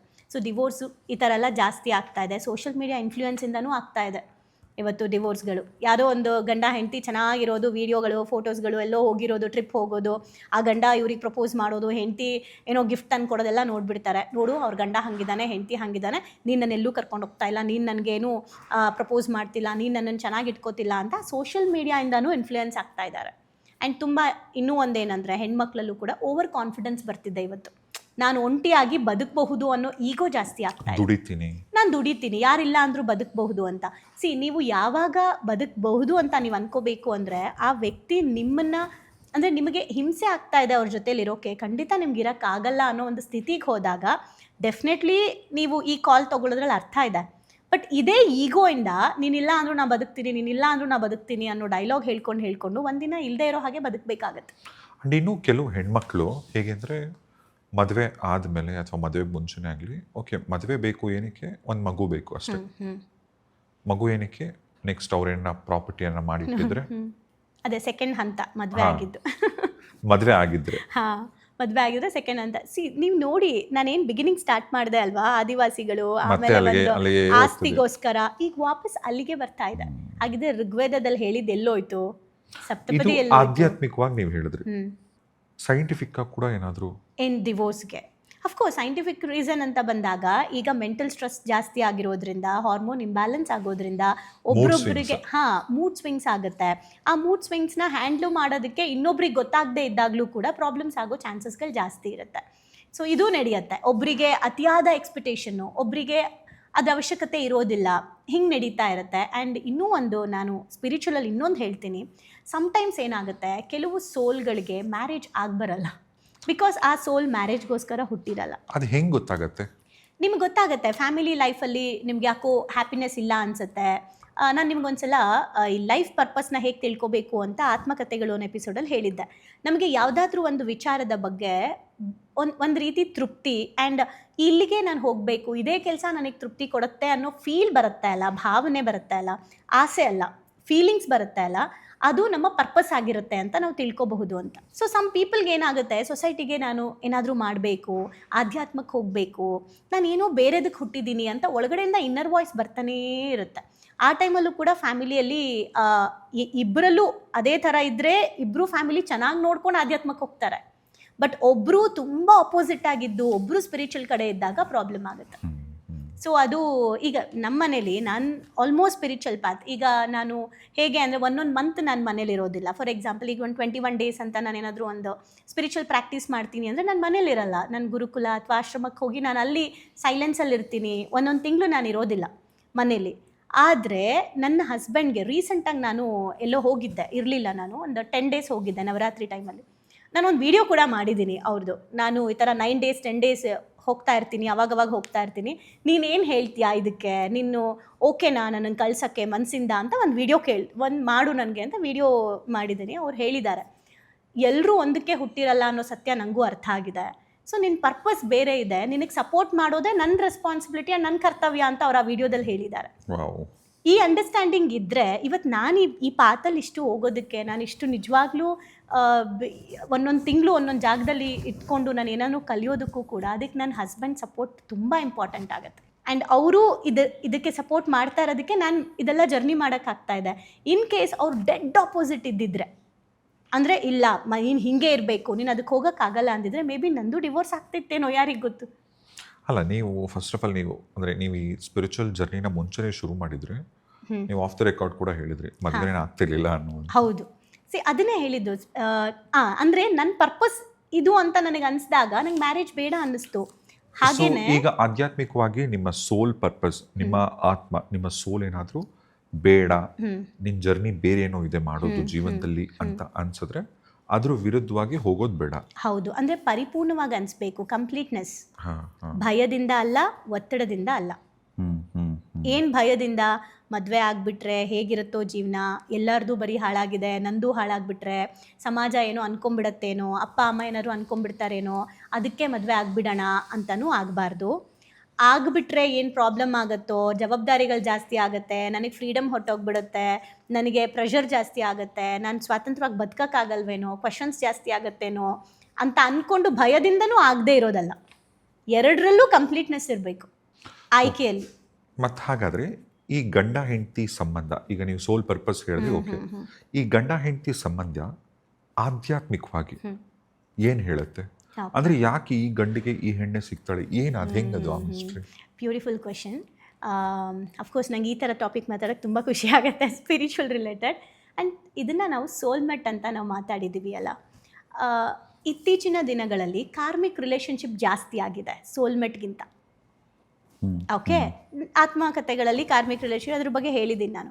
ಕಾರ್ಮಿಕ್ ರಿಲೇಷನ್ಶಿಪ್ ಅಂತ ಅಂದರೆ ಮದುವೆ ಆಗಿ ಸಿಕ್ಕಾಪಟ್ಟೆ ಅನುಭವಿಸೋದು, ನೋವು, ದುಃಖ, ಇವ್ರ ಜೊತೆ ಇರೋಕ್ಕಾಗಲ್ಲ, ಬಿಡೋಕ್ಕಾಗಲ್ಲ, ಬರೀ ಹೊಡೆದಾಟ, ಕಿತ್ತಾಟ, ಕರ್ಮ ಅದು. ಸೊ ಇದು ಕಾರ್ಮಿಕ್ ರಿಲೇಷನ್ಶಿಪ್. ಓಕೆ, ನೀವು ಯಾವಾಗ ಸ್ಪಿರಿಚುವಲ್ ಪ್ರಾಕ್ಟೀಸಲ್ಲಿ ಜಾಸ್ತಿ ಇರ್ತೀರಾ, ಬಿಫೋರ್ ಮ್ಯಾರೇಜ್ ನೀವು ಸ್ಪಿರಿಚುವಲ್ ಪ್ರಾಕ್ಟೀಸ್ನ ಜಾಸ್ತಿ ಮಾಡ್ತೀರಾ, ನಿಮಗೆ ಸೋಲ್ಮೇಟ್ ಸಿಗೋ ಸಾಧ್ಯತೆಗಳು ಜಾಸ್ತಿ ಇರುತ್ತೆ. ಈಗ ಖುಷಿ ಏನಂದರೆ, ಇನ್ನೂ ಯಾರ್ಯಾರು ಮದುವೆ ಆಗಿಲ್ಲ ಪ್ಲೀಸ್ ಸ್ಪಿರಿಚುವಲ್ಗೆ ಹೋಗಿ ಅಂತ ಅಲ್ವಾ. ನೀವು ಕರೆಕ್ಟ್, ಸ್ಪಿರಿಚುವಲ್ ಅಂದರೆ ಏನು, ಪೂಜೆ ಮಾಡೋದಲ್ಲ, ಅದು ರಿಚುವಲ್. ಸ್ಪಿರಿಚುವಲ್ ಅಂದರೆ ಅದಕ್ಕೆ ಅದ್ರದ್ದು ಡೀಪ್ ನಾಲೆಜ್ ತಗೊಳ್ಳಿ. ಏನು ಸ್ಪಿರಿಚುವಲ್ ಅಂದರೆ ಸೋಲ್ಮೇಟ್ನ ಅಟ್ರಾಕ್ಟ್ ಮಾಡೋದು ಹೇಗೆ, ಟ್ರಾಮಾ ಹೀಲ್ ಮಾಡ್ಕೊಳ್ಳೋದು ಹೇಗೆ, ಎಮೋಷ್ನಲಿ ಬ್ಯಾಲೆನ್ಸ್ಡ್ ಆಗಿರೋದು ಹೇಗೆ ಅನ್ನೋದನ್ನು ಮದುವೆಗೆ ಮುಂಚೆ ಯಾರು ಸರಿಯಾಗಿ ಟ್ರೈನ್ ಮಾಡ್ಕೊತಾರೆ ಅವರಿಗೆ ಖಂಡಿತ ಸೋಲ್ಮೇಟ್ ಸಿಗ್ತಾರೆ. ಅಂದರೆ ರಾಮಂಗೆ ಸೀತೆ ಸಿಕ್ಕಂಗೆ ನಮಗೂ ಕರೆಕ್ಟಾಗಿರೋ ಸಿಗ್ತಾರೆ ವೈಬ್ಸ್. ಸ್ಪಿರಿಚುವಲಿ ಅಂದರೆ ಆಧ್ಯಾತ್ಮ ಇದೇನು ನಮ್ಮೊಳಗೆ ನಾವು ನಡೆಸ್ತಕ್ಕಂಥ ಒಂದು ಜರ್ನಿ ಇರುತ್ತಲ್ಲ, ಅದ್ಭುತ ಅದು. ಹೌದು, ನಾವು ಏನಕ್ಕೆ ಹುಟ್ಟಿದ್ದೀವಿ, ನಮ್ಮ ಪ್ರೆಸೆನ್ಸ್ ಏನಕ್ಕೆ, ನಾವು ಬೇರೆಯವ್ರೊಟ್ಟಿಗೆ ಹೇಗೆ ನಡ್ಕೊಬೇಕು, ಸಮಾಜ ಅಂದರೆ ಏನು, ಸಂಬಂಧಗಳಂದ್ರೆ ಏನು, ಯಾವ್ದು ಬೇಕು ಯಾವ್ದು ಬೇಡ, ಯಾವ್ದು ಸರಿ ಯಾವ್ದು ತಪ್ಪು, ಎಲ್ಲದಕ್ಕೂ ಉತ್ತರ ಸಿಕ್ಕೋಗತ್ತೆ ನಿಮಗೆ. ಆಮೇಲೆ ಏನು ಗೊತ್ತಾ, ಸ್ಪಿರಿಚುವಲ್ ಜರ್ನಿ ಮಾಡೋದ್ರಿಂದ ಏನು ಬೆನಿಫಿಟ್ ಅಂದರೆ, ನಾವು ಸ್ಪಿರಿಚುವಲ್ ಬಗ್ಗೆ ಯಾವುದಾದ್ರೂ ಒಂದು ಎಪಿಸೋಡಲ್ಲಿ ಮಾತಾಡೋಣ, ಕಂಪ್ಲೀಟ್ ಸ್ಪಿರಿಚುವಲ್ ಮಾತಾಡೋಣ, ಬಿಕಾಸ್ ಜನಕ್ಕಿರೋ ರಾಂಗ್ ಕಾನ್ಸೆಪ್ಟ್ ಹೋಗಲಿ ಅಂತ. ಸೊ ಸ್ಪಿರಿಚುವಲ್ ಜರ್ನಿ ಯಾರು ಸರಿಯಾಗಿ ಮಾಡ್ತಾರೆ, ಕರೆಕ್ಟಾಗಿ ಅರ್ಥ ಮಾಡ್ಕೊಂಡು ಮಾಡ್ತಾರೆ. ನಾವೆಲ್ಲ ಅಂದ್ಕೊಂಡಿದ್ದೀವಿ ಸ್ಪಿರಿಚುವಲ್ಗೆ ಹೋಗ್ತಾ ಇದ್ದೀವಿ ಅಂದರೆ ಸಂಸಾರ ಬಿಟ್ಬಿಡಬೇಕು, ಹಣ ಆಸೆ ಬಿಟ್ಬಿಡಬೇಕು, ಎಲ್ಲ ಬಿಟ್ಟು ನಾವು ಸನ್ಯಾಸತ್ವ ತೊಗೊಂಡ್ಬಿಡ್ಬೇಕು ಅಂತ ಅಲ್ಲ. ಯಾರು ಸ್ಪಿರಿಚುವಲ್ ಪ್ರಾಕ್ಟೀಸ್ ಸರಿಯಾಗಿ ಮಾಡ್ತಾರೆ ಅವ್ರಿಗೆ ಇವೆಲ್ಲವೂ ಸಿಗುತ್ತೆ. ಅಂದರೆ ದುಡ್ಡು, ಅವ್ರ ಹತ್ರ ದುಡ್ಡು ಇರುತ್ತೆ. ನೀವು ನೋಡಿ ಸ್ಪಿರಿಚುವಲ್ ಮಾಸ್ಟರ್ಸ್ ಹತ್ರ ಬೇಜಾನ್ ದುಡ್ಡಿದೆ, ಬಿಕಾಸ್ ಅವ್ರಿಗೆ ದುಡ್ಡು ಬೇಡ, ಆಧ್ಯಾತ್ಮನ ಅವ್ರು ಫೋಕಸ್ ಮಾಡ್ತಾ ಇದ್ದಾರೆ. ಆದರೆ ಅವ್ರ ಫ್ರೀಕ್ವೆನ್ಸಿ ಕರೆಕ್ಟಾಗಿರೋದ್ರಿಂದ ಮನಿ ತಾನಾಗೆ ಬರುತ್ತೆ. ಆ್ಯಂಡ್ ಅವರ ರಿಲೇಷನ್ಶಿಪ್ ಕೂಡ ಚೆನ್ನಾಗಿರುತ್ತೆ. ಎಷ್ಟೋ ಜನ ಸ್ಪಿರಿಚುವಲ್ ಮಾಸ್ಟರ್ಸ್ ಹಸ್ಬೆಂಡ್ ವೈಫ್ ತುಂಬ ಚೆನ್ನಾಗಿರ್ತಾರೆ, ಸಪೋರ್ಟಿವ್ ಆಗಿರ್ತಾರೆ. ಸೊ ಆ ಥರ ಆಗುತ್ತೆ. ಇವಾಗಿನ ಇದರಲ್ಲೂ ನಾವು ನೋಡ್ಬೋದು ಎಷ್ಟೊಂದು ಜನ ಕನೆಕ್ಟ್ ಆಗಿರೋದು. ಆ್ಯಂಡ್ ನೀವು ಹೇಳ್ದಂಗೆ ಆತ್ಮಗಳು ಹೆಂಗೆ ಸೆಲೆಕ್ಟ್ ಮಾಡುತ್ತೆ, ಅಫ್ಕೋರ್ಸ್ ನಮ್ಮ ಕಾರ್ಮಿಕ್ ಏನಿರುತ್ತೆ, ಕರ್ಮಗಳ ಪಾಠ ಉಳಿಸ್ಕೊಂಡಿರ್ತೀವಿ, ಇನ್ನು ಏನೋ ಎಕ್ಸ್ಚೇಂಜ್ ಆಗಬೇಕಾಗಿರುತ್ತೆ, ಎಕ್ಸ್ಚೇಂಜ್ ಆಗಿರೋದಿಲ್ಲ. ಈ ಎಲ್ಲ ರೀಸನ್ಸ್ಗೋಸ್ಕರ ನಾವು ಮ್ಯಾರೇಜ್ ಅನ್ನೋ ಒಂದು ಕಾನ್ಸೆಪ್ಟ್ಗೆ ಬರ್ತೀವಿ. ಆ್ಯಂಡ್ ಮ್ಯಾರೇಜ್ ಅನ್ನೋದೇನಿದೆ ಅದು ಒಂದು ಬಿಗ್ಗೆಸ್ಟ್ ಟ್ರೈನಿಂಗ್ ಫೀಲ್ಡ್. ಅದಕ್ಕೆ ಒಂದು ಕೋಟ್ ಇದೆ, 1000 ಪುಸ್ತಕಗಳನ್ನು ಓದೋಕ್ಕಿಂತ ನಿನ್ನ ಸಂಗಾತಿನ ಅರ್ಥ ಮಾಡ್ಕೊಂಡ್ರೆ ಸಾಕು ಅಂತ. ಅಷ್ಟು ಡೆಪ್ತು ಪಾಠ ನಮ್ಮ ಸಂಗಾತಿ ನಮಗೆ ಕಲಿಸ್ತಾರೆ. ಸೊ ನೀವು ಒಳ್ಳೆ ಟ್ರೈನಿಂಗ್ ಕಲಿಬೇಕು, ಒಳ್ಳೆ ವಿಷಯಗಳನ್ನು ನಿಜವಾಗ್ಲೂ ಅರ್ಥ ಮಾಡ್ಕೋಬೇಕು ಅಂದರೆ ನಮ್ಮ ಸಂಗಾತಿನ ಅರ್ಥ ಮಾಡ್ಕೋಬೇಕು. ಆ್ಯಂಡ್ ಅವ್ರನ್ನ ಅರ್ಥ ಮಾಡ್ಕೊಳ್ಳೋಕ್ಕೆ ನಮ್ಮನ್ನು ನಾವು ಅರ್ಥ ಮಾಡ್ಕೊಂಡಿರ್ಬೇಕು. ಇಲ್ದಿದ್ರೆ 7 ಜನ್ಮ ಆದರೂ ಅರ್ಥ, 7 ಜನ್ಮ ಮತ್ತೆ ಹುಟ್ಟು ಬರ್ತಾನೆ ಇರ್ತಾರೆ. ಈಗ ನೀವೇ ಡಿಸೈಡ್ ಮಾಡ್ಕೊಂಬಿಡಿ, ಯಾರ್ಯಾರು ಮದುವೆ ಆಗಿದ್ದೀರಾ, ಬೇಡಪ್ಪ ನನಗೆ ಈ ಗಂಡ ಈ ಹೆಂಡತಿ ಅಂತ ನಿಮಗೆ ಅನ್ನಿಸ್ತಿದೆ ಅಂದರೆ, ಆಯಿತಾ, ಈ ಲೈಫಲ್ಲೇ ಎಂಡ್ ಮಾಡ್ಕೊಬೇಕು ಅಂದರೆ ಹೈಯೆಸ್ಟ್ ಪ್ರೀತಿ ಆ್ಯಂಡ್ ಸರ್ವಿಸ್ ಕೊಟ್ಟು ಮುಗಿಸ್ಕೊಂಬಿಡಿ. ಇಲ್ವಾ, ಏನು ಬೇಕಿದೆ ಅಂದರೆ ನೀವು ಏನು ಹೇಳ್ತಾರೆ, ಕೌನ್ಸಿಲಿಂಗ್ಸ್ ತೊಗೊಳೋದಾಗ್ಬೋದು ಅಥವಾ ನಾಲೆಜ್ ತೊಗೊಳೋದಾಗ್ಬೋದು, ಆ ಅಂಡರ್ಸ್ಟ್ಯಾಂಡಿಂಗ್ ಹೋಗ್ಬಿಡಿ. ಇವ್ರು ಬೇಡ ಅಂತ ನೀವು ಹೇಳ್ದಷ್ಟು ಕೂಡ 7 ಜನ್ಮಕ್ಕೂ ಅವರೇ ಸಿಗ್ತಾ ಬರ್ತಾರೆ. ಅಲ್ಲ, ನಿಮಗೆ ಗಂಡ ಹೆಂಡತಿ ಅಂತಾನೆ ಅಲ್ಲ, ಈಗ ಅಪ್ಪ ಅಮ್ಮನ ನೀವು ಚೆನ್ನಾಗಿ ನೋಡ್ಕೊಂಡಿಲ್ಲ ಅಂದ್ರೂ ಆ ಕರ್ಮ ಮತ್ತೆ ನಿಮಗೆ ಎಲ್ಲರೂ ಸಿಗ್ತಾರೆ, ನಿಮಗೆ ಬಂದೇ ಬರುತ್ತೆ ಸೈಕಲ್. ಸೊ ಹಾಗಾಗಿ ಇದು ಮ್ಯಾರೇಜ್ ಅನ್ನೋದು ಮಾತ್ರ ನೀವು ನೋಡಿ, ಈಗ ಹೊರಗಡೆ ಯಾರೋ ಒಬ್ಬರು ನೀವು ಗಾಡೀಲಿ ಹೋಗ್ತಾ ಇರ್ತೀರಾ ಅಂತ ಅಂದ್ಕೊಳ್ಳಿ. ನೀವು ಗಾಡೀಲಿ ಹೋಗಬೇಕಾದ್ರೆ ಯಾರೋ ನಿಮಗೆ ಬಂದು ಆಕ್ಸಿಡೆಂಟ್ ಮಾಡ್ತಾರೆ ಚಿಕ್ಕದಾಗಿ. ನೀವು ಕೋಪಕ್ಕೆ ಬೈತೀರಾ, ಕೂಗಾಡ್ತೀರಾ, ಎಲ್ಲ ಮಾಡ್ತೀರಾ. ಮೊಬೈಲಲ್ಲಿ ಅವ್ರ ಫೋಟೋ ತೊಗೊಂಡು ಅದನ್ನು ನೀವು ಪ್ರಿಂಟ್ ತೊಗೊಂಡು ಬಂದು ಮನೇಲಿ ಇಟ್ಕೊಂಡು ಡೈಲಿ ಬೈತೀವ ನಾವು ಅವ್ರಿಗೆ? ಇಲ್ಲ, ಬೈಯಲ್ಲ. ಅಮ್ಮಮ್ಮ ಅಂದರೆ ಅವತ್ತಿನ ದಿನ ನಾವು ಮರ್ತು ಹೋಗ್ತೀವಿ. ಆದರೆ ಡೈಲಿ ಬೈಯೋದು ಯಾರಿಗೆ? ಡೈಲಿ ಜಗಳ ಆಡೋದು, ಡೈಲಿ ದ್ವೇಷಿಸೋದು ಯಾರನ್ನ? ಅಫ್ಕೋರ್ಸ್ 4 ಗೋಡೆ ಮಧ್ಯ ಇರೋ ನಮ್ಮ ಕುಟುಂಬನ. ಹೊರಗಡೆ ಇರೋರು ನಮಗೆ ಎಷ್ಟೇ ನೋವು ಮಾಡಿದ್ರು ನಾವು ಮರ್ತು ಹೋಗ್ಬಿಡ್ತೀವಿ. ಮನೆ ಒಳಗೆ ಬಂದ ತಕ್ಷಣ ಮುಗೀತು, ಮರ್ತು ಹೋಗ್ತೀವಿ. ಆದರೆ ಮನೇಲಿರೋರು ಪೇನ್ ಮಾಡಿದ್ರೆ ನಾವು ಹೊರಗಡೆನೂ ಅವ್ರ ಬಗ್ಗೆನೇ ಯೋಚನೆ ಮಾಡ್ತೀವಿ, ಮನೆಗೆ ಬಂದ್ರೂ ಅವ್ರ ಬಗ್ಗೆನೇ ಯೋಚನೆ ಮಾಡ್ತೀವಿ. ಅದಕ್ಕೆ ಇದು ಕಾರ್ಮಿಕ್ ಫೀಲ್ಡ್ ಅಂತ ಹೇಳೋದು. ನಿಮ್ಮನ್ನ ಚೆನ್ನಾಗಿ ಹಿಂಡಕ್ಕೆ ಬಂದಿರೋದು ನಿಮ್ಮ ಸಂಗಾತಿ. ನೀವು ಹಿಂಡಿಸ್ಕೊಳ್ಳಿಲ್ಲ ಅಂದರೆ ನೀವು ಪರಿಶುದ್ಧ ವ್ಯಕ್ತಿ ಆಗಲ್ಲ ಅಂತ. ಅಂದರೆ ಕಬ್ಬು, ಈಗ ನಾನು ಕಬ್ಬು, ಓಕೆ, ನನ್ನ ಸಂಗಾತಿ ಏನು ನನಗೆ ತುಂಬ ಟಾಂಟು ಪ್ರೆಷರ್ ಕೊಡ್ತಿದ್ದಾರಲ್ಲ, ಅದನ್ನೆಲ್ಲ ನಾನು ಅಕ್ಸೆಪ್ಟ್ ಮಾಡ್ಕೊಂಡು ನಾನು ಹಿಂಡ್ಕೊಳ್ಳೋಕೆ ಸ್ಟಾರ್ಟ್ ಮಾಡಿದ್ರೆ ಆಯಿತಾ, ಅಲ್ಲಿಂದ ಬರುವಂಥ ಏನು ಸ್ವೀಟ್ನೆಸ್ ಇದೆ, ರಸ, ಅದು ಡೆಫಿನೆಟ್ಲಿ ನಮ್ಮ ಲೈಫ್ ಆಗುತ್ತೆ. ಬಟ್ ಈ ಸ್ಟ್ರೆಂತ್ ಇಲ್ಲ. ಇವತ್ತು ಎಸ್ಕೇಪ್ ಆಗ್ತಾ ಇದ್ದೀವಿ, ಅಯ್ಯೋ ನನ್ನ ಕೈಲಾಗಲ್ಲ ಅಂತ ಎಸ್ಕೇಪ್ ಆಗ್ತಾ ಇದ್ದೀವಿ. ಎಸ್ಕೇಪ್ ಆಗೋಕ್ಕೆ ಮುಂಚೆ ಸಾಕಷ್ಟು ಪ್ರೊಸೀಜರ್ ಇದೆ ಮಾಡೋಕ್ಕೆ. ಆ ಎಲ್ಲ ಪ್ರೊಸೀಜರ್ಸ್ ಮಾಡಿ ಹಂಗೂ ಆಗ್ತಾ ಇಲ್ಲ ಅಂದಾಗ ಮಾತ್ರ ನಾವು ಡಿವೋರ್ಸ್ಗೆ ಹೋಗ್ಬೇಕಾಗಿರೋದು. ಅಂದರೆ ಈಗ ಡಿವೋರ್ಸಲ್ಲೂ ಕೂಡ ನಿಮ್ಮ ಸಂಗಾತಿ ಜೊತೆ ನೀವು ಸರಿಯಾದಂಥ ರೀತಿಯಲ್ಲಿ ಡಿವೋರ್ಸ್ ಆಗಲಿಲ್ಲ ಅಂದರೆ ನೀವು ಅಂಥ ವ್ಯಕ್ತಿಗಳನ್ನ ಅಟ್ರಾಕ್ಟ್ ಮಾಡ್ತೀರಾ? ಹೌದು, ಅಂಥ ವ್ಯಕ್ತಿ ಅಟ್ರಾಕ್ಟ್ ಮಾಡ್ತೀವಿ. ಇಲ್ಲ ಯಾವ ವ್ಯಕ್ತಿನೂ ಬರಲಿಲ್ಲ ಅಂತ ಅಂದ್ರೂ ಸಹ ನಿಮ್ಮ ಒಳಗಡೆಯಿಂದ ನೀವು ಹ್ಯಾಪಿಯಾಗಿರೋಕ್ಕಾಗಲ್ಲ. ಇನ್ನೊಂದು ಆತ್ಮಕ್ಕೆ ಪೇನ್ ಕೊಟ್ಟು, ಅಥವಾ ಇನ್ನೊಂದು ಆತ್ಮಕ್ಕೆ ಪೇನ್ ಕೊಡಬೇಕಾದ್ರೆ ಆಬ್ವಿಯಸ್ಲಿ ನಿಮ್ಮಲ್ಲೂ ಪೇನ್ ಇರುತ್ತೆ. ಸೊ ನೀವು ಆ ಪೇನಲ್ಲೇ ಡಿಸ್ಕನೆಕ್ಟ್ ಆಗಿರ್ತೀರ. ಅದಕ್ಕೆ ನಾನು ಹ್ಯಾಪಿ ಡಿವೋರ್ಸ್ ಮಾಡ್ಕೊಳ್ಳೋದಿದ್ರೆ ಹ್ಯಾಪಿ ಡಿವೋರ್ಸ್ ಮಾಡ್ಕೊಳ್ಳಿ ಅಂತ. ಈಗ ಮದುವೆ ಆದ ನಂತರ, ಈಗ ಅರೇಂಜ್ ಮ್ಯಾರೇಜ್ ಆಗಿರ್ಬೋದು, ಲವ್ ಮ್ಯಾರೇಜ್ ಆಗಿರ್ಬೋದು, ಗಂಡು ಹೆಣ್ಣು ಒಂದು ಮನೆಯಲ್ಲಿ ಜೊತೆಯಲ್ಲಿ ಜೀವನ ಮಾಡೋಕ್ಕೆ ಶುರು ಮಾಡಿದ್ಮೇಲೆ ಈ ಮದುವೆ ಆದಮೇಲೆ ಯಾವ್ಯಾವ ವಿಚಾರಗಳಿಗೆ ತುಂಬ ಜಗಳ ಆಗುತ್ತೆ? ಓಕೆ, ನಾರ್ಮಲಿ ಏನಕ್ಕೆ ಜಗಳ ಸ್ಟಾರ್ಟ್ ಆಗುತ್ತೆ ಅಂದರೆ ಓವರ್ ಎಕ್ಸ್ಪೆಕ್ಟೇಷನ್ಸ್. ಮೊದಲನೇದು ಓವರ್ ಎಕ್ಸ್ಪೆಕ್ಟೇಷನ್ಸ್. ಅಂದರೆ ಗಂಡನಿಗೆ ಹೆಂಡತಿ ಮೇಲೆ ಹೀಗೇ ಇರಬೇಕು ಅನ್ನೋ ಎಕ್ಸ್ಪೆಕ್ಟೇಷನ್ನು. ಆ್ಯಂಡ್ ರೂಲ್ ಮಾಡೋಕ್ಕೆ ಹೋಗ್ತೀವಿ ಜಾಸ್ತಿ. ಫ್ರೀಡಮ್ನ ಕಂಟ್ರೋಲ್ ಮಾಡ್ಕೊಳ್ಳೋಕೆ ಹೋಗೋದು. ಅಂದರೆ ಇವರು ನನ್ನ ಕಂಟ್ರೋಲಲ್ಲಿ ಇರಬೇಕು, ನೀನು ನನ್ನ ಕಂಟ್ರೋಲಲ್ಲಿ ಇರಬೇಕು ಅನ್ನೋದು.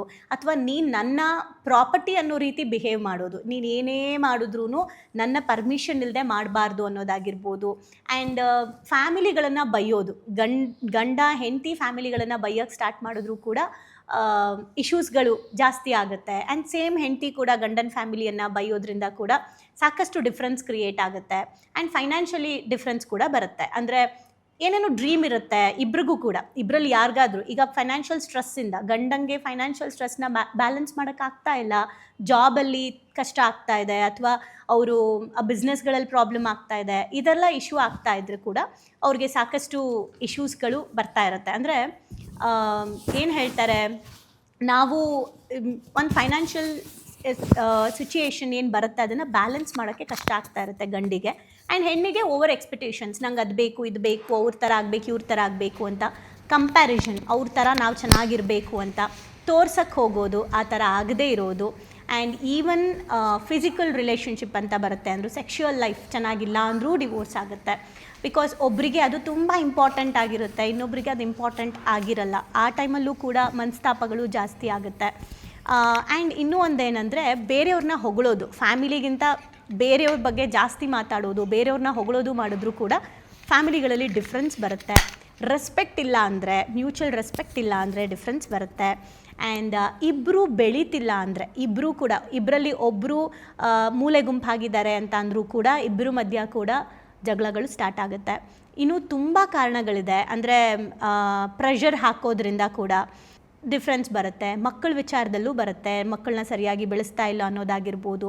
ಈ ಥರ ತುಂಬ ಇದೆ. ನಾವು ಕೌನ್ಸಿಲಿಂಗ್ಗಳಲ್ಲಿ ಲೈಕ್ ಕೆಲವೊಂದಂತೂ ಈ ಥರ ಪ್ರಾಬ್ಲಮ್ಸ್ಗಳು ಇದೆಯಾ ಅನ್ನೋ ಲೆವೆಲ್ಗೆ ಇವತ್ತು ಪ್ರಾಬ್ಲಮ್ಸ್ ಇದೆ. ಬಟ್ ಫೈನಲಿ ಈ ಡಿಫ್ರೆನ್ಸ್ಗಳೆಲ್ಲ ಬರ್ತಾ ಇದೆ ಅಂದರೆ ಎರಡೂ ವ್ಯಕ್ತಿಗಳು ಕೂಡ ಮ್ಯೂಚುವಲಿ ಅಂಡರ್ಸ್ಟ್ಯಾಂಡಿಂಗ್ ಇಲ್ಲ ಅನ್ನೋದು ಒಂದು. ಆ್ಯಂಡ್ ಮೆಚ್ಯೂರಿಟಿ ಲೆವೆಲ್ ಇಬ್ರಿಗೂ ಇರೋದಿಲ್ಲ, ನಾಲೆಡ್ಜ್ ಇಬ್ರಿಗೂ ಇರೋದಿಲ್ಲ. ವಾಯ್ಸ್ ರೈಸ್ ಮಾಡಿ ಮಾತಾಡೋದು, ಕೆಟ್ಟ ಕೆಟ್ಟ ಶಬ್ದಗಳನ್ನು ಬಳಸೋದು, ಇಬ್ಬರೂ ಕೂಡ ಮಾತಾಡೋ ರೀತಿನೇ ಸೇಮ್, ಹೇಳೋದನ್ನೇ ಬೇರೆ ಬೇರೆ ಥರ ಹೇಳೋದು, ಇವೆಲ್ಲ ಮಾಡ್ತಾಯಿದ್ರು ಕೂಡ ಗಂಡ ಹೆಂಡತಿ ಮಧ್ಯೆ ಸಾಕಷ್ಟು ಕನ್ಫ್ಯೂಷನ್ಸ್ ಬರುತ್ತೆ. ಅಂದರೆ ಇವೆಲ್ಲವೂ ಸೇರಿ ಪ್ರಾಬ್ಲಮ್ ಕ್ರಿಯೇಟ್ ಆಗುತ್ತೆ. ಎಲ್ಲದಕ್ಕಿಂತ ಸಿಂಪಲ್ಲಾಗಿ ಹೇಳೋದಾದರೆ ಇಬ್ಬರಲ್ಲೂ ಪ್ರೀತಿ ಕಡಿಮೆ ಆದಾಗ ಎಲ್ಲ ಗೊಂದಲಗಳು ಸ್ಟಾರ್ಟ್ ಆಗುತ್ತೆ. ನೆಕ್ಸ್ಟು ಇದು ಬಹಳ ಮುಖ್ಯವಾದಂಥ ಕ್ವಶನ್, ಎಲ್ಲರ ತಲೆ ಇರ್ತಕ್ಕಂಥದ್ದು. ಅಂದರೆ ಇನ್ನೂ ಮದುವೆ ಆಗದೆ ಇರದೇ ಇರ್ತಕ್ಕಂಥವ್ರ ತಲೆಯಲ್ಲಿ ಮದುವೆ ಅನ್ನೋದು ಆಗಲೇಬೇಕಾ? ಮದುವೆ ಅವಶ್ಯಕತೆ ಎಷ್ಟಿದೆ? ಮದುವೆ ಆದ್ರೇನೇ ನಾವು ಜೀವನ ಸಾಧಿಸೋಕ್ಕಾಗೋದು, ಅಂದರೆ ಜೀವನದಲ್ಲಿ ಆರಾಮಾಗಿ ನಮ್ಮ ಜರ್ನಿನ ಮುಂದುವರ್ಸೋಕ್ಕಾಗೋದು? ತುಂಬ ಜನಕ್ಕಿರೋ ಪ್ರಶ್ನೆ. ನನಗೆ ಈ ಪ್ರಶ್ನೆ ನೀವು ಕೇಳಿದಾಗ ನಂಗೆ ಉತ್ತರ ಹೇಳೋಕ್ಕೆ ಭಯ. ಯಾಕೆ ಅಂದರೆ ಏನು ಯೋಚನೆ ಮಾಡ್ತೀನಿ ಅಂದರೆ, ನಾನು ಫಸ್ಟ್ ಎಪಿಸೋಡಲ್ಲೇ ಹೇಳಿದ್ದೆ ಮದುವೆ ಯಾಕೆ ಆಗಬೇಕು ಅಂತ.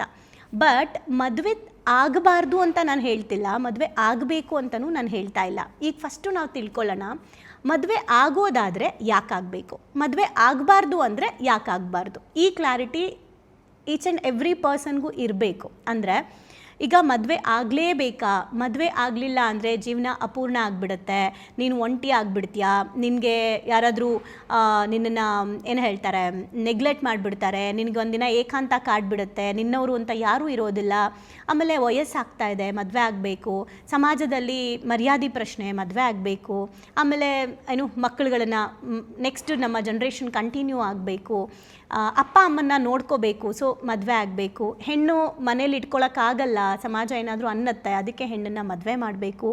ಈ ಥರ ಕಾನ್ಸೆಪ್ಟಿಂದ ಒತ್ತಡದಿಂದ ಮಾಡೋದಲ್ಲ ಮದುವೆ. ಅಂದರೆ ನಾನು ತುಂಬ ಸಿಂಪಲ್ಲಾಗಿ ಹೇಳೋದಾದರೆ, ಇವತ್ತು ನಾವೇನು ನೋಡ್ತಾ ಇದ್ದೀವಿ ಅಂದರೆ ಮದುವೆ ರಿಲೇಟೆಡಲ್ಲಿ ನಾವೇನು ನೋಡ್ತಾ ಇದ್ದೀವಿ ವಿಷಯಗಳನ್ನ ಹೇಗೆ ಬರುತ್ತೆ ಅಂದರೆ, ಈಗ ಮ್ಯಾರೇಜ್ ಅಂತ ಬಂದಾಗ ಇಬ್ಬರಲ್ಲೂ ಕೂಡ ಸಾಕಷ್ಟು ಕನ್ಫ್ಯೂಷನ್ಸ್ಗಳು ಇರುತ್ತೆ. ಮೊದಲನೇದು, ಆ ಕನ್ಫ್ಯೂಷನ್ಸ್ ಹೀಲ್ ಆಗಿರಬೇಕು. ಎರಡೂ ವ್ಯಕ್ತಿಗಳು ಪರಿಪೂರ್ಣವಾಗಿ ಒಪ್ಪಿರಬೇಕು ಮದುವೆಗೆ. ಆ್ಯಂಡ್ ಎರಡೂ ವ್ಯಕ್ತಿಗಳು ಏನು ಅರ್ಥ ಮಾಡ್ಕೊಂಡಿರಬೇಕು. ಸೊ ಈ ಒಂದು ಕಾನ್ಸೆಪ್ಟ್ ಇದ್ದರೆ ಮಾತ್ರನೇ ನಾವು ಮದುವೆ ಆದರೆ ಒಳ್ಳೆಯದು. ಆ್ಯಂಡ್ ಆಗಲೇ ನಾನು ಸ್ಪಿರಿಚುವಲ್ ಆಸ್ಪೆಕ್ಟಲ್ಲಿ ಹೇಳ್ದಂಗೆ ಮದುವೆ ಆಗಲೇಬೇಕು ಅನ್ನೋದು ಕೆಲವೊಂದು ಆತ್ಮಗಳ ನಿರ್ಧಾರ ಆಗಿರುತ್ತೆ. ಯಾಕಂದರೆ ಅವರು ಸಾಕಷ್ಟು ಪ್ರೀತಿ ಕಲಿಯೋದಿರುತ್ತೆ, ಅಥವಾ ಏನಾದರೂ ಅವ್ರ ರೆಸ್ಪಾನ್ಸಿಬಿಲಿಟಿ ಕಲ್ತ್ಕೊಳ್ಳೋದಿರುತ್ತೆ.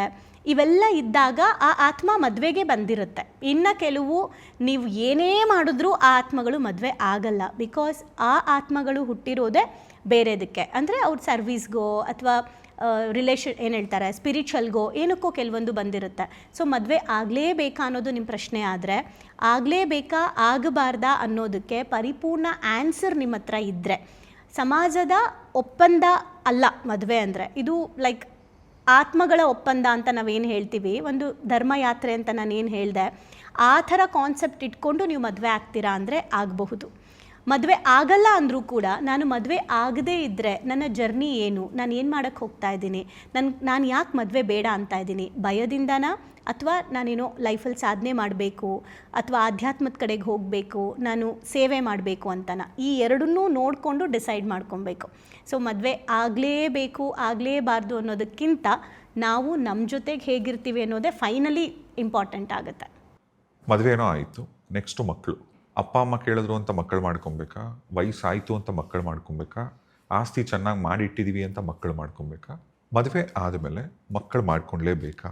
ಮಕ್ಕಳು ಮಾಡ್ಕೊಳ್ಳೇಬೇಕಾ ಅನ್ನೋದಕ್ಕೂ ನಾನು ಈ ಸೇಮ್ ವಿಚಾರನ ತೊಗೊಳ್ತೀನಿ. ಅಂದರೆ ಮದುವೆ ಆಗಲೇಬೇಕಾ ಅನ್ನೋದೇನಿದೆ ಕಾನ್ಸೆಪ್ಟು, ಅದಕ್ಕೆ ತಕ್ಕಂತೆ ನಾನು ನಿಮಗೆ ಹೇಳ್ತೀನಿ.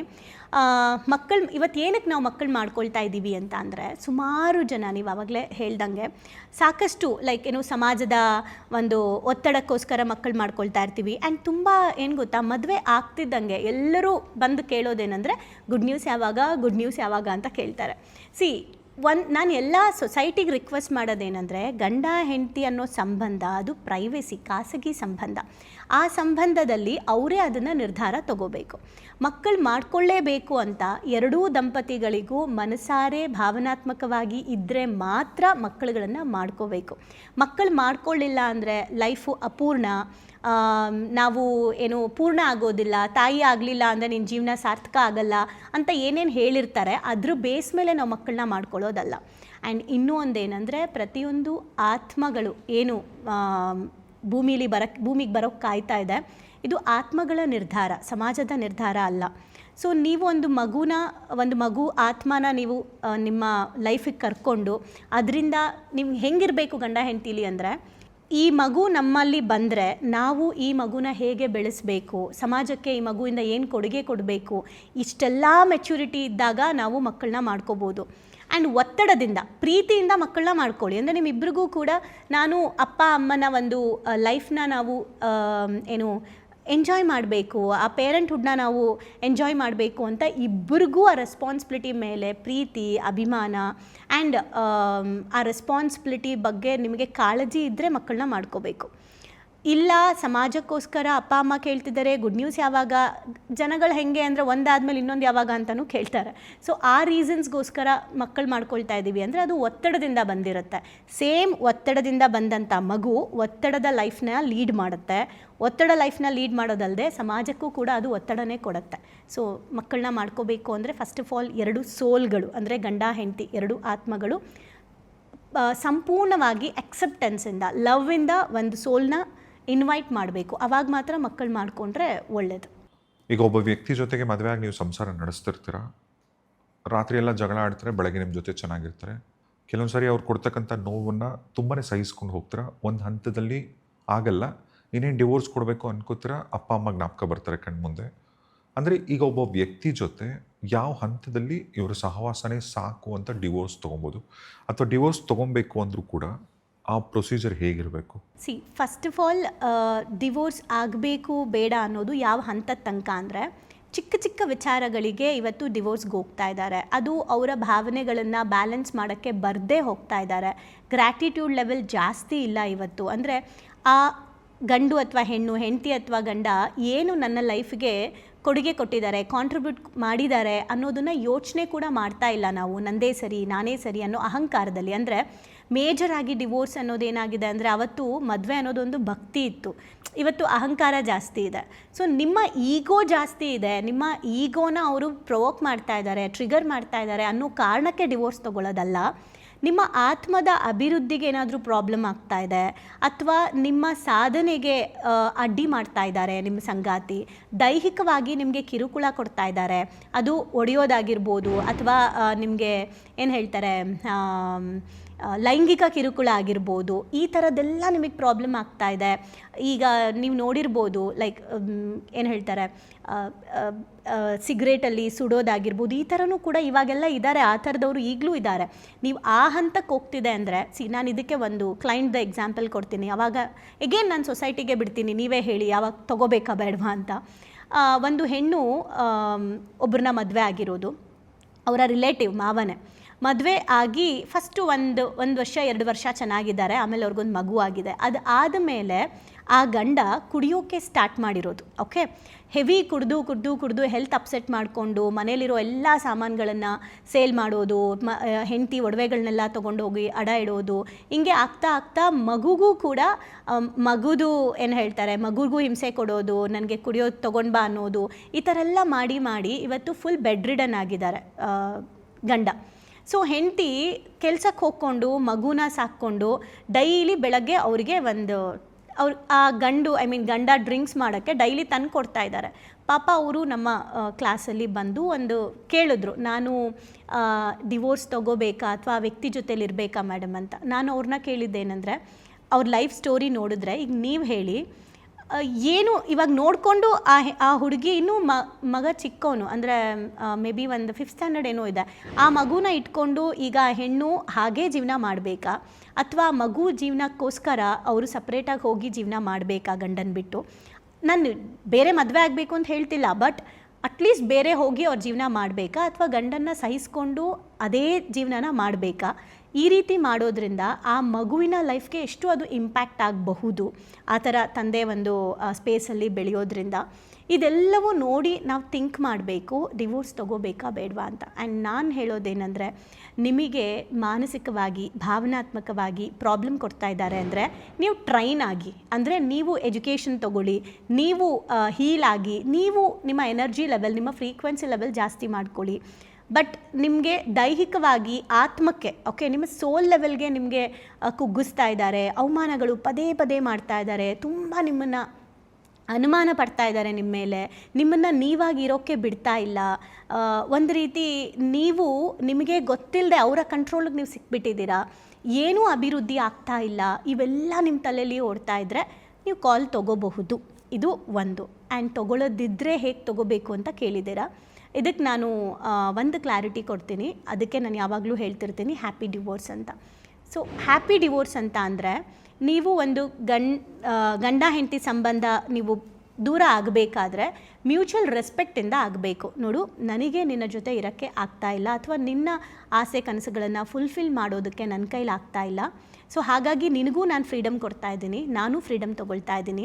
ನಿನ್ನ ಲೈಫ್ ಚೆನ್ನಾಗಿರಲಿ, ಮುಂದೆ ನೀನು ಯಾವತ್ತಾದರೂ ಸಿಕ್ಕಾಗಲೂ ಕೂಡ ನಾನು ಬಹಳ ರೆಸ್ಪೆಕ್ಟಿಂದ ಆ್ಯಸ್ ಎ ಫ್ರೆಂಡ್ ಆಗಿ ನಾನು ನಿನ್ನನ್ನು ಟ್ರೀಟ್ ಮಾಡ್ತೀನಿ, ನಿನ್ನ ಬಗ್ಗೆ ನನಗೆ ಅದೇ ಗೌರವ ಇರುತ್ತೆ. ಸೊ ನೀನು ನಿನ್ನ ಲೈಫ್ ಕೆರಿಯರ್ನ ನೀನು ನೋಡ್ಕೋಬಹುದು ಅಂತ ಹೇಳಿ ಮ್ಯೂಚುವಲ್ ರೆಸ್ಪೆಕ್ಟ್ ಆ್ಯಂಡ್ ಲವ್ವಿಂದ ನೀವು ಡಿವೋರ್ಸ್ ತೊಗೊಂಡ್ರೆ ಅದು ಹ್ಯಾಪಿ ಡಿವೋರ್ಸ್. ಆ್ಯಂಡ್ ಅದು ಸೋಲ್ ಪ್ರಕಾರ ನಿಮ್ಮ ಕಾರ್ಮಿಕ್ ರಿಲೇಷನ್ಶಿಪ್ ಕ್ಲೋಸ್ ಆಗುತ್ತೆ. ಆ್ಯಂಡ್ ಕರ್ಮ ಏನು ಆ ಹೆಂಡತಿ ಅಥವಾ ಗಂಡ ನಿಮಗೆ ಪಾಠ ಕಲ್ಸಕ್ಕೆ ಬಂದಿರ್ತಾರೆ, ಅದು ಕರೆಕ್ಟಾಗಿ ಎಂಡ್ ಆಗುತ್ತೆ.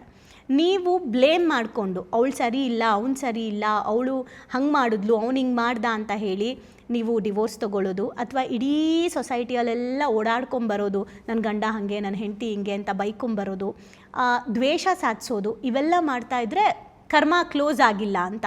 ಮತ್ತೆ ಅವರು ಈ ಲೈಫಲ್ಲೇ ಇನ್ನೊಬ್ಬರು ಸಿಗ್ಬೋದು, ಅಥವಾ ನಮ್ಮ ಲೈಫೇ ಚೆನ್ನಾಗಿ ಇಲ್ಲದೆ ಇರ್ಬೋದು, ಅಥವಾ ನೆಕ್ಸ್ಟ್ ಲೈಫಲ್ಲೂ ಅವ್ರನ್ನ ನಾವು ಇನ್ವೈಟ್ ಮಾಡ್ಬೋದು.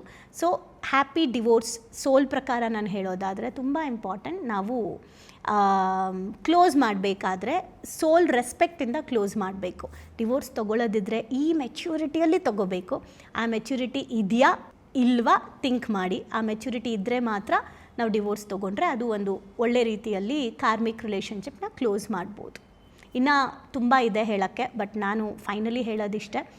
ಮದುವೆ ಯಾಕೆ ಆಗಬೇಕು, ಮಕ್ಕಳು ಯಾಕೆ ಮಾಡ್ಕೊಬೇಕು, ಡಿವೋರ್ಸ್ ಯಾಕೆ ಆಗ್ತಾ ಇದೆ, ಡಿವೋರ್ಸ್ ತೊಗೊಳ್ಳೋದಿದ್ರೆ ಹೇಗೆ ತೊಗೋಬೇಕು, ಇದೆಲ್ಲ ನಡೀತಾ ಇರೋದು ಎಗೇನ್ ನಮ್ಮ ಸೆಲ್ಫ್ ಅವೇರ್ನೆಸ್ ಇಲ್ಲದೆ ಇರೋದ್ರಿಂದ. ನಾವು ಸೆಲ್ಫ್ ಅವೇರ್ ಆಗಬೇಕು, ಕಲಿಬೇಕು ಲೈಫ್ ಬಗ್ಗೆ, ಸ್ಪಿರಿಚುವಲ್ ಪ್ರಾಕ್ಟೀಸ್ ಮಾಡಬೇಕು, ಎಲ್ಲವೂ ಕೂಡ ಸರಿ ಹೋಗುತ್ತೆ. ನೆಕ್ಸ್ಟ್ ಜನ್ರೇಷನ್ ಅಟ್ಲೀಸ್ಟ್ ಈ ಪ್ರಾಕ್ಟೀಸ್ ಮಾಡೋಕ್ಕೆ ಸ್ಟಾರ್ಟ್ ಮಾಡಿದ್ರೆ ಮೇ ಬಿ ಅವ್ರಿಗೆ ಒಳ್ಳೊಳ್ಳೆ ಸೋಲ್ಮೇಟ್ ಸಿಗುತ್ತೆ, ಸೊಸೈಟಿ ಚೆನ್ನಾಗಿರುತ್ತೆ. ಒಂದು ಫ್ಯಾಮಿಲಿ ಚೆನ್ನಾಗಿದ್ದರೆ ಸೊಸೈಟಿ ಚೆನ್ನಾಗಿರುತ್ತೆ, ಸೊಸೈಟಿ ಚೆನ್ನಾಗಿದ್ದರೆ ದೇಶ ಪ್ರಪಂಚ ಎಲ್ಲ ಚೆನ್ನಾಗಿರುತ್ತೆ. ಸೊ ಫೈನಲಿ ಸ್ಪಿರಿಚುವಲ್ ಪ್ರಾಕ್ಟೀಸ್ ಇವತ್ತಿನ ಮಕ್ಕಳಿಗಾದರೂ ದಯವಿಟ್ಟು ನಮ್ಮ ಲೈಫ್ ಆಗಿದೆ ಅಂತ ನೀವು ಅಂದ್ಕೊಂಡಿದ್ರೆ ನಿಮ್ಮ ಮಕ್ಕಳಿಗೆ ನಿಮ್ಮ ಲೈಫ್ನ ಗಿಫ್ಟ್ ಕೊಡಬೇಡಿ, ಅವ್ರಿಗೆ ಒಂದು ಬ್ಯೂಟಿಫುಲ್ ಲೈಫ್ನ, ನಾಲೆಜ್ ಲೈಫ್ನ, ಸ್ಪಿರಿಚುವಲ್ ಲೈಫ್ನ ಗಿಫ್ಟಾಗಿ ಕೊಡಿ ಅನ್ನೋದು ನನ್ನ ಎಲ್ರಿಗೂ ಹೇಳೋದು. ಆ್ಯಸ್ ಯೂಶುವಲ್ ತುಂಬ ಚೆನ್ನಾಗಿತ್ತು ಮಾತುಕತೆ. ಸೊ ಸಿಗ್ತಾನೆ ಇರೋಣ. Thank you.